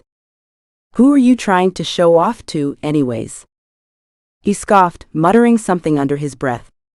I didn't get to catch it though, because the steady rumble of a car's engine rolled to a slow stop. I already knew I'd jinxed it before my heart ran its usual mile a minute. Fuck.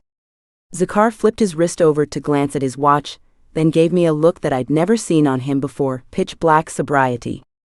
You need to get inside. What? Why? Unease dripped down my spine. He stepped forward, wrapped a tight hand around my wrist, and tugged it towards the door. My eyebrows furrowed as I saw the demand in his eyes. He was playful, unlike Nikolai, but when it came to commands I now knew he was just as stern. Get the fuck inside. These men don't play around. I stilled, still frozen from the sudden change of attitude. Men? His grip loosened to a wrangled handcuff. Don't tell me you don't know what your husband-to-be does for a living. Well, yeah. He fucking kills people. Now go before his comrades take one look at you and add a smoked Italian to their kill count. Something in my heart surged. He kills people. Kill. Blood. Red. Petrov. Snap the fuck out. I tossed up a smirk. Smoked? More like laid and pressed. The amusement barely spread through his face before he shoved me on my feet and launched me towards the glass doors a couple feet away. Goosebumps ran across my skin as I heard a car door slam shut, and the rough undertone of men's voices filled the pool lounge. I'd barely shimmied into the house and closed the door, yet Nikolai's voice rumbled the deepest amongst everyone else. I looked down at myself. Half naked, skin bared, yet no one to seduce it with. Chills broke out across my bare skin from the air conditioning. I turned to face outside instead, trying to see through the glass even though the sun shone bright. Clones with near-identical haircuts, builds, and heights stood on the patio, new faces twisted with concentration. Nikolai faced me, his face partially blocked by the shoulders of another man. I cradled my cheeks with my hands and pressed into the glass. He looked like he always did. Bored. Uninterested. But the sun was my enemy, and it was shining in a way that the black of his hair was almost captivating. I wanted to touch it. Sink my fingers in it and see how he'd like that, because testing me seemed to be his priority around here. I couldn't shake the feel of his arms around me, somehow gentle enough to make me feel sleepy for the first time in weeks.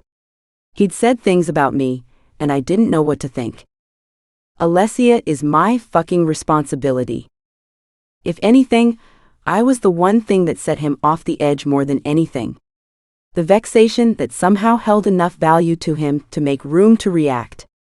Otherwise, he'd be a coffin trapped in a moving body for the rest of his life.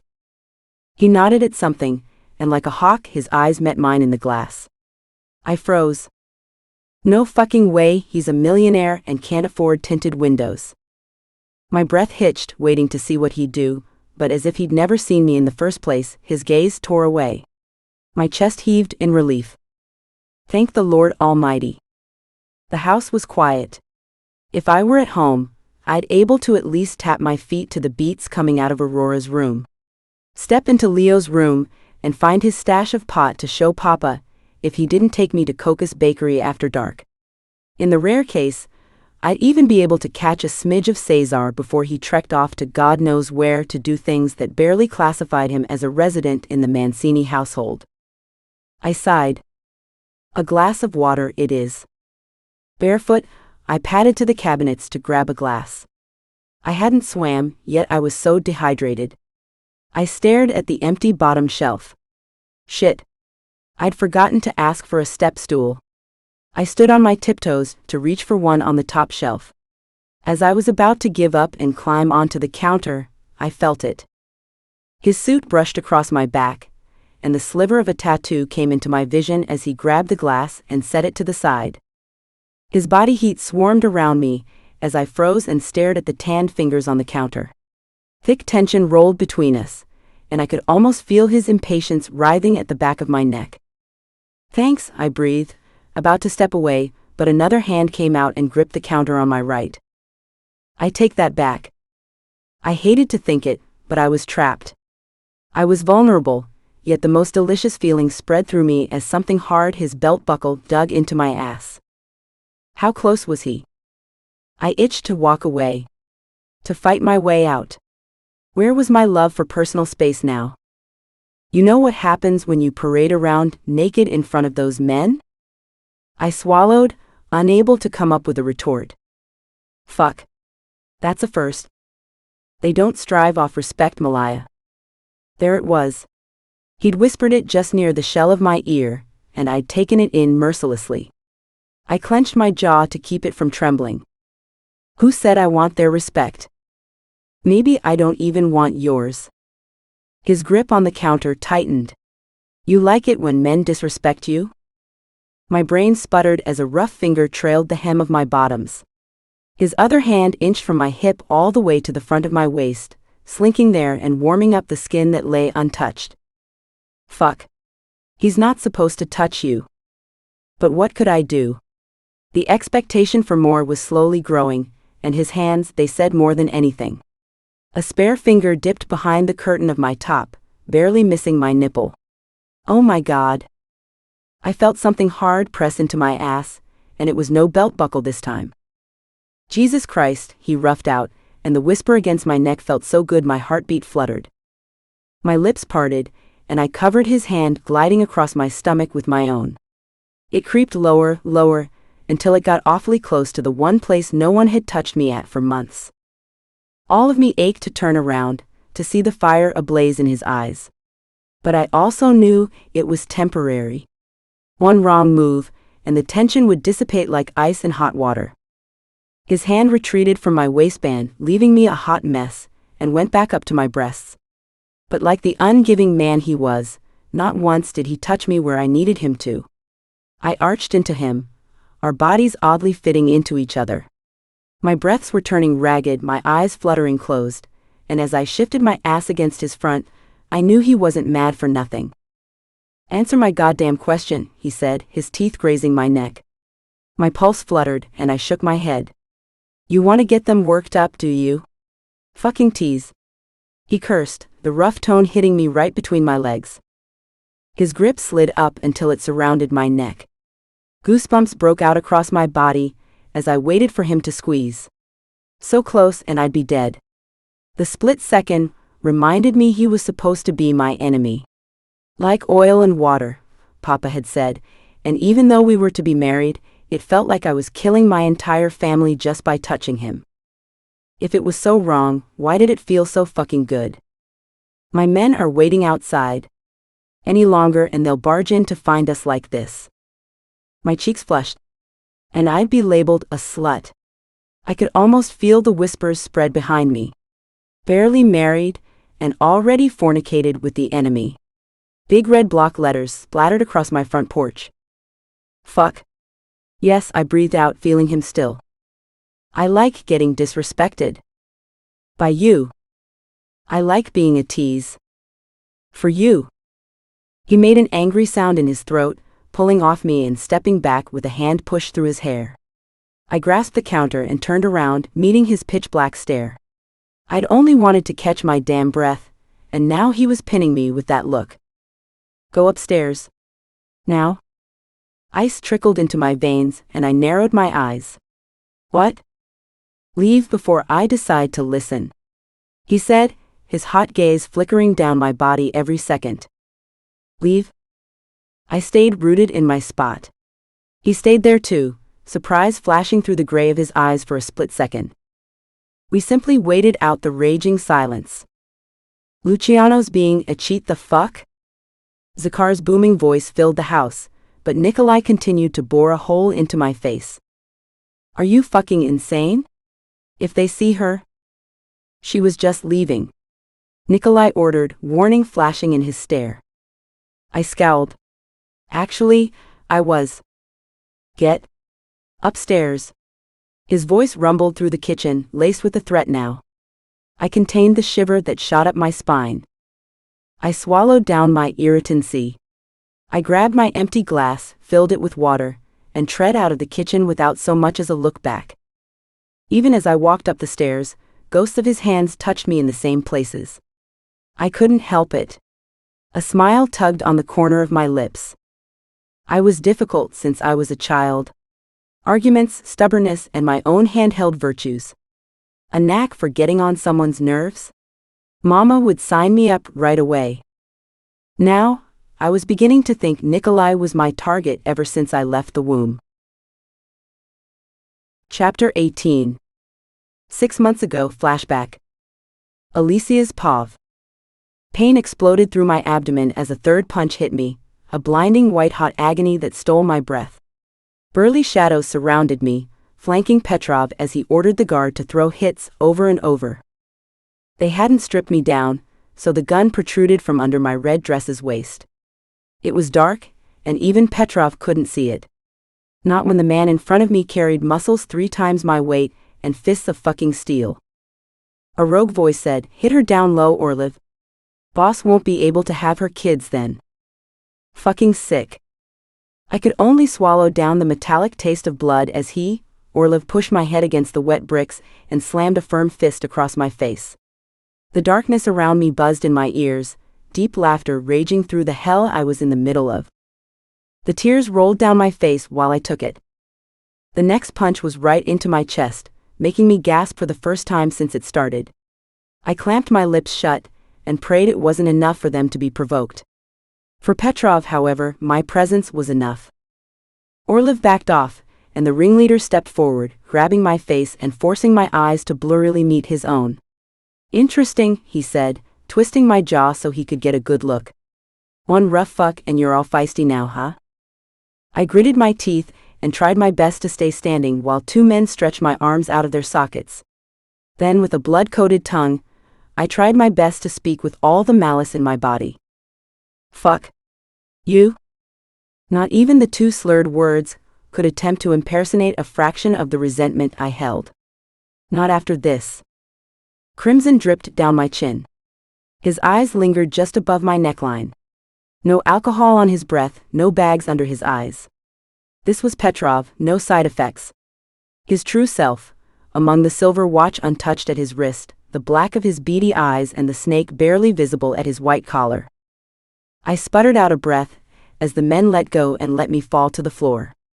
My knees scraped the slimy alley floor, barely holding enough pain to combat the one pulsating everywhere else. "Get up, you worthless slut," one of his men snarled, kicking my side. I finally cried out, the sound echoing off the narrow alley walls. Every breath was a struggle, each inhale like shards of glass scraping against my insides.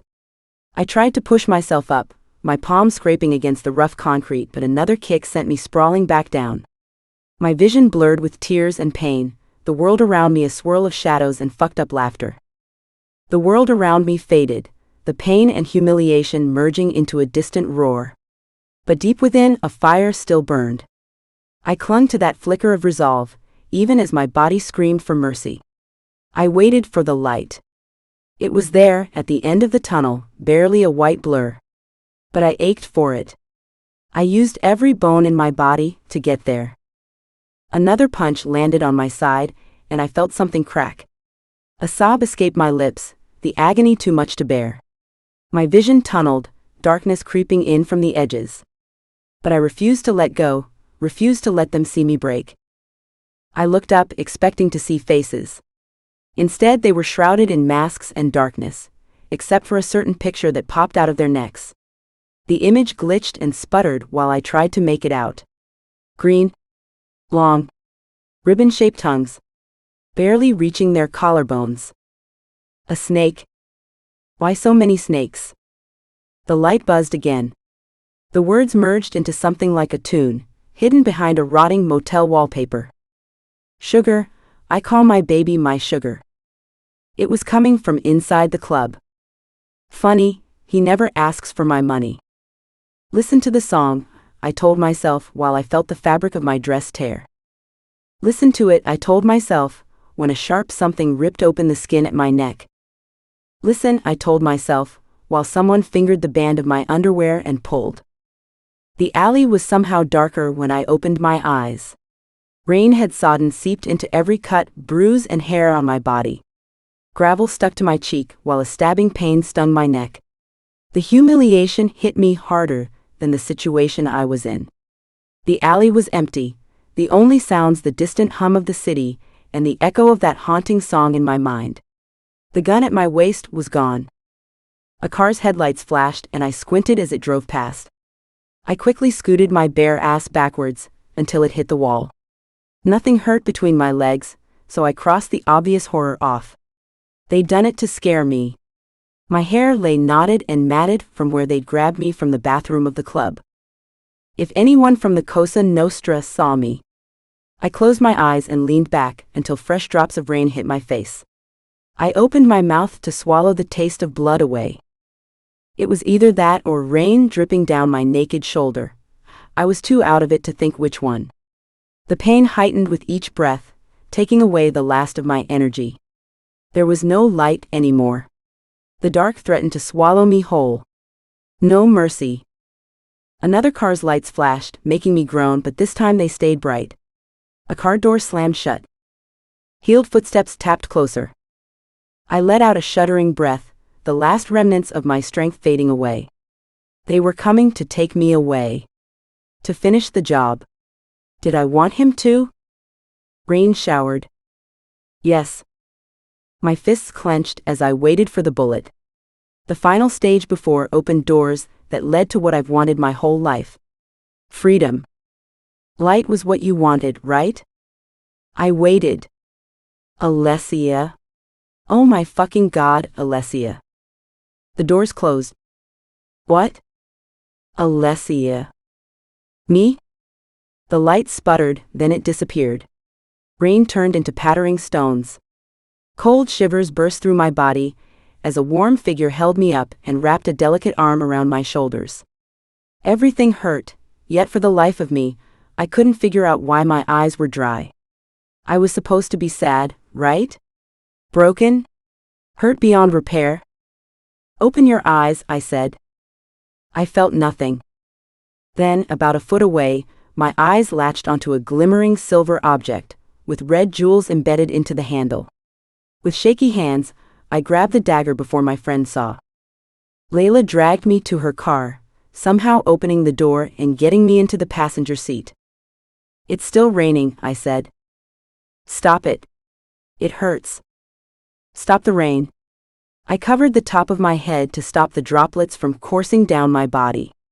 Please stop it. Just stop. My friend's voice was solemn. You're inside the car, ALESSIA. There's no rain? What? But there it was. In the windscreen, a figure. I peered closer. It was me. Layla was right. There was no rain. There was only red. Chapter 19. Nikolai's Pov. The morning light filtered through the heavy curtains, casting a muted glow across the bedroom. I lay still, staring at the ceiling, listening to the house settle around me. I never relied on sleep. My energy came from nights I spent wide awake, in my study, forcing myself to get rid of scrapped identities of men that proved disloyal to the Bratva. Papers and papers inked with numbers, house addresses, and corporate jobs at law firms that somehow forgot to stain counterfeit records. Last night, however, my mind wasn't playing tricks on me because of sleep. It was her screaming that kept me wide awake. They had a certain terror to it, a blood-curdling twinge of red that pierced my mind and kept the neurons fired up. They echoed through the main hall all night, slipping under my study and giving me no time to wait. I spent the first minute detached and hasty. Then the second, instinct drove me to find her thrashing in her bed, hair messy and sobs racking through her chest. The hellish memory haunted her eyes as I jolted her awake. Her eyes widened, but no tears left that nightmarish black stare. It was almost as if she'd been locked up in a fucking trance, her mind giving no way of escape. I couldn't help but admit that it bothered me. ALESSIA wasn't ashamed of being different. Flaunting her personality, throwing glares at men knowing they wanted her for that same fiery look in her eyes, she was a fucking book through and through. It was alone, when she had none of that fire to guard her accountability, did I see the reality. And I see truths every day. Kill for them, fucking torture for them. I don't stop until I find them. With ALESSIA, I knew it wouldn't come out until I forced it to. And after yesterday, after feeling the way she melted into me knowing she wasn't supposed to, it told me that I could easily get what I wanted with a simple drawl of my fingers. That is, if her fucking stubbornness didn't come out at the same exact time. I threw off the covers and sat up, running a hand through my hair. I spent the rest of the night with my shirt unbuttoned and neck tense, waiting to look up from the papers I could barely focus on, in the attempt that her voice would scratch the doors again. But why it bothered me, why it itched that one complex I never touch, that was something I didn't have the need to confront. Swinging my legs over the side of the bed, I stood and rolled my shoulders, the muscles in my back protesting from the tension. I dressed quickly, pulling on a black t-shirt and sweats. Casual. I needed to look casual, not borderline manic. I threw a quick glance at her door that now lay fully shut, even though I left it open a crack after the third time I went to check. As I made my way downstairs, the house was eerily quiet. The staff knew better than to disturb me. I found myself in the kitchen, staring blankly at the coffee maker. I needed the jolt of caffeine, something to ground me. I shot Polina a quick text to take the day off, then flicked through my contacts over Zakar and called Luciano instead. God forbid, I told my brother I was skipping work and he didn't show up at my doorstep to drag me there.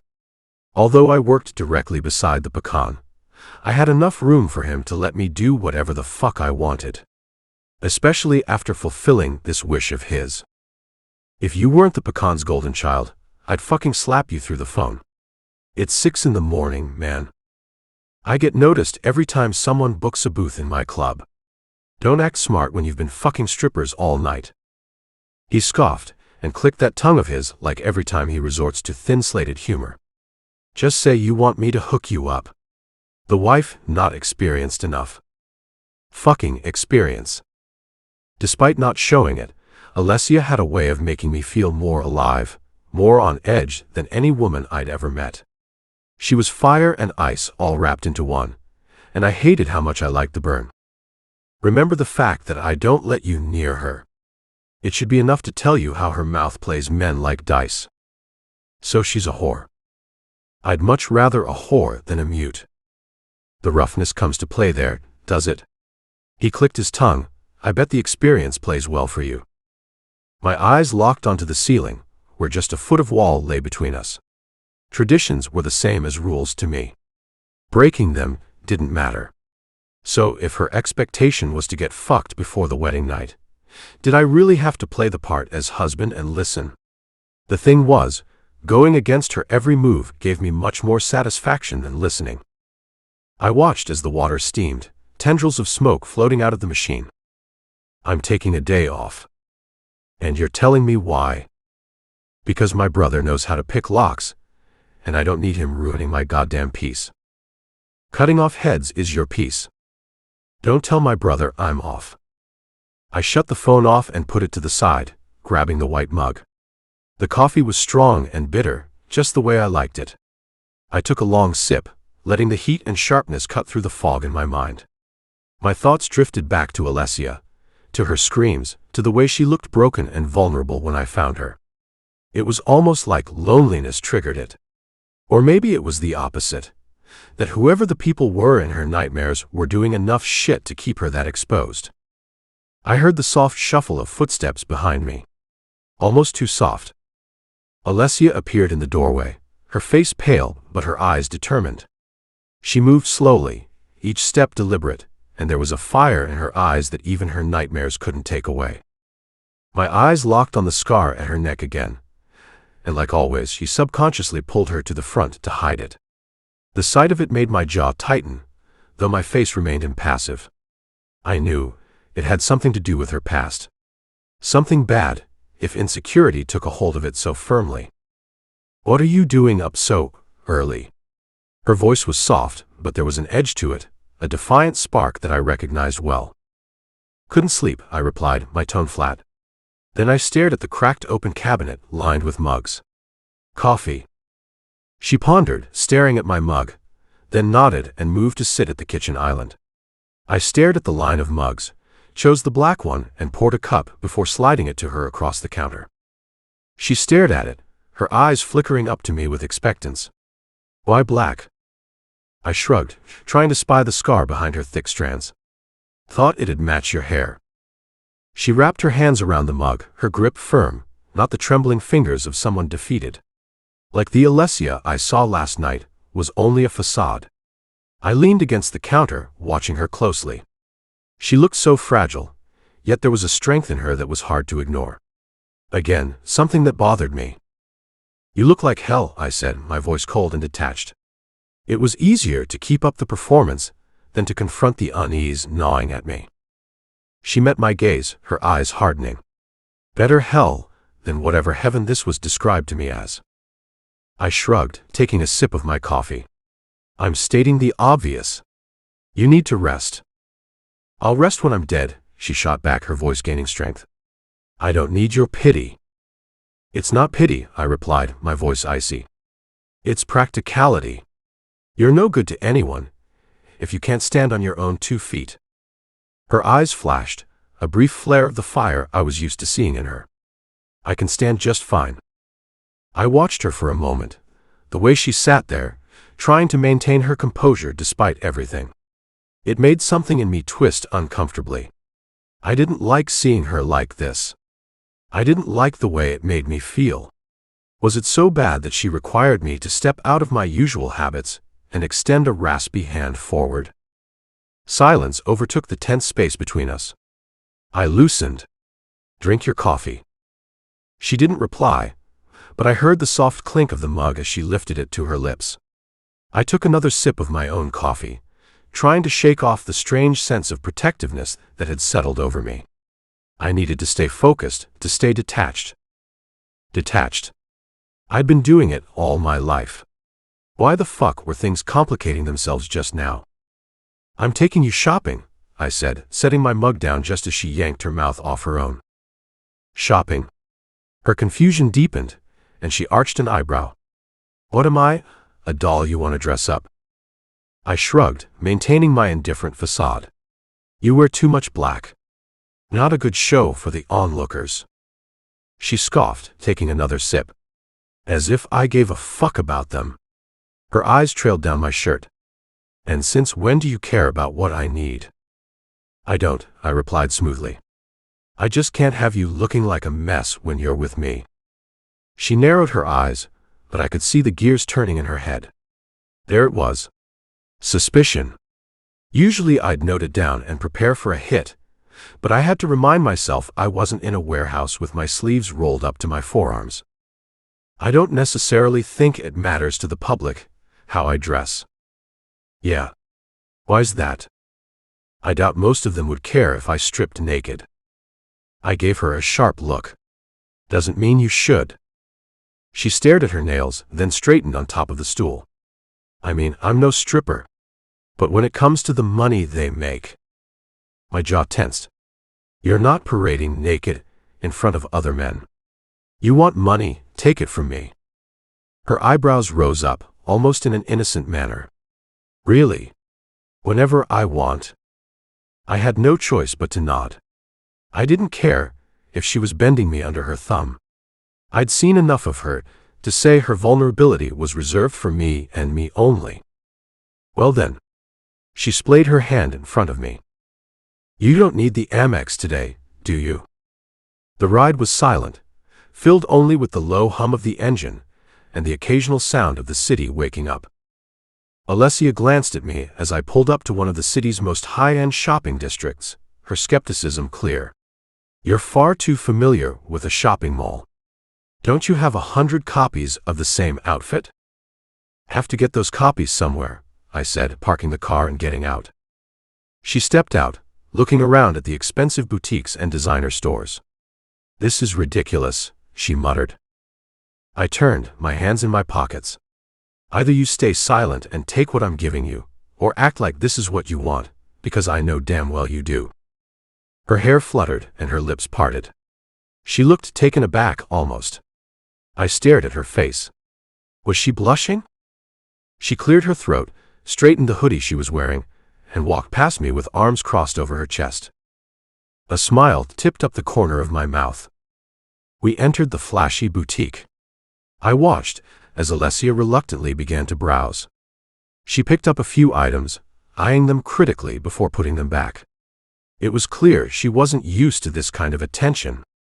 I'm sure she was used to doing it all on her own, in fact.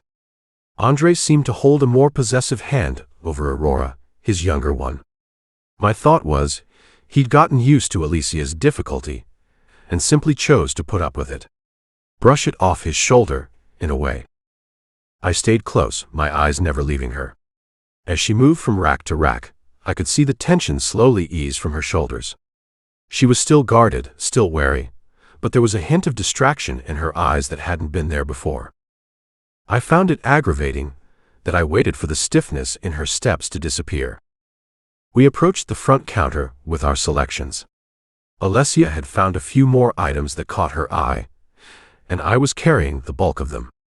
As we reached the counter, a woman with platinum blonde hair and a sultry smile greeted us. She was dressed to kill, with eyes that lingered on me a little too long. Good morning, she purred, her gaze sliding over me appreciatively. Is there anything else I can help you with today? ALESSIA stood beside me, her eyes narrowing slightly at the woman's tone. I barely glanced at the blonde, focusing instead on unloading our purchases onto the counter. We're fine, I said curtly. Just ring these up. The woman leaned forward, her smile widening. Are you sure? We have some exclusive items in the back that aren't on display yet. I'd be happy to show you personally. I felt ALESSIA stiffen beside me, her fingers curling into fists. I turned to the woman, my expression hardening. No need, I said coldly. I'm here with my fiancée. Just get her your newest dresses and make it quick. The blonde's smile faltered for a moment, but she quickly recovered, nodding. Of course, sir. Right away. She disappeared into the back room, leaving ALESSIA and me standing at the counter. I could feel her tension radiating off her in waves, but didn't comment on it. Did you see that? She muttered under her breath, her eyes still fixed on where the woman had gone. See what? I replied, feigning ignorance. Her. She was ready to strip down and fuck you right here. I turned to her, my gaze steady. Women like her don't get me off. She turned her neck. Women like her. What exactly does that mean? I met ALESSIA's gaze, unwavering. It means she's shallow. Easy. There's nothing interesting about her. Alessia's eyes flashed with a mixture of surprise and something else, satisfaction maybe. But even I knew she wasn't about to let me off that easily. Maybe that's what I liked about her. "What kind of woman does get you off then?" she asked, her tone challenging, almost defiant. My eyes traveled down her face. She was wearing a hoodie, but the same sleep shorts she wore every night. Her legs were long and smoothed over, glowing under the light. Just like I'd seen them yesterday. "I like challenge." Her eyes flared. I tipped my voice lower, until it was a mere rumble under my breath. Then I bent down close to the shell of her ear. They seem to know how to handle the things nobody else knows. I pulled away to see her lips parted, something like haze clouding her eyes. Before she could respond, the blonde returned with a selection of dresses, breaking the tension. "Here are our latest arrivals," she said, laying them out on the counter. "I think you'll find them quite nice." Alessia stepped forward, her gaze lingering on the dresses. She picked up one, a deep crimson that complemented her ardor. Holding it against her, she glanced at me through the mirror. "What do you think?" I studied her, the dress fitting her like a second skin, accentuating every curve. "It suits you," I said finally, my voice husky. "A bit too well." As the blonde rang up the purchases, Alessia's hand brushed mine subtly. I looked down to see her pull it away, eyes on a rack of dresses in the far back. She'd done it subconsciously. Was she like this with every man? Just yesterday she'd let me touch her like it was foreplay. As we drove back home, I stole glances at her, watching the way her hair caught the sunlight, the way her eyes sparkled with a newfound energy. I halted at a red light. "Gosh, it's so hot in here. Is the AC on?" I cranked it up to the highest setting. "You deserve it for wearing a goddamn hoodie." She scoffed, fluttering the fabric. "As if you don't wear a suit every single day." "It's professional." In that mocking tone she said, "So all of that goes out the door when you take it off." "You want me to strip?" I asked, giving her a side glance. She met my gaze head-on, looking down at my sweatpants. "You're driving. Doesn't mean you can't follow the request instead." She stilled, her lips parted in shock. Cars swerved as we stayed rooted in front of the four-way. "You have until it turns green." She looked at me, stretching the hair tie around her wrist, and grabbed her hair in a bunch to tie it up into a high ponytail. My gaze ran down her jawline, her throat, and to exposed collarbone. Her scar stay hidden on the other side of her neck, facing the door. "Fuck." I adjusted in my seat. She was turning me on by putting her hair up. Some strands slipped out, framing her face as she turned to me. "What?" "Nothing," I said, heat rushing to my groin. I was this close to running the red light. Consequences? A gun to the NYPD officer's head for even thinking I'd take the fine. That or I'd hand him a wad of cash and pretend I gave a fuck. But like an unintended desperate man, I waited. My eyes locked on her hands as she grabbed the hem of the hoodie and bunched it up before slipping it over her head. Her back arched as she pulled it off, her hair messy like she'd just gotten fucked over. Was it weird that I preferred it that way? I'd seen too much perfection, tried to be it, that now I wanted nothing more than jagged edges and abrasiveness. My eyes locked on the flimsy black lace bra and how it held her tits perfectly. One of them lay off her shoulder, assumingly from the hoodie. She smirked and looked away, probably seeing my eyes roam her like she was fucking dinner. "It's green, Nikolai." My eyes flickered to the front. It was barely time for breakfast. I hit the gas a little harder than I should have and sped through, sweat collecting on my brow.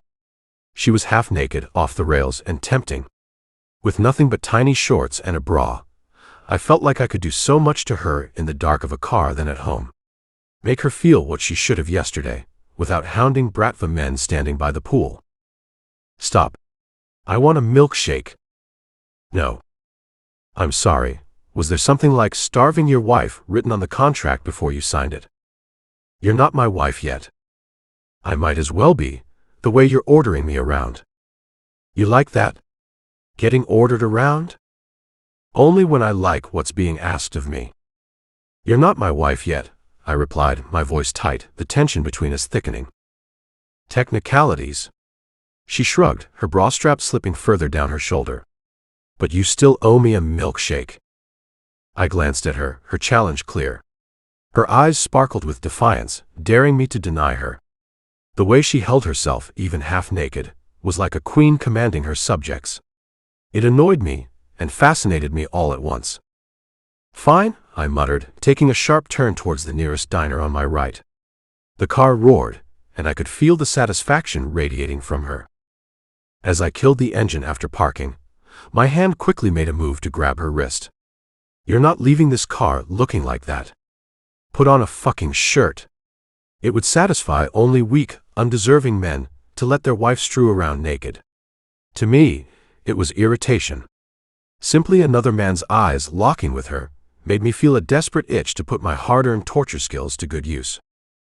What if I don't? She tilted her head slightly, hitting me with that one look that brought back the memory of yesterday in the kitchen. I reached for one of the bags, grabbing the first piece of fabric that I felt, and tossed it to her. A sweetheart neckline. For a diner. That or no milkshake, I said, stepping out. I waited the extra minute for her to toss on the top, and we started our way inside.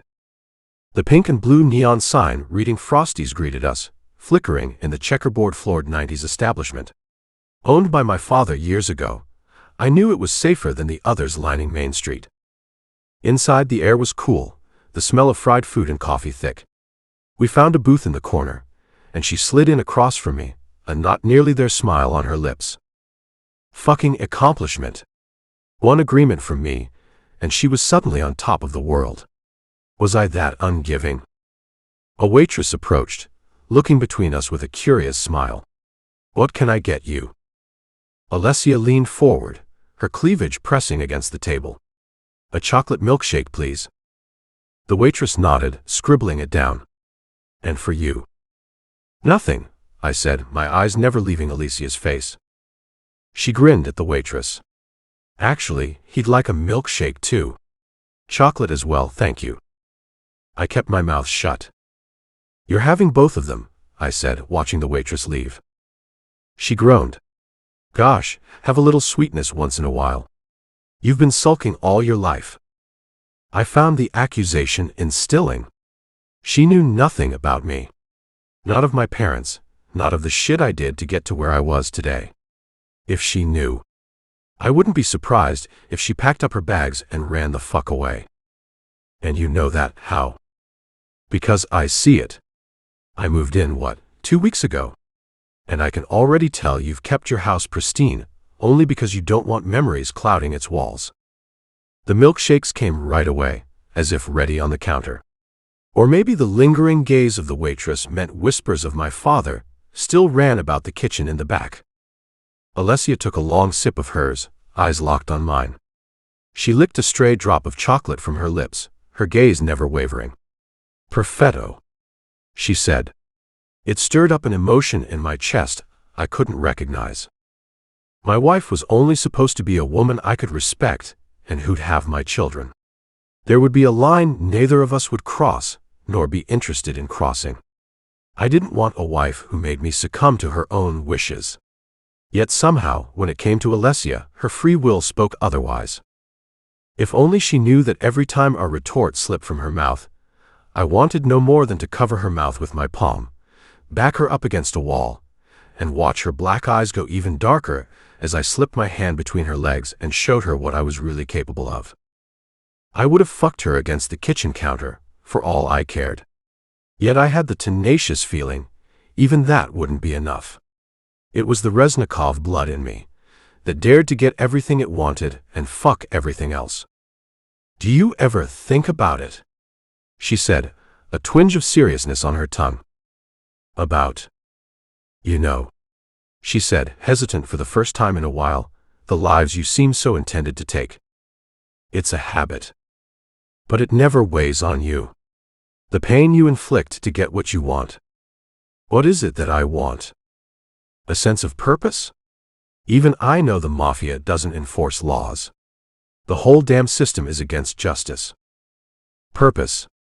If I killed people for a purpose, I'd be trying to find a neck to slit right this moment.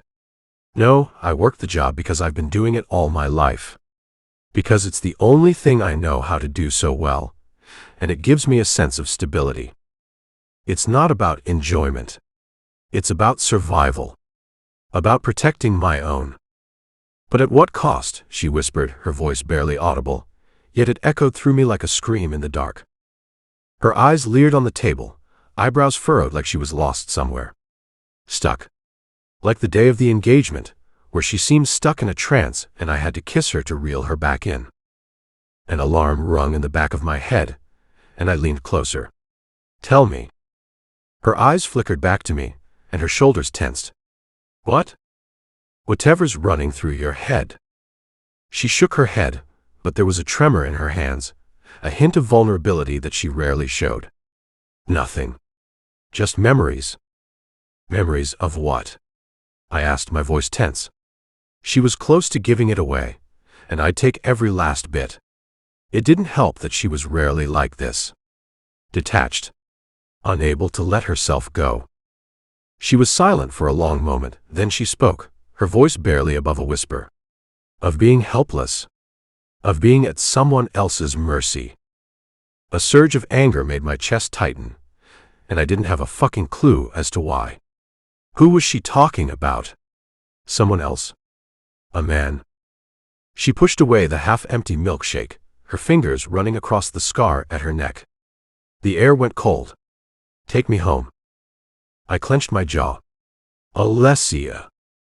Please, Nikolai, she said, her voice cracking. And for the first time, as I caught the pitch-black turmoil in her eyes, my mind gave way and I was up in an instant. I signaled to the waitress for the check. As we left the diner, the weight of her words hung heavily between us. I watched her as she scrapped the top in front of me, threw on the hoodie, and stared out the window the rest of the ride.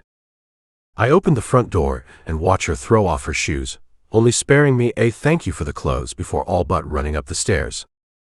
I stared at her until the door of her bedroom shut. Then I heard her bathroom door close. I waited for the shower spray to turn on before heading back out to head to the pecan's lair. Lev, who sat on a patio chair, locked eyes with me as I headed to my car. I gestured him over. If she's in the bathroom for longer than 30 minutes, call me. Penamot. He nodded, starting his way inside. As I turned the key on the engine, my eyes wavered on the shopping bags crowding the back seat. Her smell had whispered through the car, now crawling up my senses undignified and raw. Just her. Fuck. I got out of the car, grabbed all 5 bags and headed back inside. Boss. Lev looked at me from the bottom of the stairs expectingly. Tell Zakar, I'll be out for the rest of the day too. Then I started up the stairs, dropping the bags in my study before slumping into my office chair. What the hell? No one fucking kept me from going to work. No one trampled over my thoughts enough to distract me from the one thing I spent most of my life doing. No one made me this fucking confused. I cursed at myself. My expectations for everything had lowered so much that I had room to want more. I'd spent a mere day with her, and my neurons were fried from how much she made me think. How much she made me second-guess myself. How much her mere presence occupied my thoughts and filled them with dirty, sick thoughts I wanted to fulfill. She was messing with me, proud and true. And that made me wonder what the hell was wrong with me. Chapter 20. Alessia's POV. I headed downstairs to find Polina scurrying about in the kitchen, her sleeves rolled up to her elbows in a precise, neat manner. She turned around before I could even speak, probably her sixth sense talking. Nikolai is waiting for you in the dining room, she said, soap suds up to her wrists. I froze midway to the fridge. After the pathetic back-out from yesterday, I didn't have it in me to stand in front of him and feel the scrutiny chase me from the top of my head down to my toes. And that was weird, considering shame was the last thing on my mind. In front of a man, no less. Do you happen to know why? I nearly winced at my reflection in the silver of the fridge. You'd think living with a man for a week was enough to make me habitual at looking presentable. But that wasn't even it. It was the fact that we lived together, and the only encounters I'd had with him were in 3 separate rooms, all ending with one of us leaving with smoke up our asses. I quickly grabbed my lucky hair tie on my wrist and tied up a messy bun. "Nice collarbones," she said, her hands shaking water off. Before I could even react, she dried her hands off, grabbed a patchwork bag from the stool, and gave me a farewell nod. "Wait. Why the hurry?" She paused in her tracks, raising an obvious brow at me. "I'm a single mom of 3. You think I spend all my time in Mr. Moody's house, cooking and cleaning?" With an unreadable smile on her lips, she headed out. "Paulina? Kids? Weird." I looked down at my feet. "Okay." With a deep breath, I smoothed down my silk top, pulled out 2 thin strands of hair to add some classiness to my hair, and made my way to the dining room. The black knob twisted, and I walked in with my head held high. He didn't need to know vulnerability was a norm for me. He didn't need to know I prayed for the thoughts to leave every time I was alone. I found myself in a black-stained oak chair before I could administer it. I looked down at the plate of French toast, strawberry syrup drizzled over with, you guessed it, wedged strawberries, adding a pink pop to the gold-rimmed plate. I looked up at Nikolai, whose eyes were already on me. Specifically, my bare neck. "Gosh, Paulina. Must you know everything about him?" I cleared my throat. I didn't expect her to have kids. 3 no less. His eyes drawled back up to my face, a flare of confusion in them. "Paulina, I mean." He leaned back, the nonchalance back once again.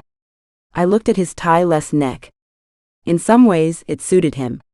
Perfect everywhere, except for that one sharp edge. "She doesn't have kids. She never married." "Oh. So does that mean?" Well, shit. She'd lied to me. Maybe this was her playing matchmaker. Understandable. She has a heart of iron. He hummed in agreement, eyes on the empty chair at the other end of the glass table. He didn't have a plate in front of him. I slipped a big piece of syrupy sweet bread into my mouth. Oh fuck. It was like eating sex.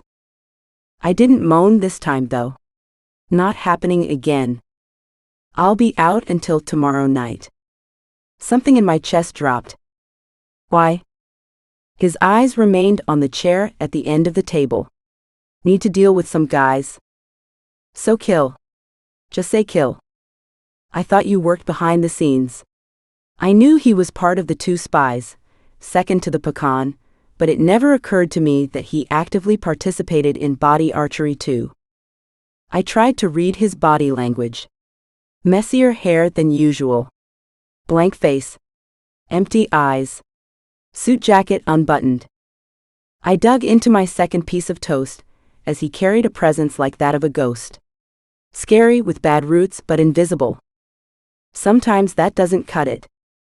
"So you find pleasure in slitting necks. That's good too. Builds character." What the fuck was I saying? That's when he turned to look at me. "Petrov will be looking over things until I come back. There's papers that need to be sorted." My lips parted as the fruit in my mouth turned to mush. Fuck.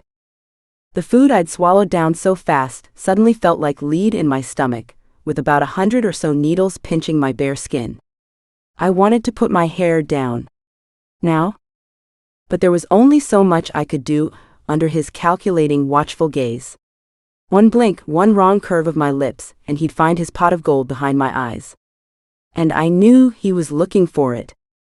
Great.